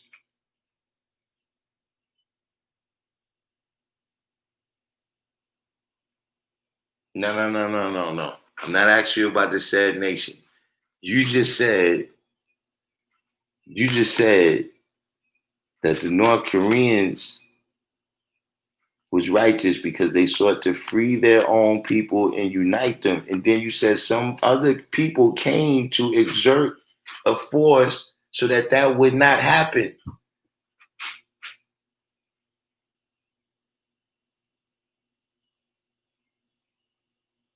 So who was the tyrannical force?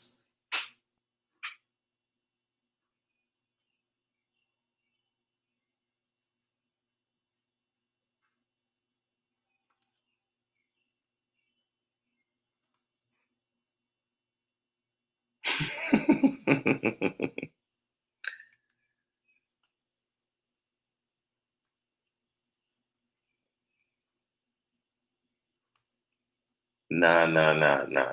We talk about what you said. You just said that a group of people did what they had to do to be free and unite their people. And then you told me about a group of people that went to war against them.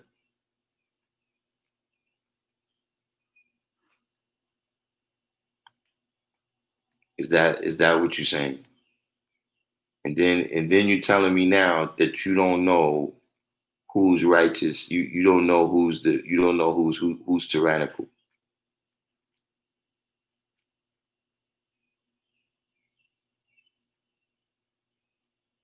What is the Monroe Doctrine? What the I'm not understanding what you're saying.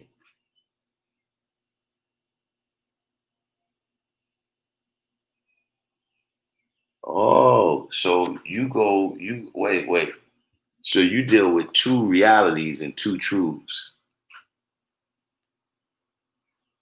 Because you say here that I asked you your personal opinion and you gave it, but your opinion in the US government and your opinion on how the US government saw it are two different things.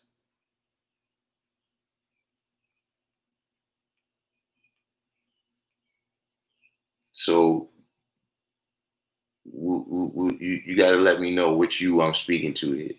Am I speaking to the you that just tells me the U.S. government uh, uh, uh, company line, or am I speaking to you on the day of understanding about how you see things? No. You might be dealing with two realities. I'm dealing with one reality. No, I asked you as a righteous man. I mean, I would hope you don't have another unrighteous man personality or, self or whatever. And, when I ask you as a righteous man, I don't know why you're making some separation of that.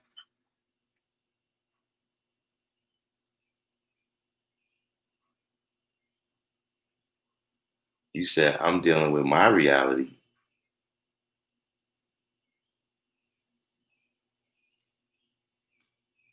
Hmm, that's quite peculiar. So, how many things can be real? How many realities are there? It's 3 o'clock. All right, happy born day, DeBart. How many realities are there?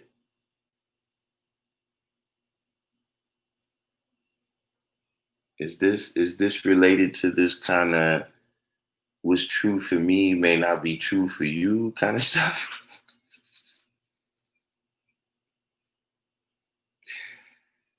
But you know, why limit the realities to just two? Why not three or four or five?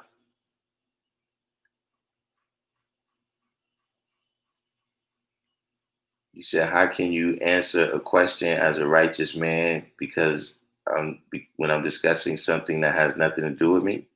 So how do you build on the degrees? Or do you build on the degrees?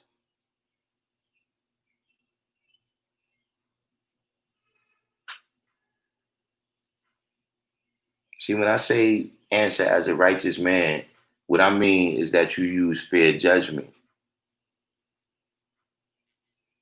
You see, when you ask, uh,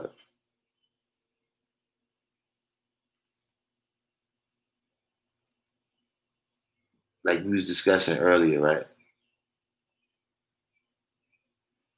A history book or a historian can cover a story with fairness, or they can cover it with the biases in their mind. You know what I'm saying? And that's when you deal with understanding, you can weigh and judge things fairly and see it clearly, or you can judge it with biases in mind.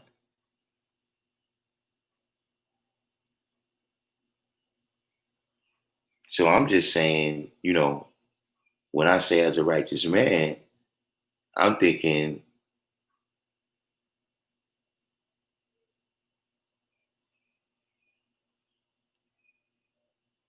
this is discussion that we have in mind to mind, and let's just look at this thing fairly. But now I see there's multiple realities here.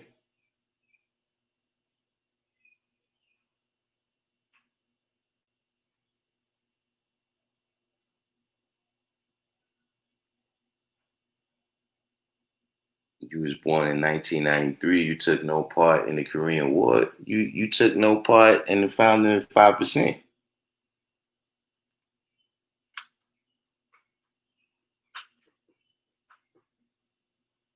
How you see that? I mean,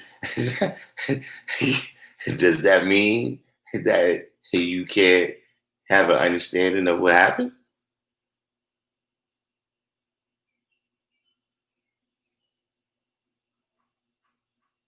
Universal Truth said when Jesus was asked about the government, he answered as a righteous man, give Caesar what is Caesar's.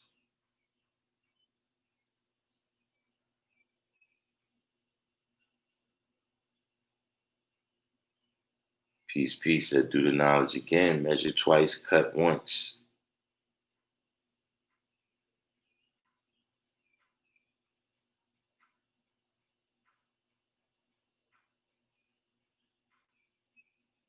Nah, you was talking about realities, right? I look, man, every time, look, when I think, when people start telling me about different realities, I think, like Amina, that's somebody that is multiple realities.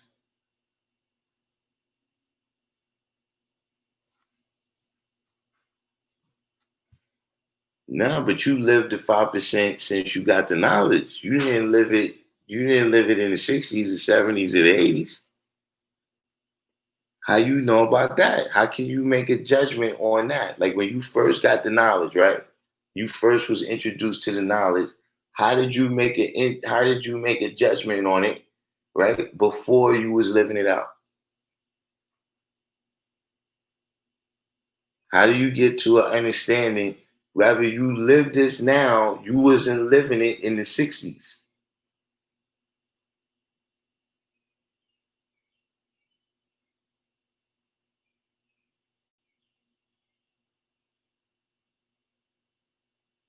Oh, so now you're saying you made judgment. So when you make judgment, that's where being a righteous man comes in at.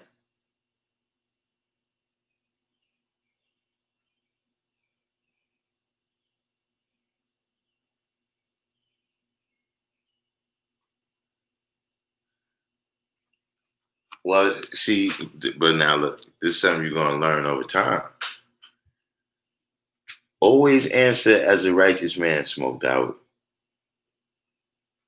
Now, I know it's different perspectives. What you mean, Father Allah didn't judge? What is this? What are you talking about?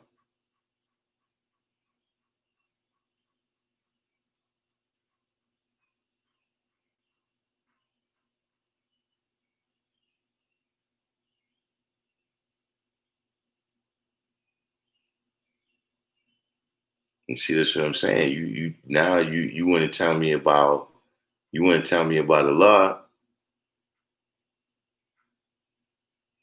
You never knew Allah. You according to what you saying. But what do you mean by that? Allah didn't judge. I don't get it.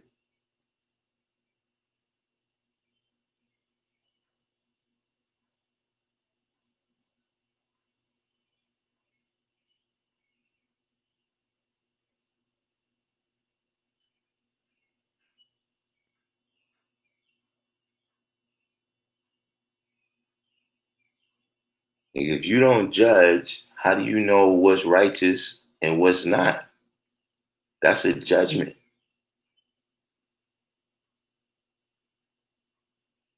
You could pull videos of brothers saying Allah didn't judge. Who's saying that? Allah didn't judge,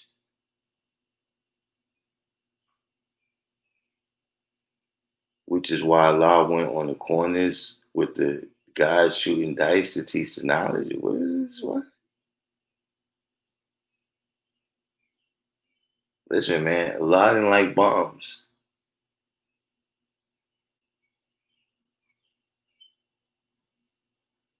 Yeah, you want me to give you one group of people that Allah didn't like bombs.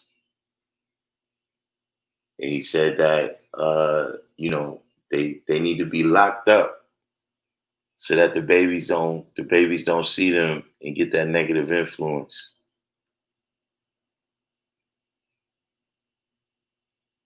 He said Allah wasn't on the corner. What do you mean? Like Allah was out in the streets, but I don't know what any of this had to do with judgment. I'm not understanding what you're saying. But you know what you mean, he was on the corner, sometimes he was in the middle of the block too. I don't get it. Sometimes he used to be in the bar with what's the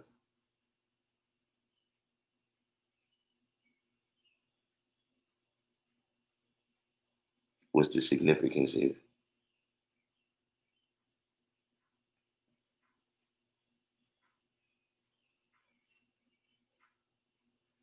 The man that goes in the trenches to teach the knowledge.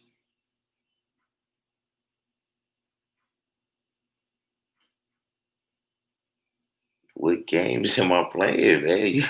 You can't. I mean, you said things, God. Listen,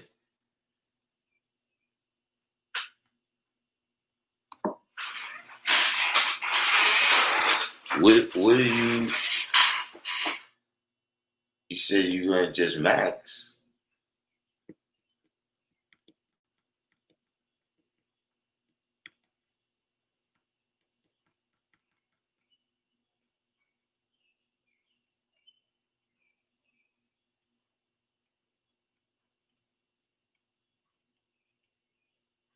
And then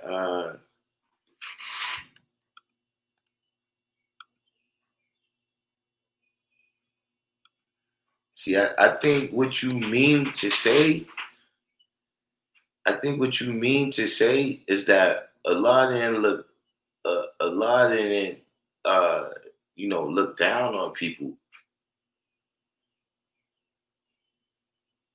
You know, really, I wouldn't even say he didn't look down on people. You know what you really describing, Smoked Out? We not Muslims, and we don't go according to the Muslim rules. That's what I think you confusing. Is that Allah didn't give you no thing like, yo, you gotta, sell these papers and wear a suit and all that, and then you can get the knowledge. Anybody who came got taught, if that's what you mean. But son, if you pick a wife, you've judged this woman to be attractive, that or in whatever way, whether mentally, physically, that is a judgment. In order for you to look at the lessons and see things in there that no one else sees, that is a judgment. You're weighing and judging.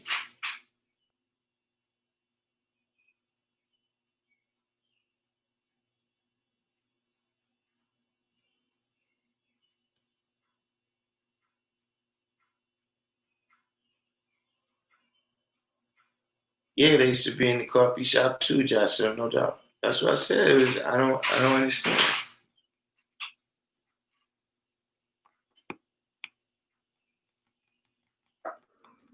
No, but that's what you describe it. When you saying, see, the Muslims didn't teach on the corner. The Muslims didn't teach on the corner. Those things that you saying, that's what's significant. Is that he didn't follow the Muslim rules of giving out the knowledge. Hold on for a second. I'm freestyling.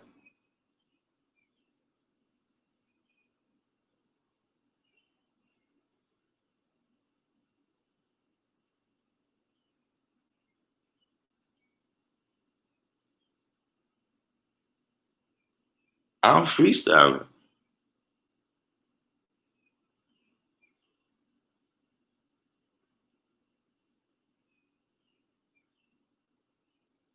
You telling me about videos that you seen on the internet about how people say Allah is.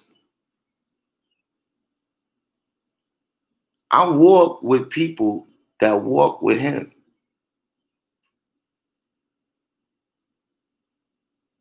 And I'm telling you that what you're saying is not what I heard from people that I could reach out and touch.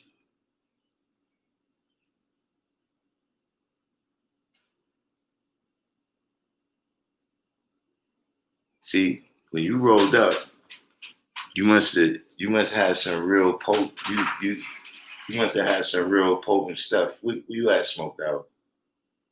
You got to come bring me some of that stuff because you said I got you at somehow Islam on the corner. What are you talking about, God? What are you talking about? That's a freestyle? God, what I explained to you was what was going on in the 60s. What I explained to you is what was going on in the 60s.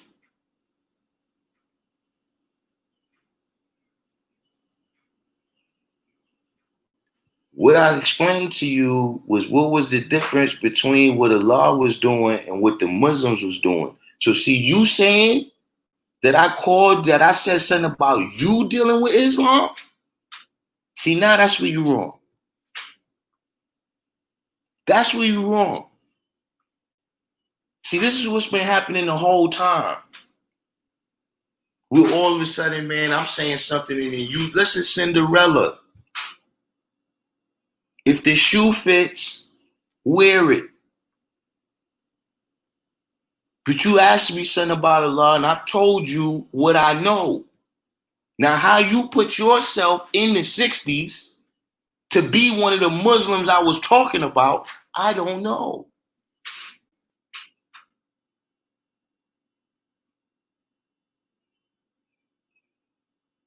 But see, that's the simple fact of the matter is we the ones that reversed it. You don't have to study 35 to 50 years when you come amongst us because we tell you the black man is God the very first day.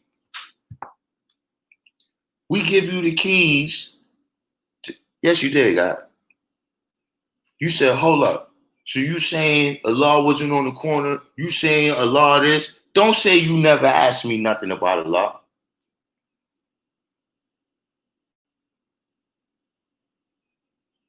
We the first ones, right? That gave you, look, we give you all the keys to the universe on the very first day we meet you.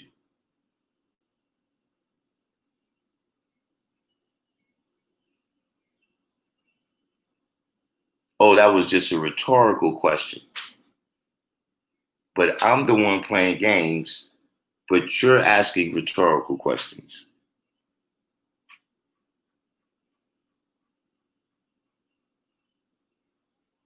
I'm playing games, but you're asking rhetorical questions. Bro, you gotta go back to the drawing board. You gotta go back to the drawing board and learn what this thing really is.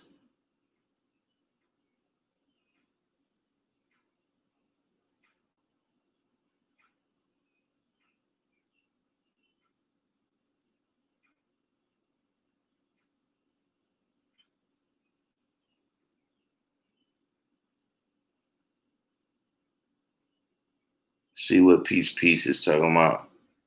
Peace. Peace, G. What's the deal? Peace, God. You can hear me? Yeah. No doubt. Yeah, keep building, Lord. Like, you know that F you got on your hat, man. Keep further and keep building, man. You super sharp. You're dropping so much bombs. That shit, I don't know if people receiving it. I know I did. You know?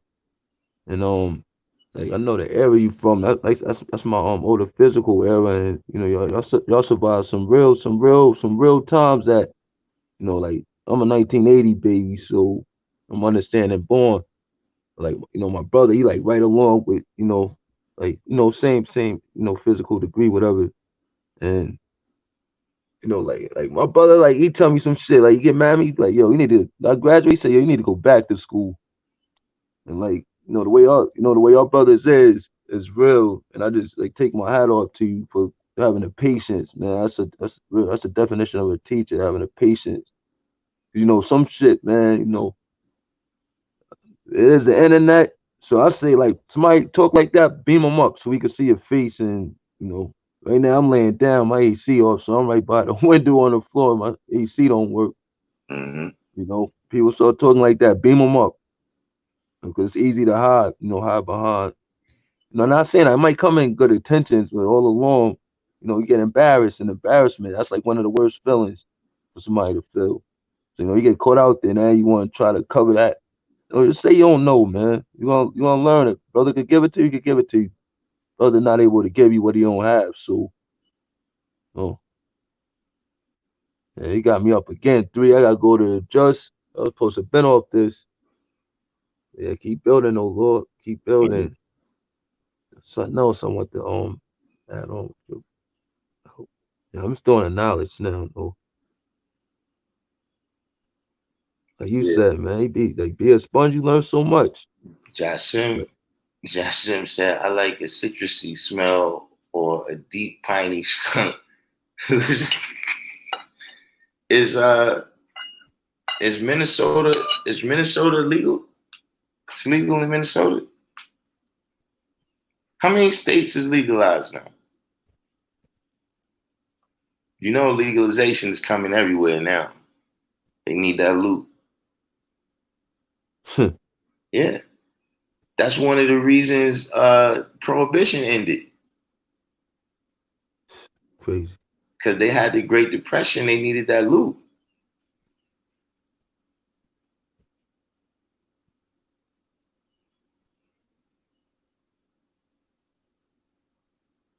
It's decriminalized, but it's not legalized. All right. Piece of blank. I think decriminalization is pretty common now. It's in some state of decriminalization. It's not total, but I think it's like less than an ounce or something like that, or whatever with a certain amount. As long as you got less than that, I think I heard in Richmond, it's you have a cipher zig, anything over than that, they ain't gonna bother you with a cipher zig. yeah. Anybody's in Michigan. Michigan got some. You can have like 2 plants or something Hmm. with 5 plants.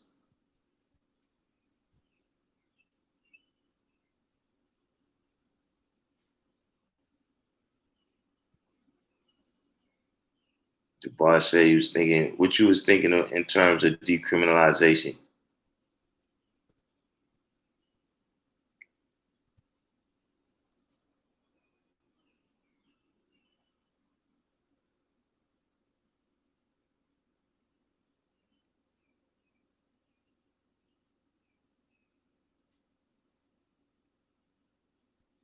Has anyone heard anything like in the states where it's legal, right? Let's say let's say you already went to jail before, right, for weed, and then you came out, right? Can you get that record expunged? Like, do they expunge those cases?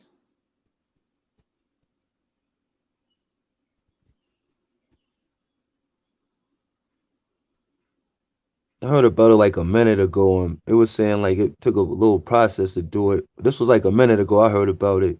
I'm gonna say at least like 5 years ago. Like you gotta go through a process. They send you through to do that. But I don't know, what process of like right now for the equals. I don't know right now.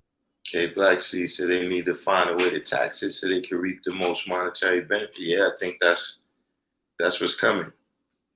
And You go back. I heard something too. They were saying that CBD was good against the virus. I mean, I didn't look all into it, but I saw like a headline where it said that people was having some success, I guess, with that. Infinite Satisfaction said in Las Vegas they got stores almost as big as Home Depot. That's huge. And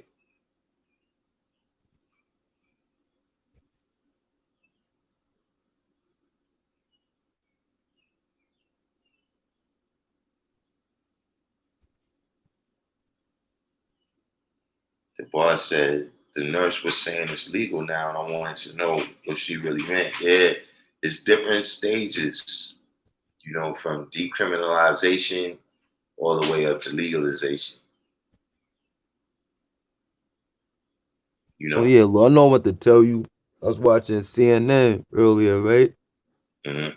And it was like now they showing like brothers protesting like peacefully, like everything cool because the officers got charged. So they show I don't know if that's the Kumbaya throw off or whatever it is. That's what they show. So Hold on hold on, one second. hold on. Yeah, just open the window. Hold on.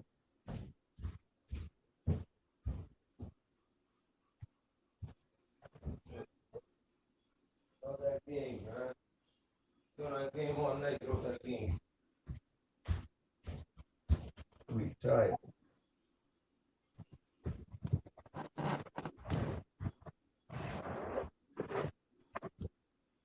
Peace, G.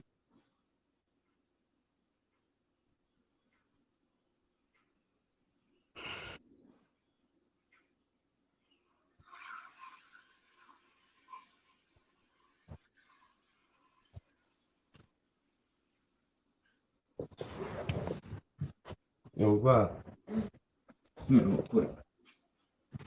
Come on, we seen on But CNN back there. was when you said they were showing the peaceful protest, right? I can see. Was that before or after? Was that before or after they announced the new arrest? That was after. Yeah, I guess that's what they trying to, you know, they trying Yeah, to say, like, you know, now everybody can calm down. that's what they had. That's what they did, like a wheel of the world moment. That's how it looked to me. But I don't think nobody's gonna fall for it because of the bottom line that how many people have walked before. You know what I'm saying? Yeah. Then after that, he was like, everybody's together, it's all cool. He said, but they're not really protected, so that virus is gonna spread. That's what the guys say at the end of all that. You know, he threw the button and get you all hyped. It's like, but they're not. It's still in, close. Close. They too close, basically. But look, right, it's my young guy right here, and he gonna tell you what he seen on CNN News. We both watched it. They fucked up making a rewind button. You know, if it's a playoff, whatever. But what we seen and what we caught was crazy. Hey, come right here and tell him. You don't gotta look at the camera. It kind of looked like an acting show. Like they really wasn't trying to catch the people who was breaking and looting whatever the place was. Mm-hmm. Kind of looked like a show. Like they stopped it and kept it going, but like kept stopping it. It looked like the police wasn't really trying to catch the people. Yeah. And they like took off. They did like a 2-step, and it was like they forgot the camera ain't go off, and they just stopped. And it looked like a set to me. Like I kept rewinding it back. Mm-hmm. Well, you know, a lot of times that's what they do. You know what I'm saying? Like even if something happens in real life, sometimes they still restage it. Yeah. Oh, okay. I got you. You know what I'm saying? Yeah, got you. But like you said though, you know, I seen a couple of scenes too that look like, yo, that look fake, son. They You did. had the brother throw the bike through the window. Yeah, like I seen Bike through the window. Yeah, he was hitting the store with a skateboard, and another dude came and snatched the skateboard, and it was like, yo, this don't look like. Oh, I understand that. Jasim said, compared to RX, the quality of life is better. Stigma is worse. But I wear a stigma in the shower that don't wash off. You know, Yeah, the bar. This is the thing too. It has medical uses now. You know that was the thing for years too.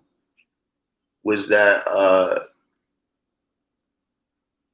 they had marijuana as being a drug that had no medical use.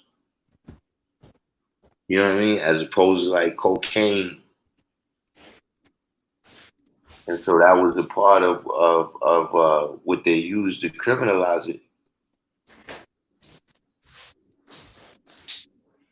Yeah, Jasim, you ever get a chance to run into those young brothers again that you had saw at the protest that time?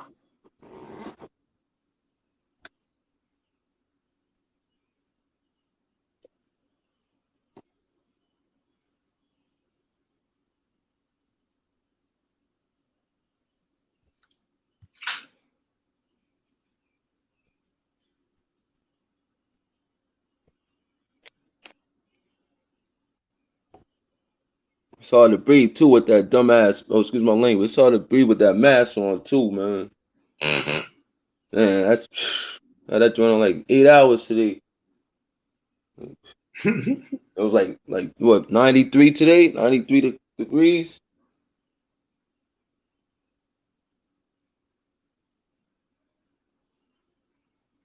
You said the streets is flooded. Yo, what's the verdict on the quality though? Like has legalization sent the quality up or down? You gotta know the right person. Like any, you know how it go. Because I'm gonna tell you something, man. You gotta know the. Yeah, A couple of times now, people brought me back something. They was like, yeah. "Yo, I was in Cali and I went to the dispensary." You know what I'm saying? And I don't know. It was like, "Yo, this is it right here." You know what I'm saying? So I don't know, just in general, if it's going up or down. And then you from the X, so that's like poppy and red lime and all that. So that's like the good tree. Remember the red line? Hmm. Yeah. So So Infinite Jasim said he didn't get a chance to kick it with the young brothers. He didn't get a chance to kick it with them yet. Everybody out there, they out there to listening. I don't know if it's what would you say, Musadik? Has the quality gone up or down in general? I guess around the country.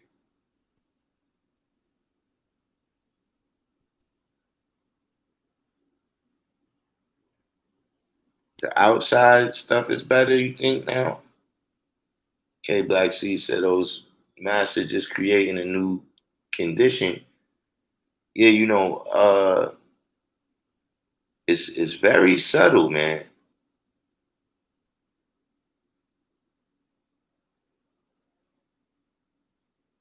But that thing is adjusting your breathing. oh, that's, that. You know what I'm saying? Like it's like you said, it's an accumulation effect. When you first put it on you, but after a while, when you have it on there, man, you see that this thing is affecting my breathing, man. Even when you say those words, like I hear like Floyd now, rest in power that brother. Infinite I hear said the like, THC like level is way right. higher. I mean, I guess the way they measure it. Sadiq said up in his opinion as far as equality. Um,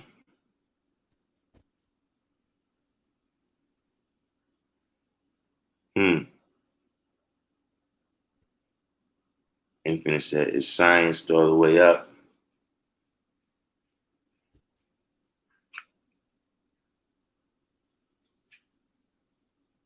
It's I'm not an expert on it, but what I've heard from Cool. what I heard, from individuals that do is that in the Western aid, you got the THC, right? But then there's other things that's in there, right? That kind of balance the THC, I guess you could say, or you know what I'm saying? Like it negates the THC or the full effects of the THC. So you got, let's say, whatever the number is, right? Let's say it's 15% THC, 20%, 30%, whatever THC, right? But then sometimes they got another chemical in there that negates it. So even though the THC is higher, you don't end up getting, you understand what I'm saying? It's so that's, Supreme Divine, I guess he's an expert. He said it's so the CBD is one of the other chemicals that can block the effects. D. Christian said, is Frankenstein been shown to have all kinds of crazy stuff in it now? Infinite said, I was in Jamaica building with Rastafarians. Brother Shaka told me the stuff they brought him got him. Well, yeah, they got the climate out there. I heard Southeast Asia has the best because of the climate out there.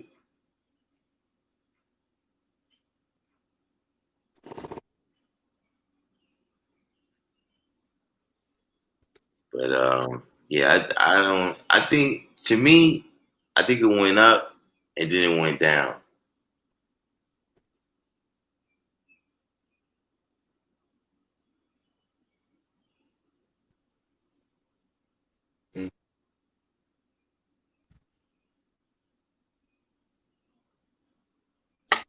I'll take some good old chocolate or some skunk, some haze. Mm. That's I don't even hear about that. Here's some chalk right now. Mm.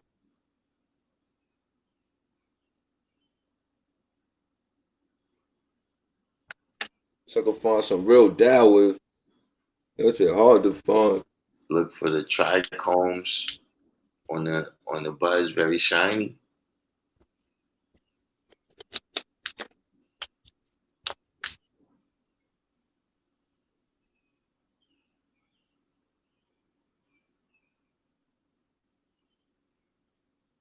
Yeah, I just because see, personally, one thing I seen is, and here's a question too: is it better from the dispensaries, or you know the streets still got them?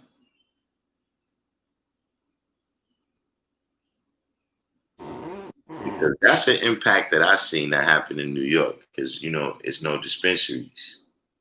Well, it's dispensaries, but they just got out here and not like that. You know, um,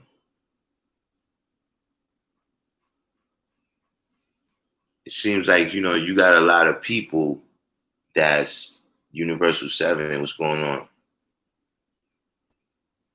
Universal 7 said the streets still got the best.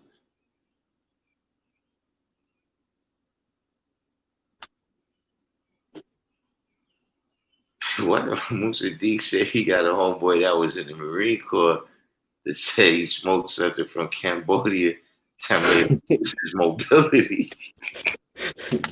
He said, I hear what you. he got paralyzed. Oh, man.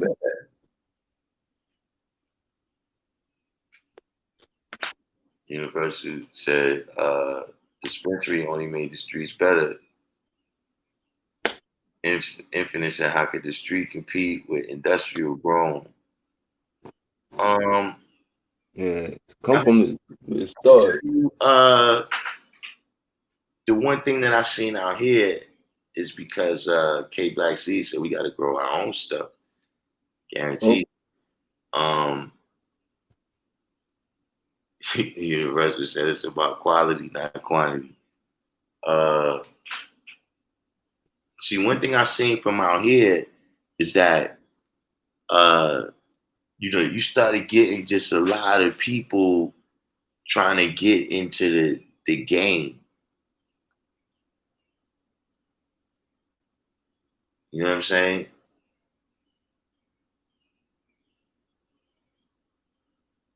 Mm. Universal 7 said the thing with the industrial. So basically, Universal 7 is saying that the industrial kind, they don't always have they not putting the love into it.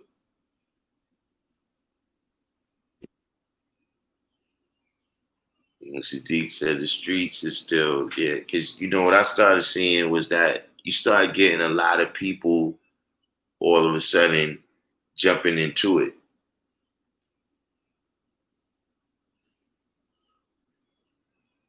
And all of those people is not they not experts.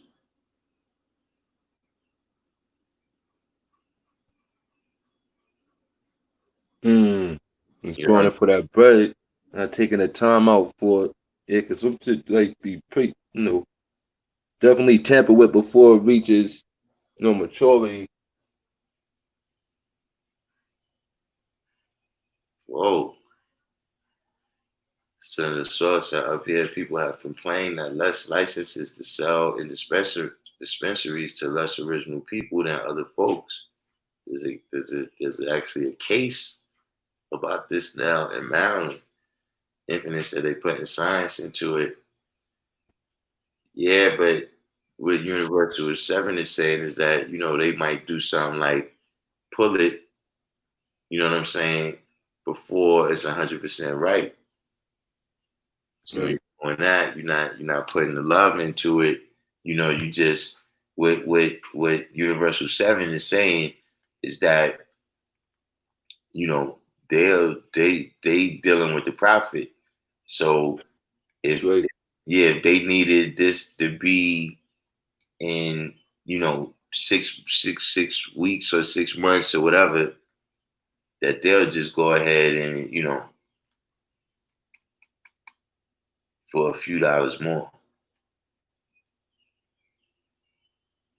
Universal Truth said regulations require a cannabis license to own and operate their complete supply chain from seed to sale in a business model known as vertical integration.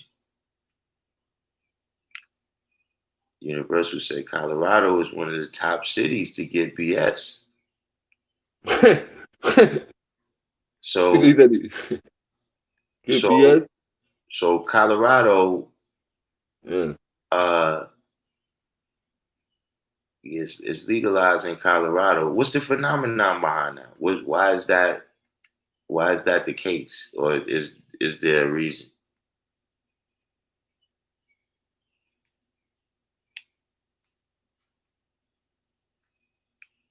Al Harrington got a dispensary now too.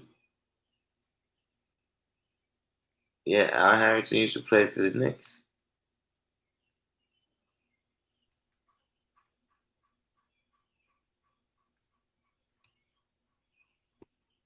Josh Sims said hyperlocal microgreens seem like a good way to make sure you're eating clean.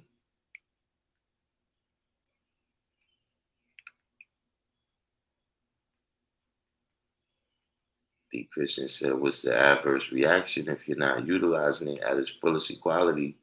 Also, a lot of things been diluted, tampered with, fungus, bacteria, fertilizers, etc., etc.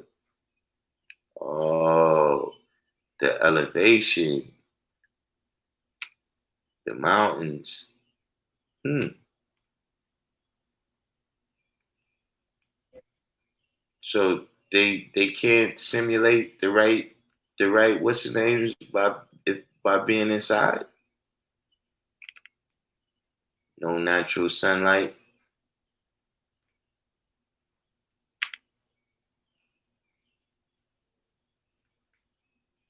You know what else I've been hearing too? Well, I've seen a few stories talking about. I've seen a few stories where they was talking about that the states is not making the kind of money that they thought they was going to be making off of that. Does anybody know if that's true? Infinite said, "What's this? Massachusetts is 100% legal."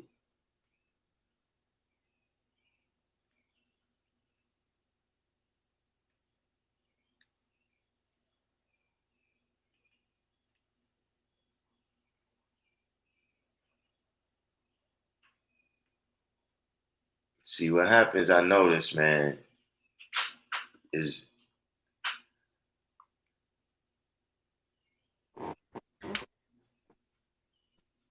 I noticed one thing that happens, man, is people think that whatever they can't get off where they at, they could just send it to New York.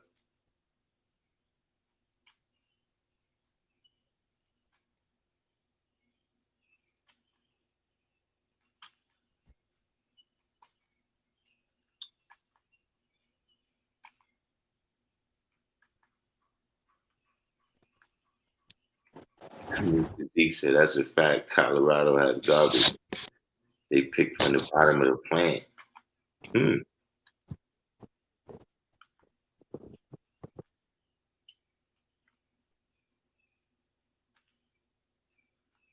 Infinite said going up 87 North, they are growing hemp. You can smell it driving up the highway.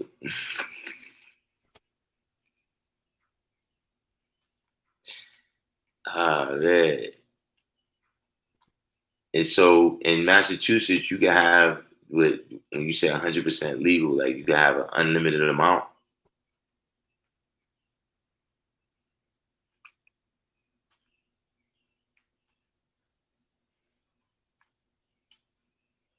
Because when they first was talking about or the first time I heard about legalization, that's what they were saying. That if the government get into it, then it's gonna become like cigarettes.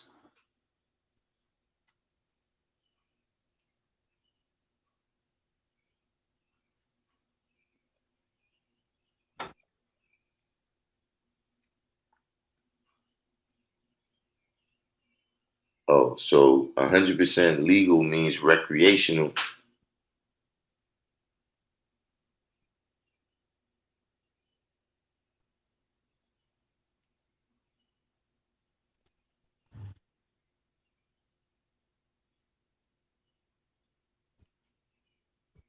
So what's it? So it's some places that's only medicinal.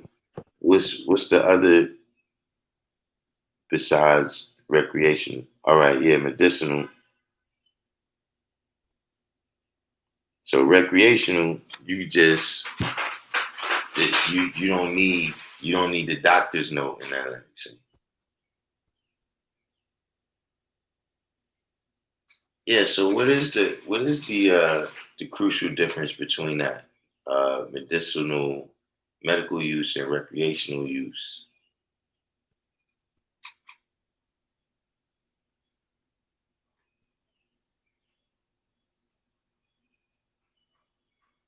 In Minnesota is medical use, but non-flower. Yeah, I think that's how New York is. Like New York, they got only CBD products. I don't think they got. Yeah, medicinal is doctor prescribing. Is it has that made any difference? Medical is no THC. I don't think I want that. I was just getting ready to ask you: is there a difference? like in a state where it's medical or recreational, is there a difference in what happens? Recreational means we can burn in front of the cops.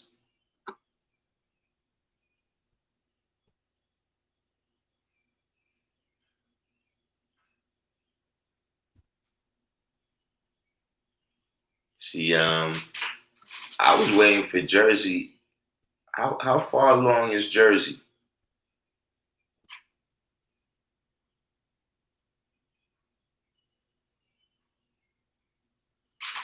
Oh, so medicinal is prescribed to a certain THC or CBD level.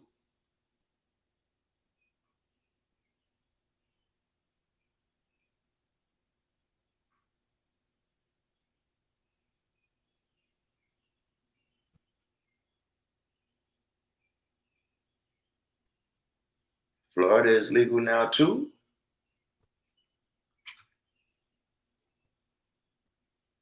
How far along is Jersey on a legalization?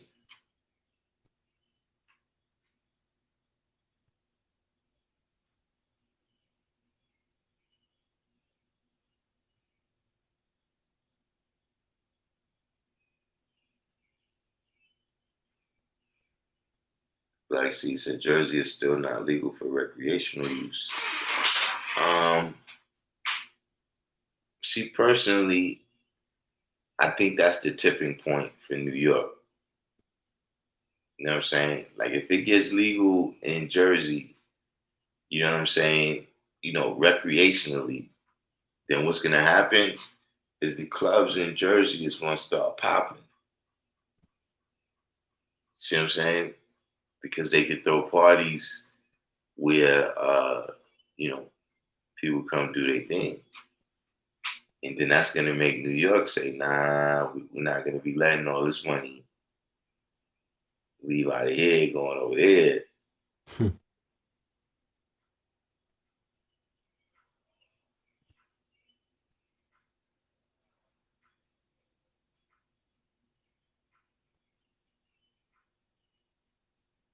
The Christian said on the West Coast they got shops everywhere pouring you truth. The quality is questionable at a lot of spots. It's recreational out there. Sadiq said Michigan used to be medicinal, but all of a sudden they're recreational. Mm.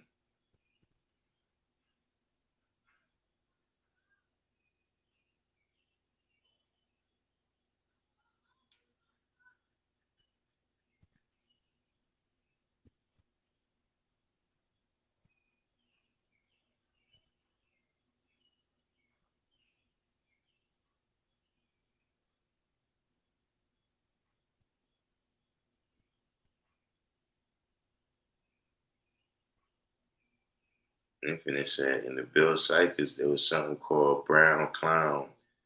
You couldn't stop smiling.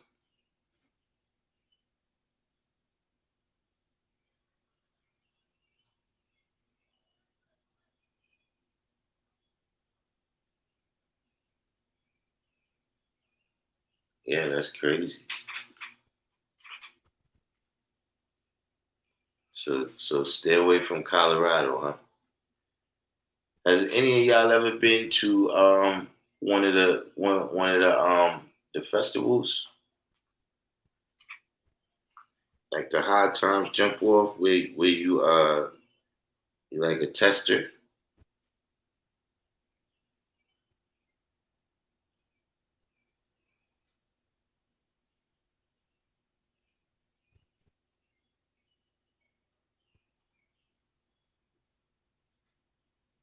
You guys said you guys said no Colorado.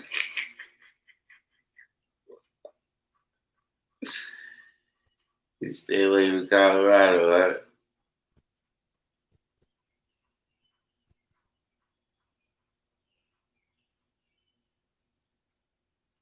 The brown stuff with the corners.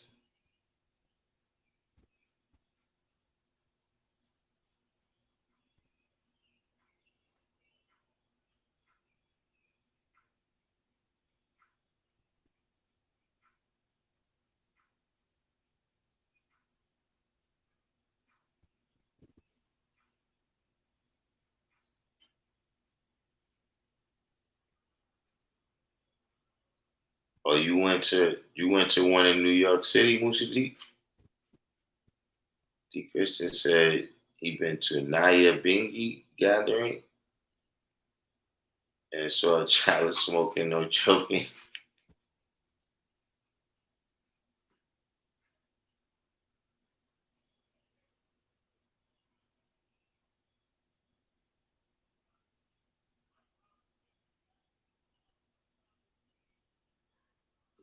With seeds in it. It's hard to find seeds. I haven't seen that really with seeds in it in a couple years.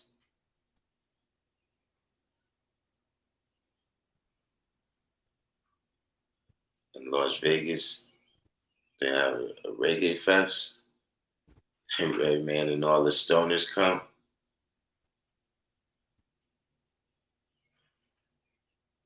Yeah, I know. I know this brother that been there. He be going with his people.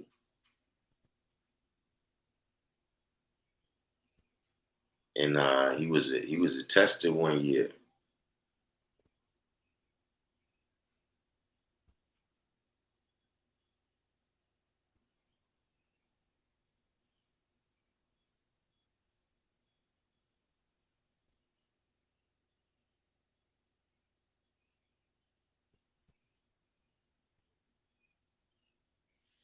Right, 793rd. Yeah, that's. I mean that was the place.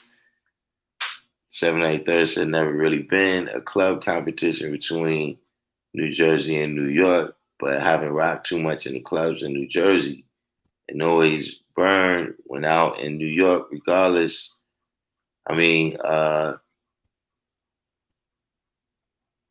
think it'll start.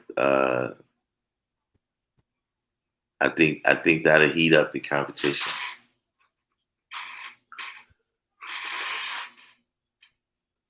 If Jersey was to go recreational,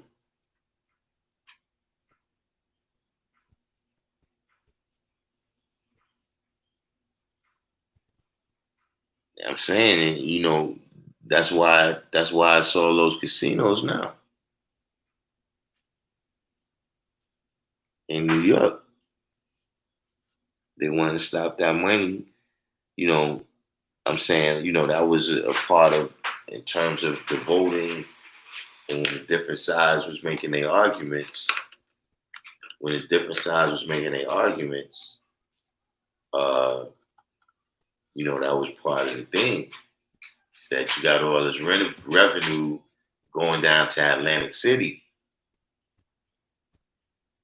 So they wanted to cut some of that off. They started building casinos all around New York. That's what I'm saying. Like if it's, you could go to a casino, you at Atlantic City, you know what I'm saying? They're gonna be like, nah, we gotta get that out here too.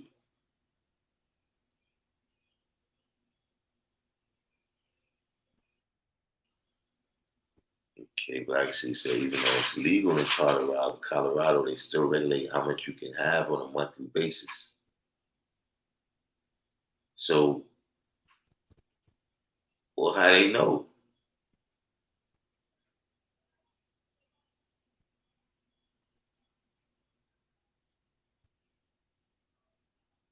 Nah, wasn't no Mayday and Watch This Square this year. But they started cracking down on Mayday.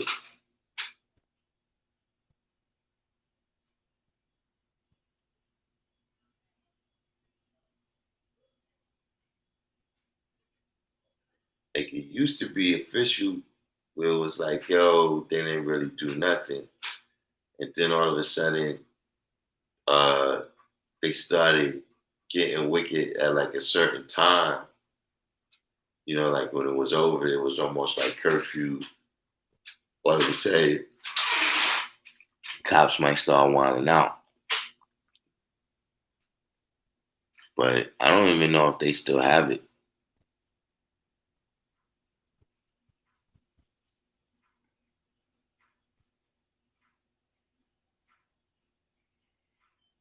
Blacksy said, "Don't get caught with no pounds in Colorado." So how can it be recreational and they?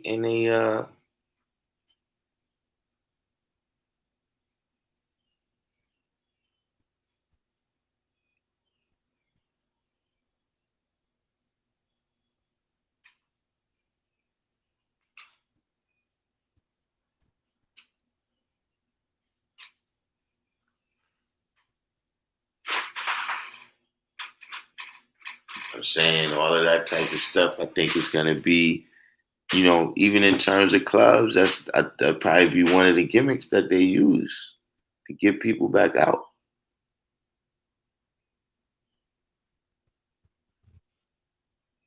Is there is there are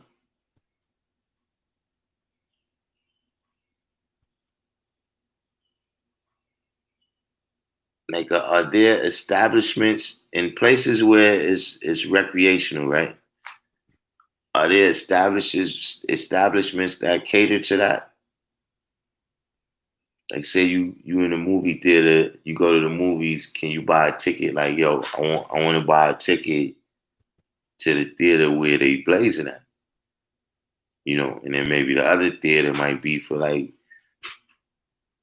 little kids.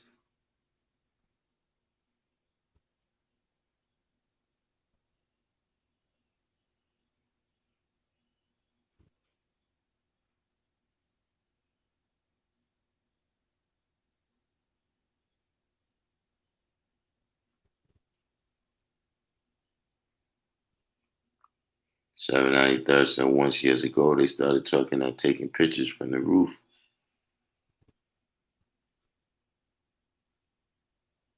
Yeah, that's a New York thing. They've been doing that for 4 o'clock. That's not just that's just one of their tactics right there.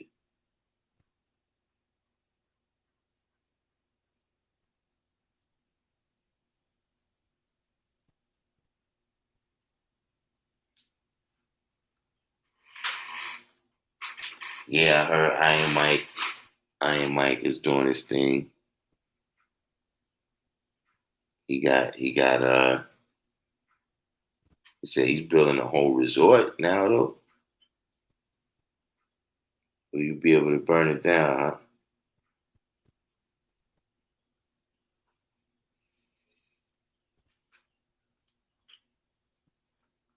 Mike crazy now again, man, talking about he boxing. They cut that out. He look fast too, G. He look super fast, like Yeah, I don't know.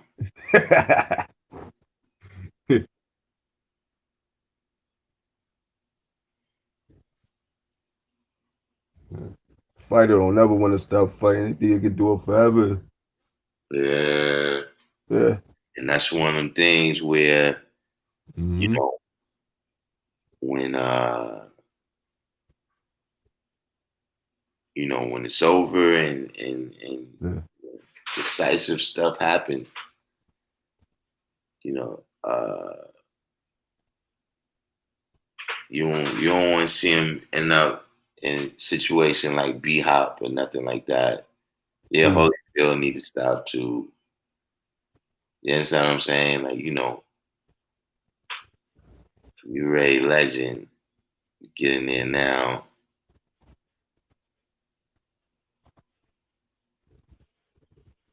John Simpson, isn't the game like the craft beer scene now? Well, I know what craft beer is, but I'm saying, what's the craft beer scene?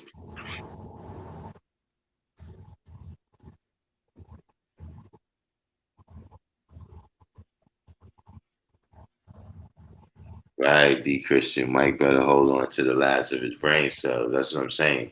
Oh. At this point, it becomes blood sport.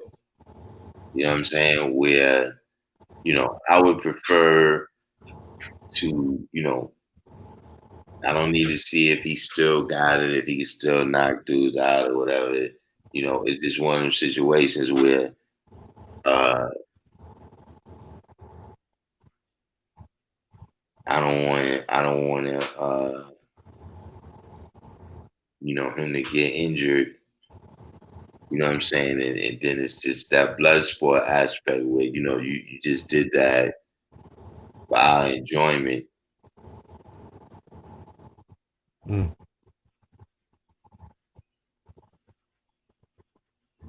Mike Tyson has a dispensary in Vegas with some fire sour diesel. Has anyone had the Woo Goo? Are they still making the Woo Goo?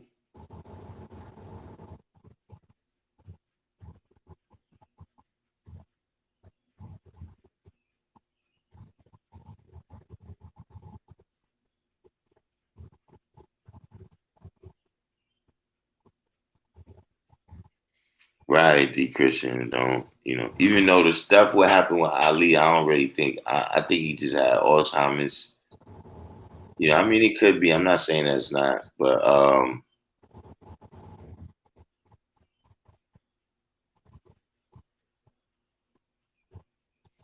they both setting up K Black C said I think they both setting up some pay-per-view stuff because they need the money. I mean, I know what's his name kept running through his money, Holyfield. But I thought Tyson made a comeback now.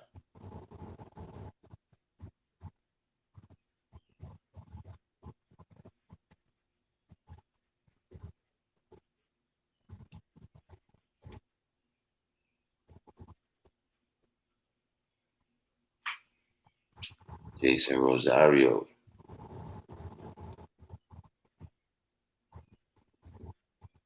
793rd, so that'll be more of Evander's story. You saying the same thing, right? That I know Evander, he keep running through his money. But I thought Tyson made a comeback. Since the last time I saw the craft beer scene, it was crowded. Everybody trying weird things to stand out. Any successful brands get bought out by monopolies.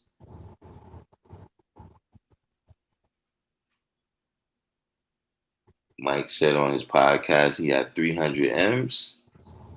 All right. Yeah. He back to where he was.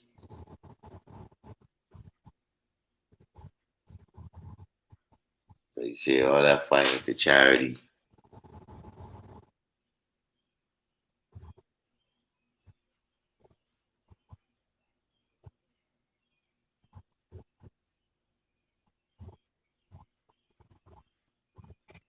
Yeah, I thought he was just working out. I didn't know he was.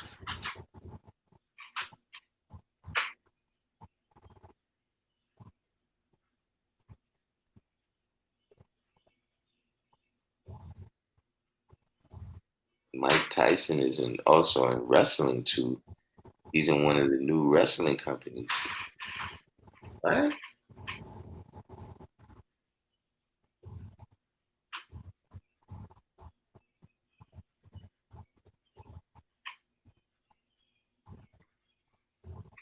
Christian said, really, ain't nobody telling Mike what to do. I mean, listen, all I can tell Mike, all I do in this situation is give Mike some of his own advice. Everybody got a plan until they. I give Mike some of his own, what's the name? Right, B-Hop got knocked out the ring, man. If it wasn't for the reporters table, it would have been worse. You know what I'm saying? And I mean that, tragically that's happened. You know what I'm saying? You know, some people didn't necessarily get hurt, but you lost to guys that you would have not lost to. You know what I mean? Like Muhammad Ali would have not been losing to Trevor Burbick. You know, Joe Louis tried to make a comeback against Rocky Marciano, got knocked out. It's a pretty vicious one.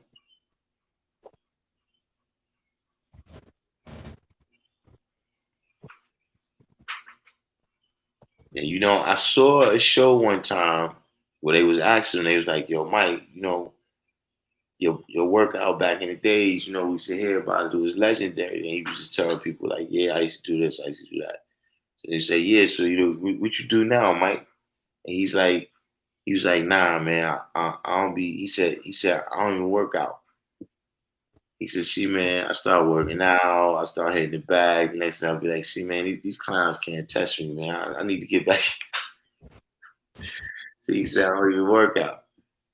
And I guess he was right. As soon as he worked out, now you talk about you want to get back in the ring.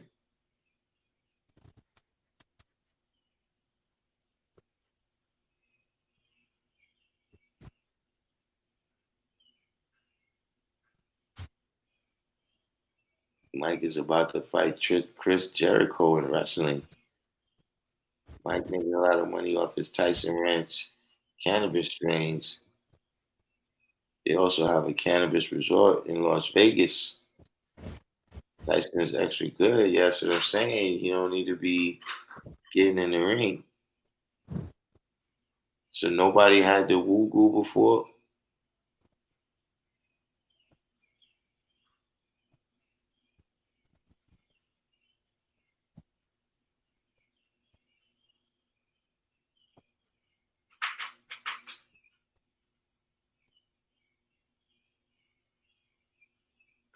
My style is impetuous. My defense is impregnable.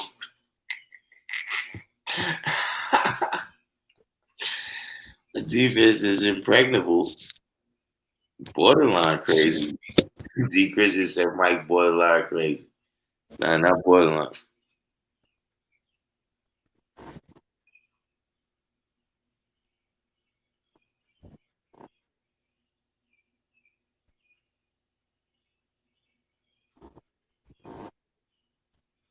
Yeah, though, he don't want to get in there with the which not for nothing though. Um, the heavyweight division is kind of old right now.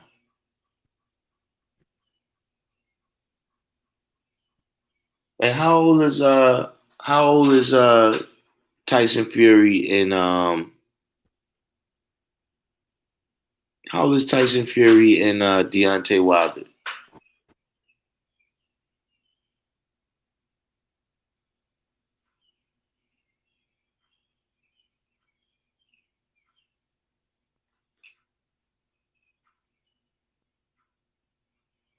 Born Love Supreme said Tyson said he feels like a bitch when he is not boxing because the warrior in him is not being fed. So listen, you better find some other 55-year-old people or something to fight with because yeah, you gonna get in there, yeah, go out like Apollo Creed, man. Oh, probably try to set up a Tyson versus Tyson.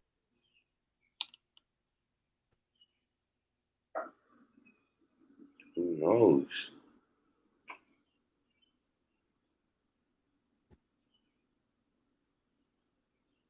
Jasim said he knew Deontay was gonna lose to Fury when he saw his diet. What was his diet? What was going on with his diet that made that obvious?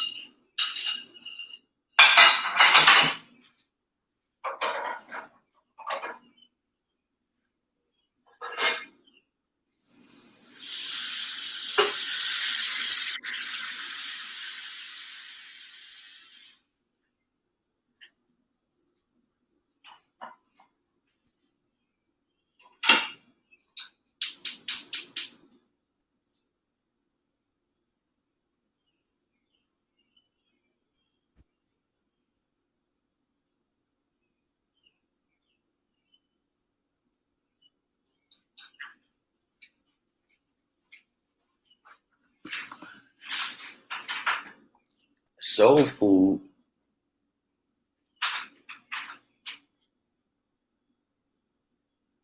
Yeah, see, that's what I'm saying, Born Love. He's setting this man up to get killed. He can't fight no Tyson Fury.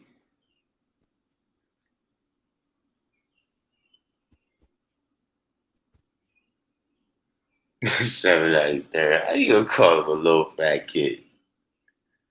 Oh, that little fat cat knocked out Anthony Joshua, so anything can happen.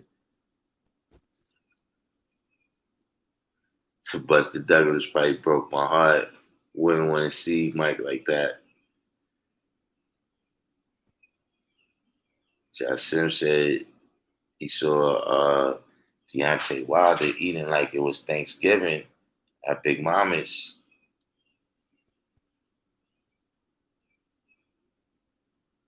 Jason Rosario said Tyson is on the translucent blood therapy, which he says is rejuvenating his body.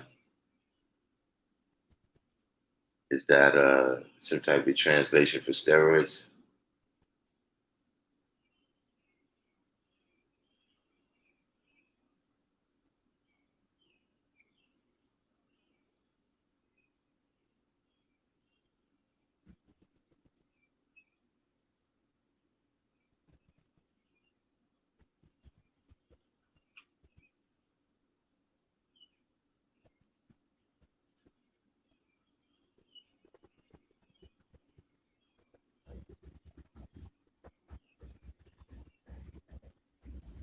Yeah, Tyson Fury is 31. And how old is Mike? Mike's got to be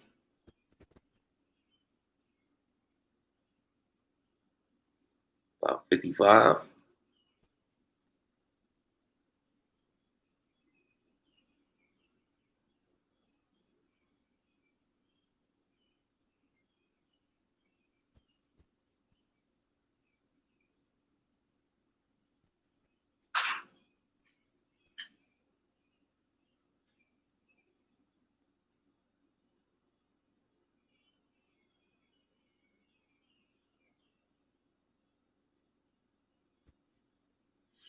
Yeah, we was talking about the other three offers, the 53.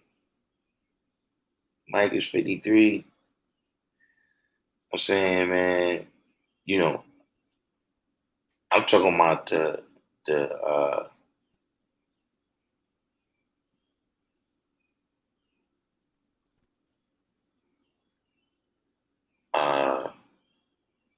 you know, we talking about professional prize fighting. There's no place for a 53-year-old, 793rd or 56. Either way, there's no place.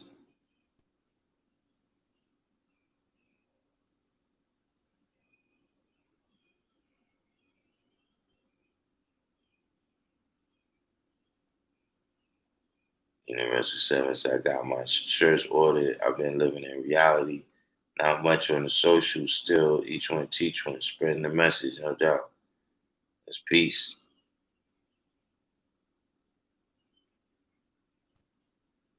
But yeah, we was talking about the other. I think it's one of those situations where they had enough. They realized that the only chance they got of even getting this to slow down was to charge them, you know. But throwing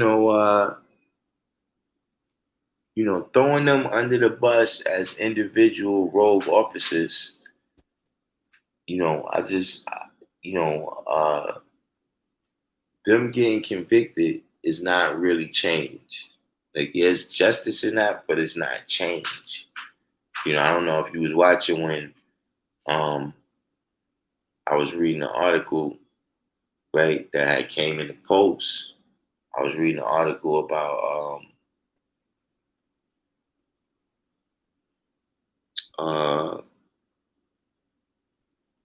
44 people have been rendered unconscious with the same knee on the neck by the Minneapolis Police Department since 2015.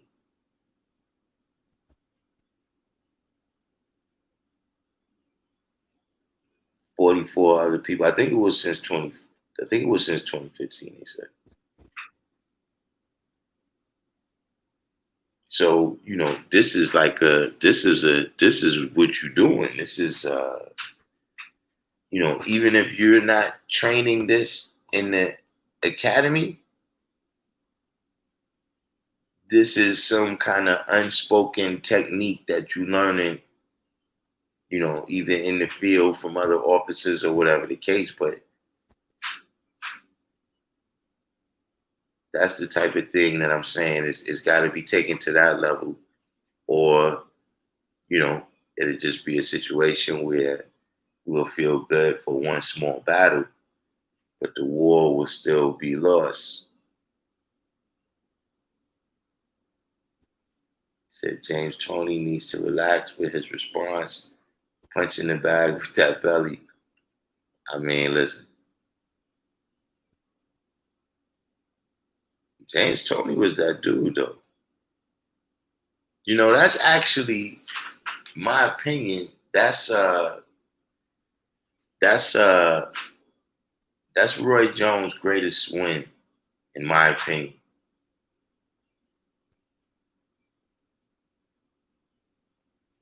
Jason Rosario said they're taking Tyson's own blood, spinning the blood in a machine, which separates the nutrients of the blood after they re-inject those blood cells into different parts of his joints.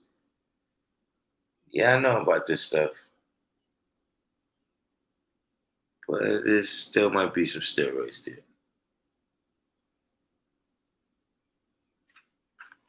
Right, that's a pattern of a behavior, not just that they've been allowing. If you did this 44 times, and it, whatever it was like a short period of time.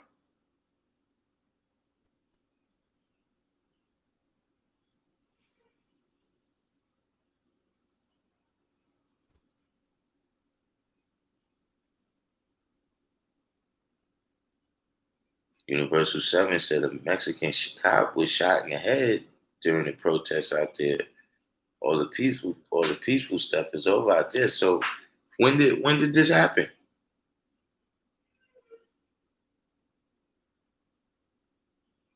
Infinite Satisfaction said Keith Ellison might do his thing, but the jury will be the deciding factor. When Foreman won that next time, what he was about, like 41, 45? Yeah, something like that.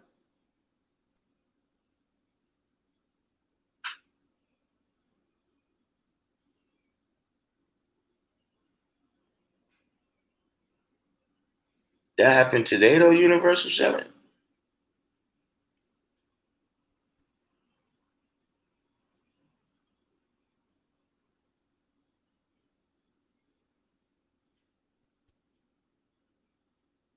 Yesterday? Man, it's getting serious. Not getting serious. It's serious. On the Las Vegas Strip?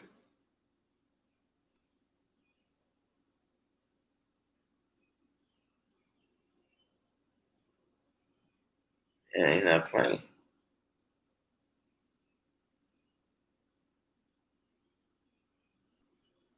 Nah, I've been hearing police been getting it. They hit police with a car. They hit police with a car out here about 2 days ago.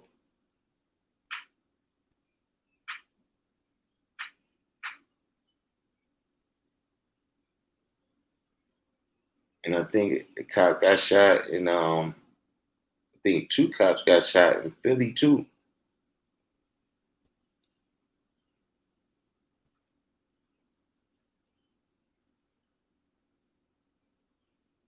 And Oakland, yeah, they returning a few of them cops, man.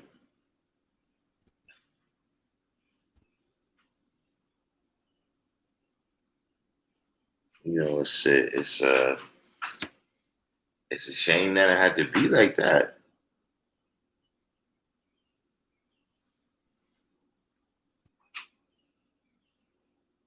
But if they not gonna,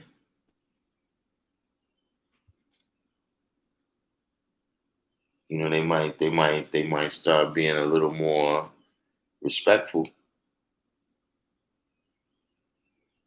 And you realize, you getting up in jail for 40 years.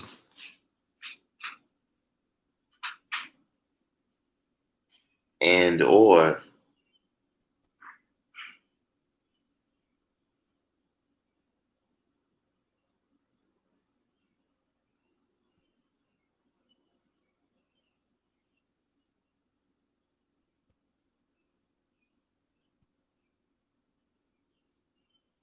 mm, but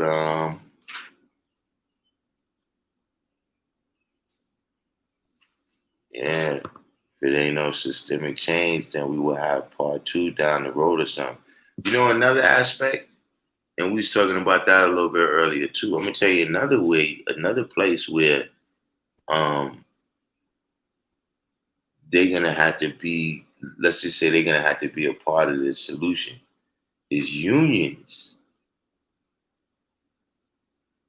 Because a lot of these rules about how they gotta deal with them, like in New York, they got like 48 hours or 72 hours or something like that after they kill somebody before they got to come in and tell the cops, what happened with that. Those are union rules. You know what I'm saying? That you can't be fired for roughing people up like this or roughing. Those are union rules. So while a lot of people, they probably like their union, and you gotta realize that the same way your union is saving you from losing your gig in all these situations, the police union, and they're very powerful.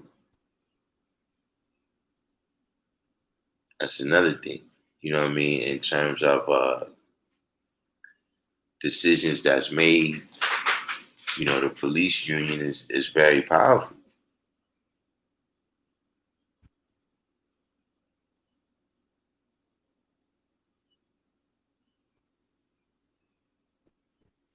But I'm about to raise up off of here. You know what I'm saying? Everybody that made it this far with me, do the each one teach one and click the like button. You know what I'm saying? Um, everything is progressing. Everything is progressing down at the school with the cleanup. You know what I'm saying? The school's going to be open, on whatever's the New York schedule. We're going to be getting the cleaning. We're going to be getting the cleaning done by the professional company on Friday. On Friday, they coming by. So we'll have that phase. I'm almost finished with the yard now. I got to put up the social distancing markers so we can, in case if they roll up, we can tell them, look, we doing the right thing. You know what I'm saying? Yeah, the next meeting, right? But let me finish out this week right now with what I'm doing up at the school.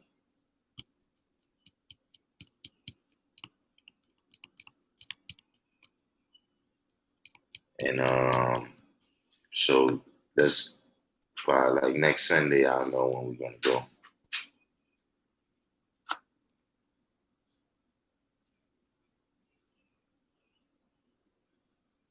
But so like I said, I check out tomorrow and peace.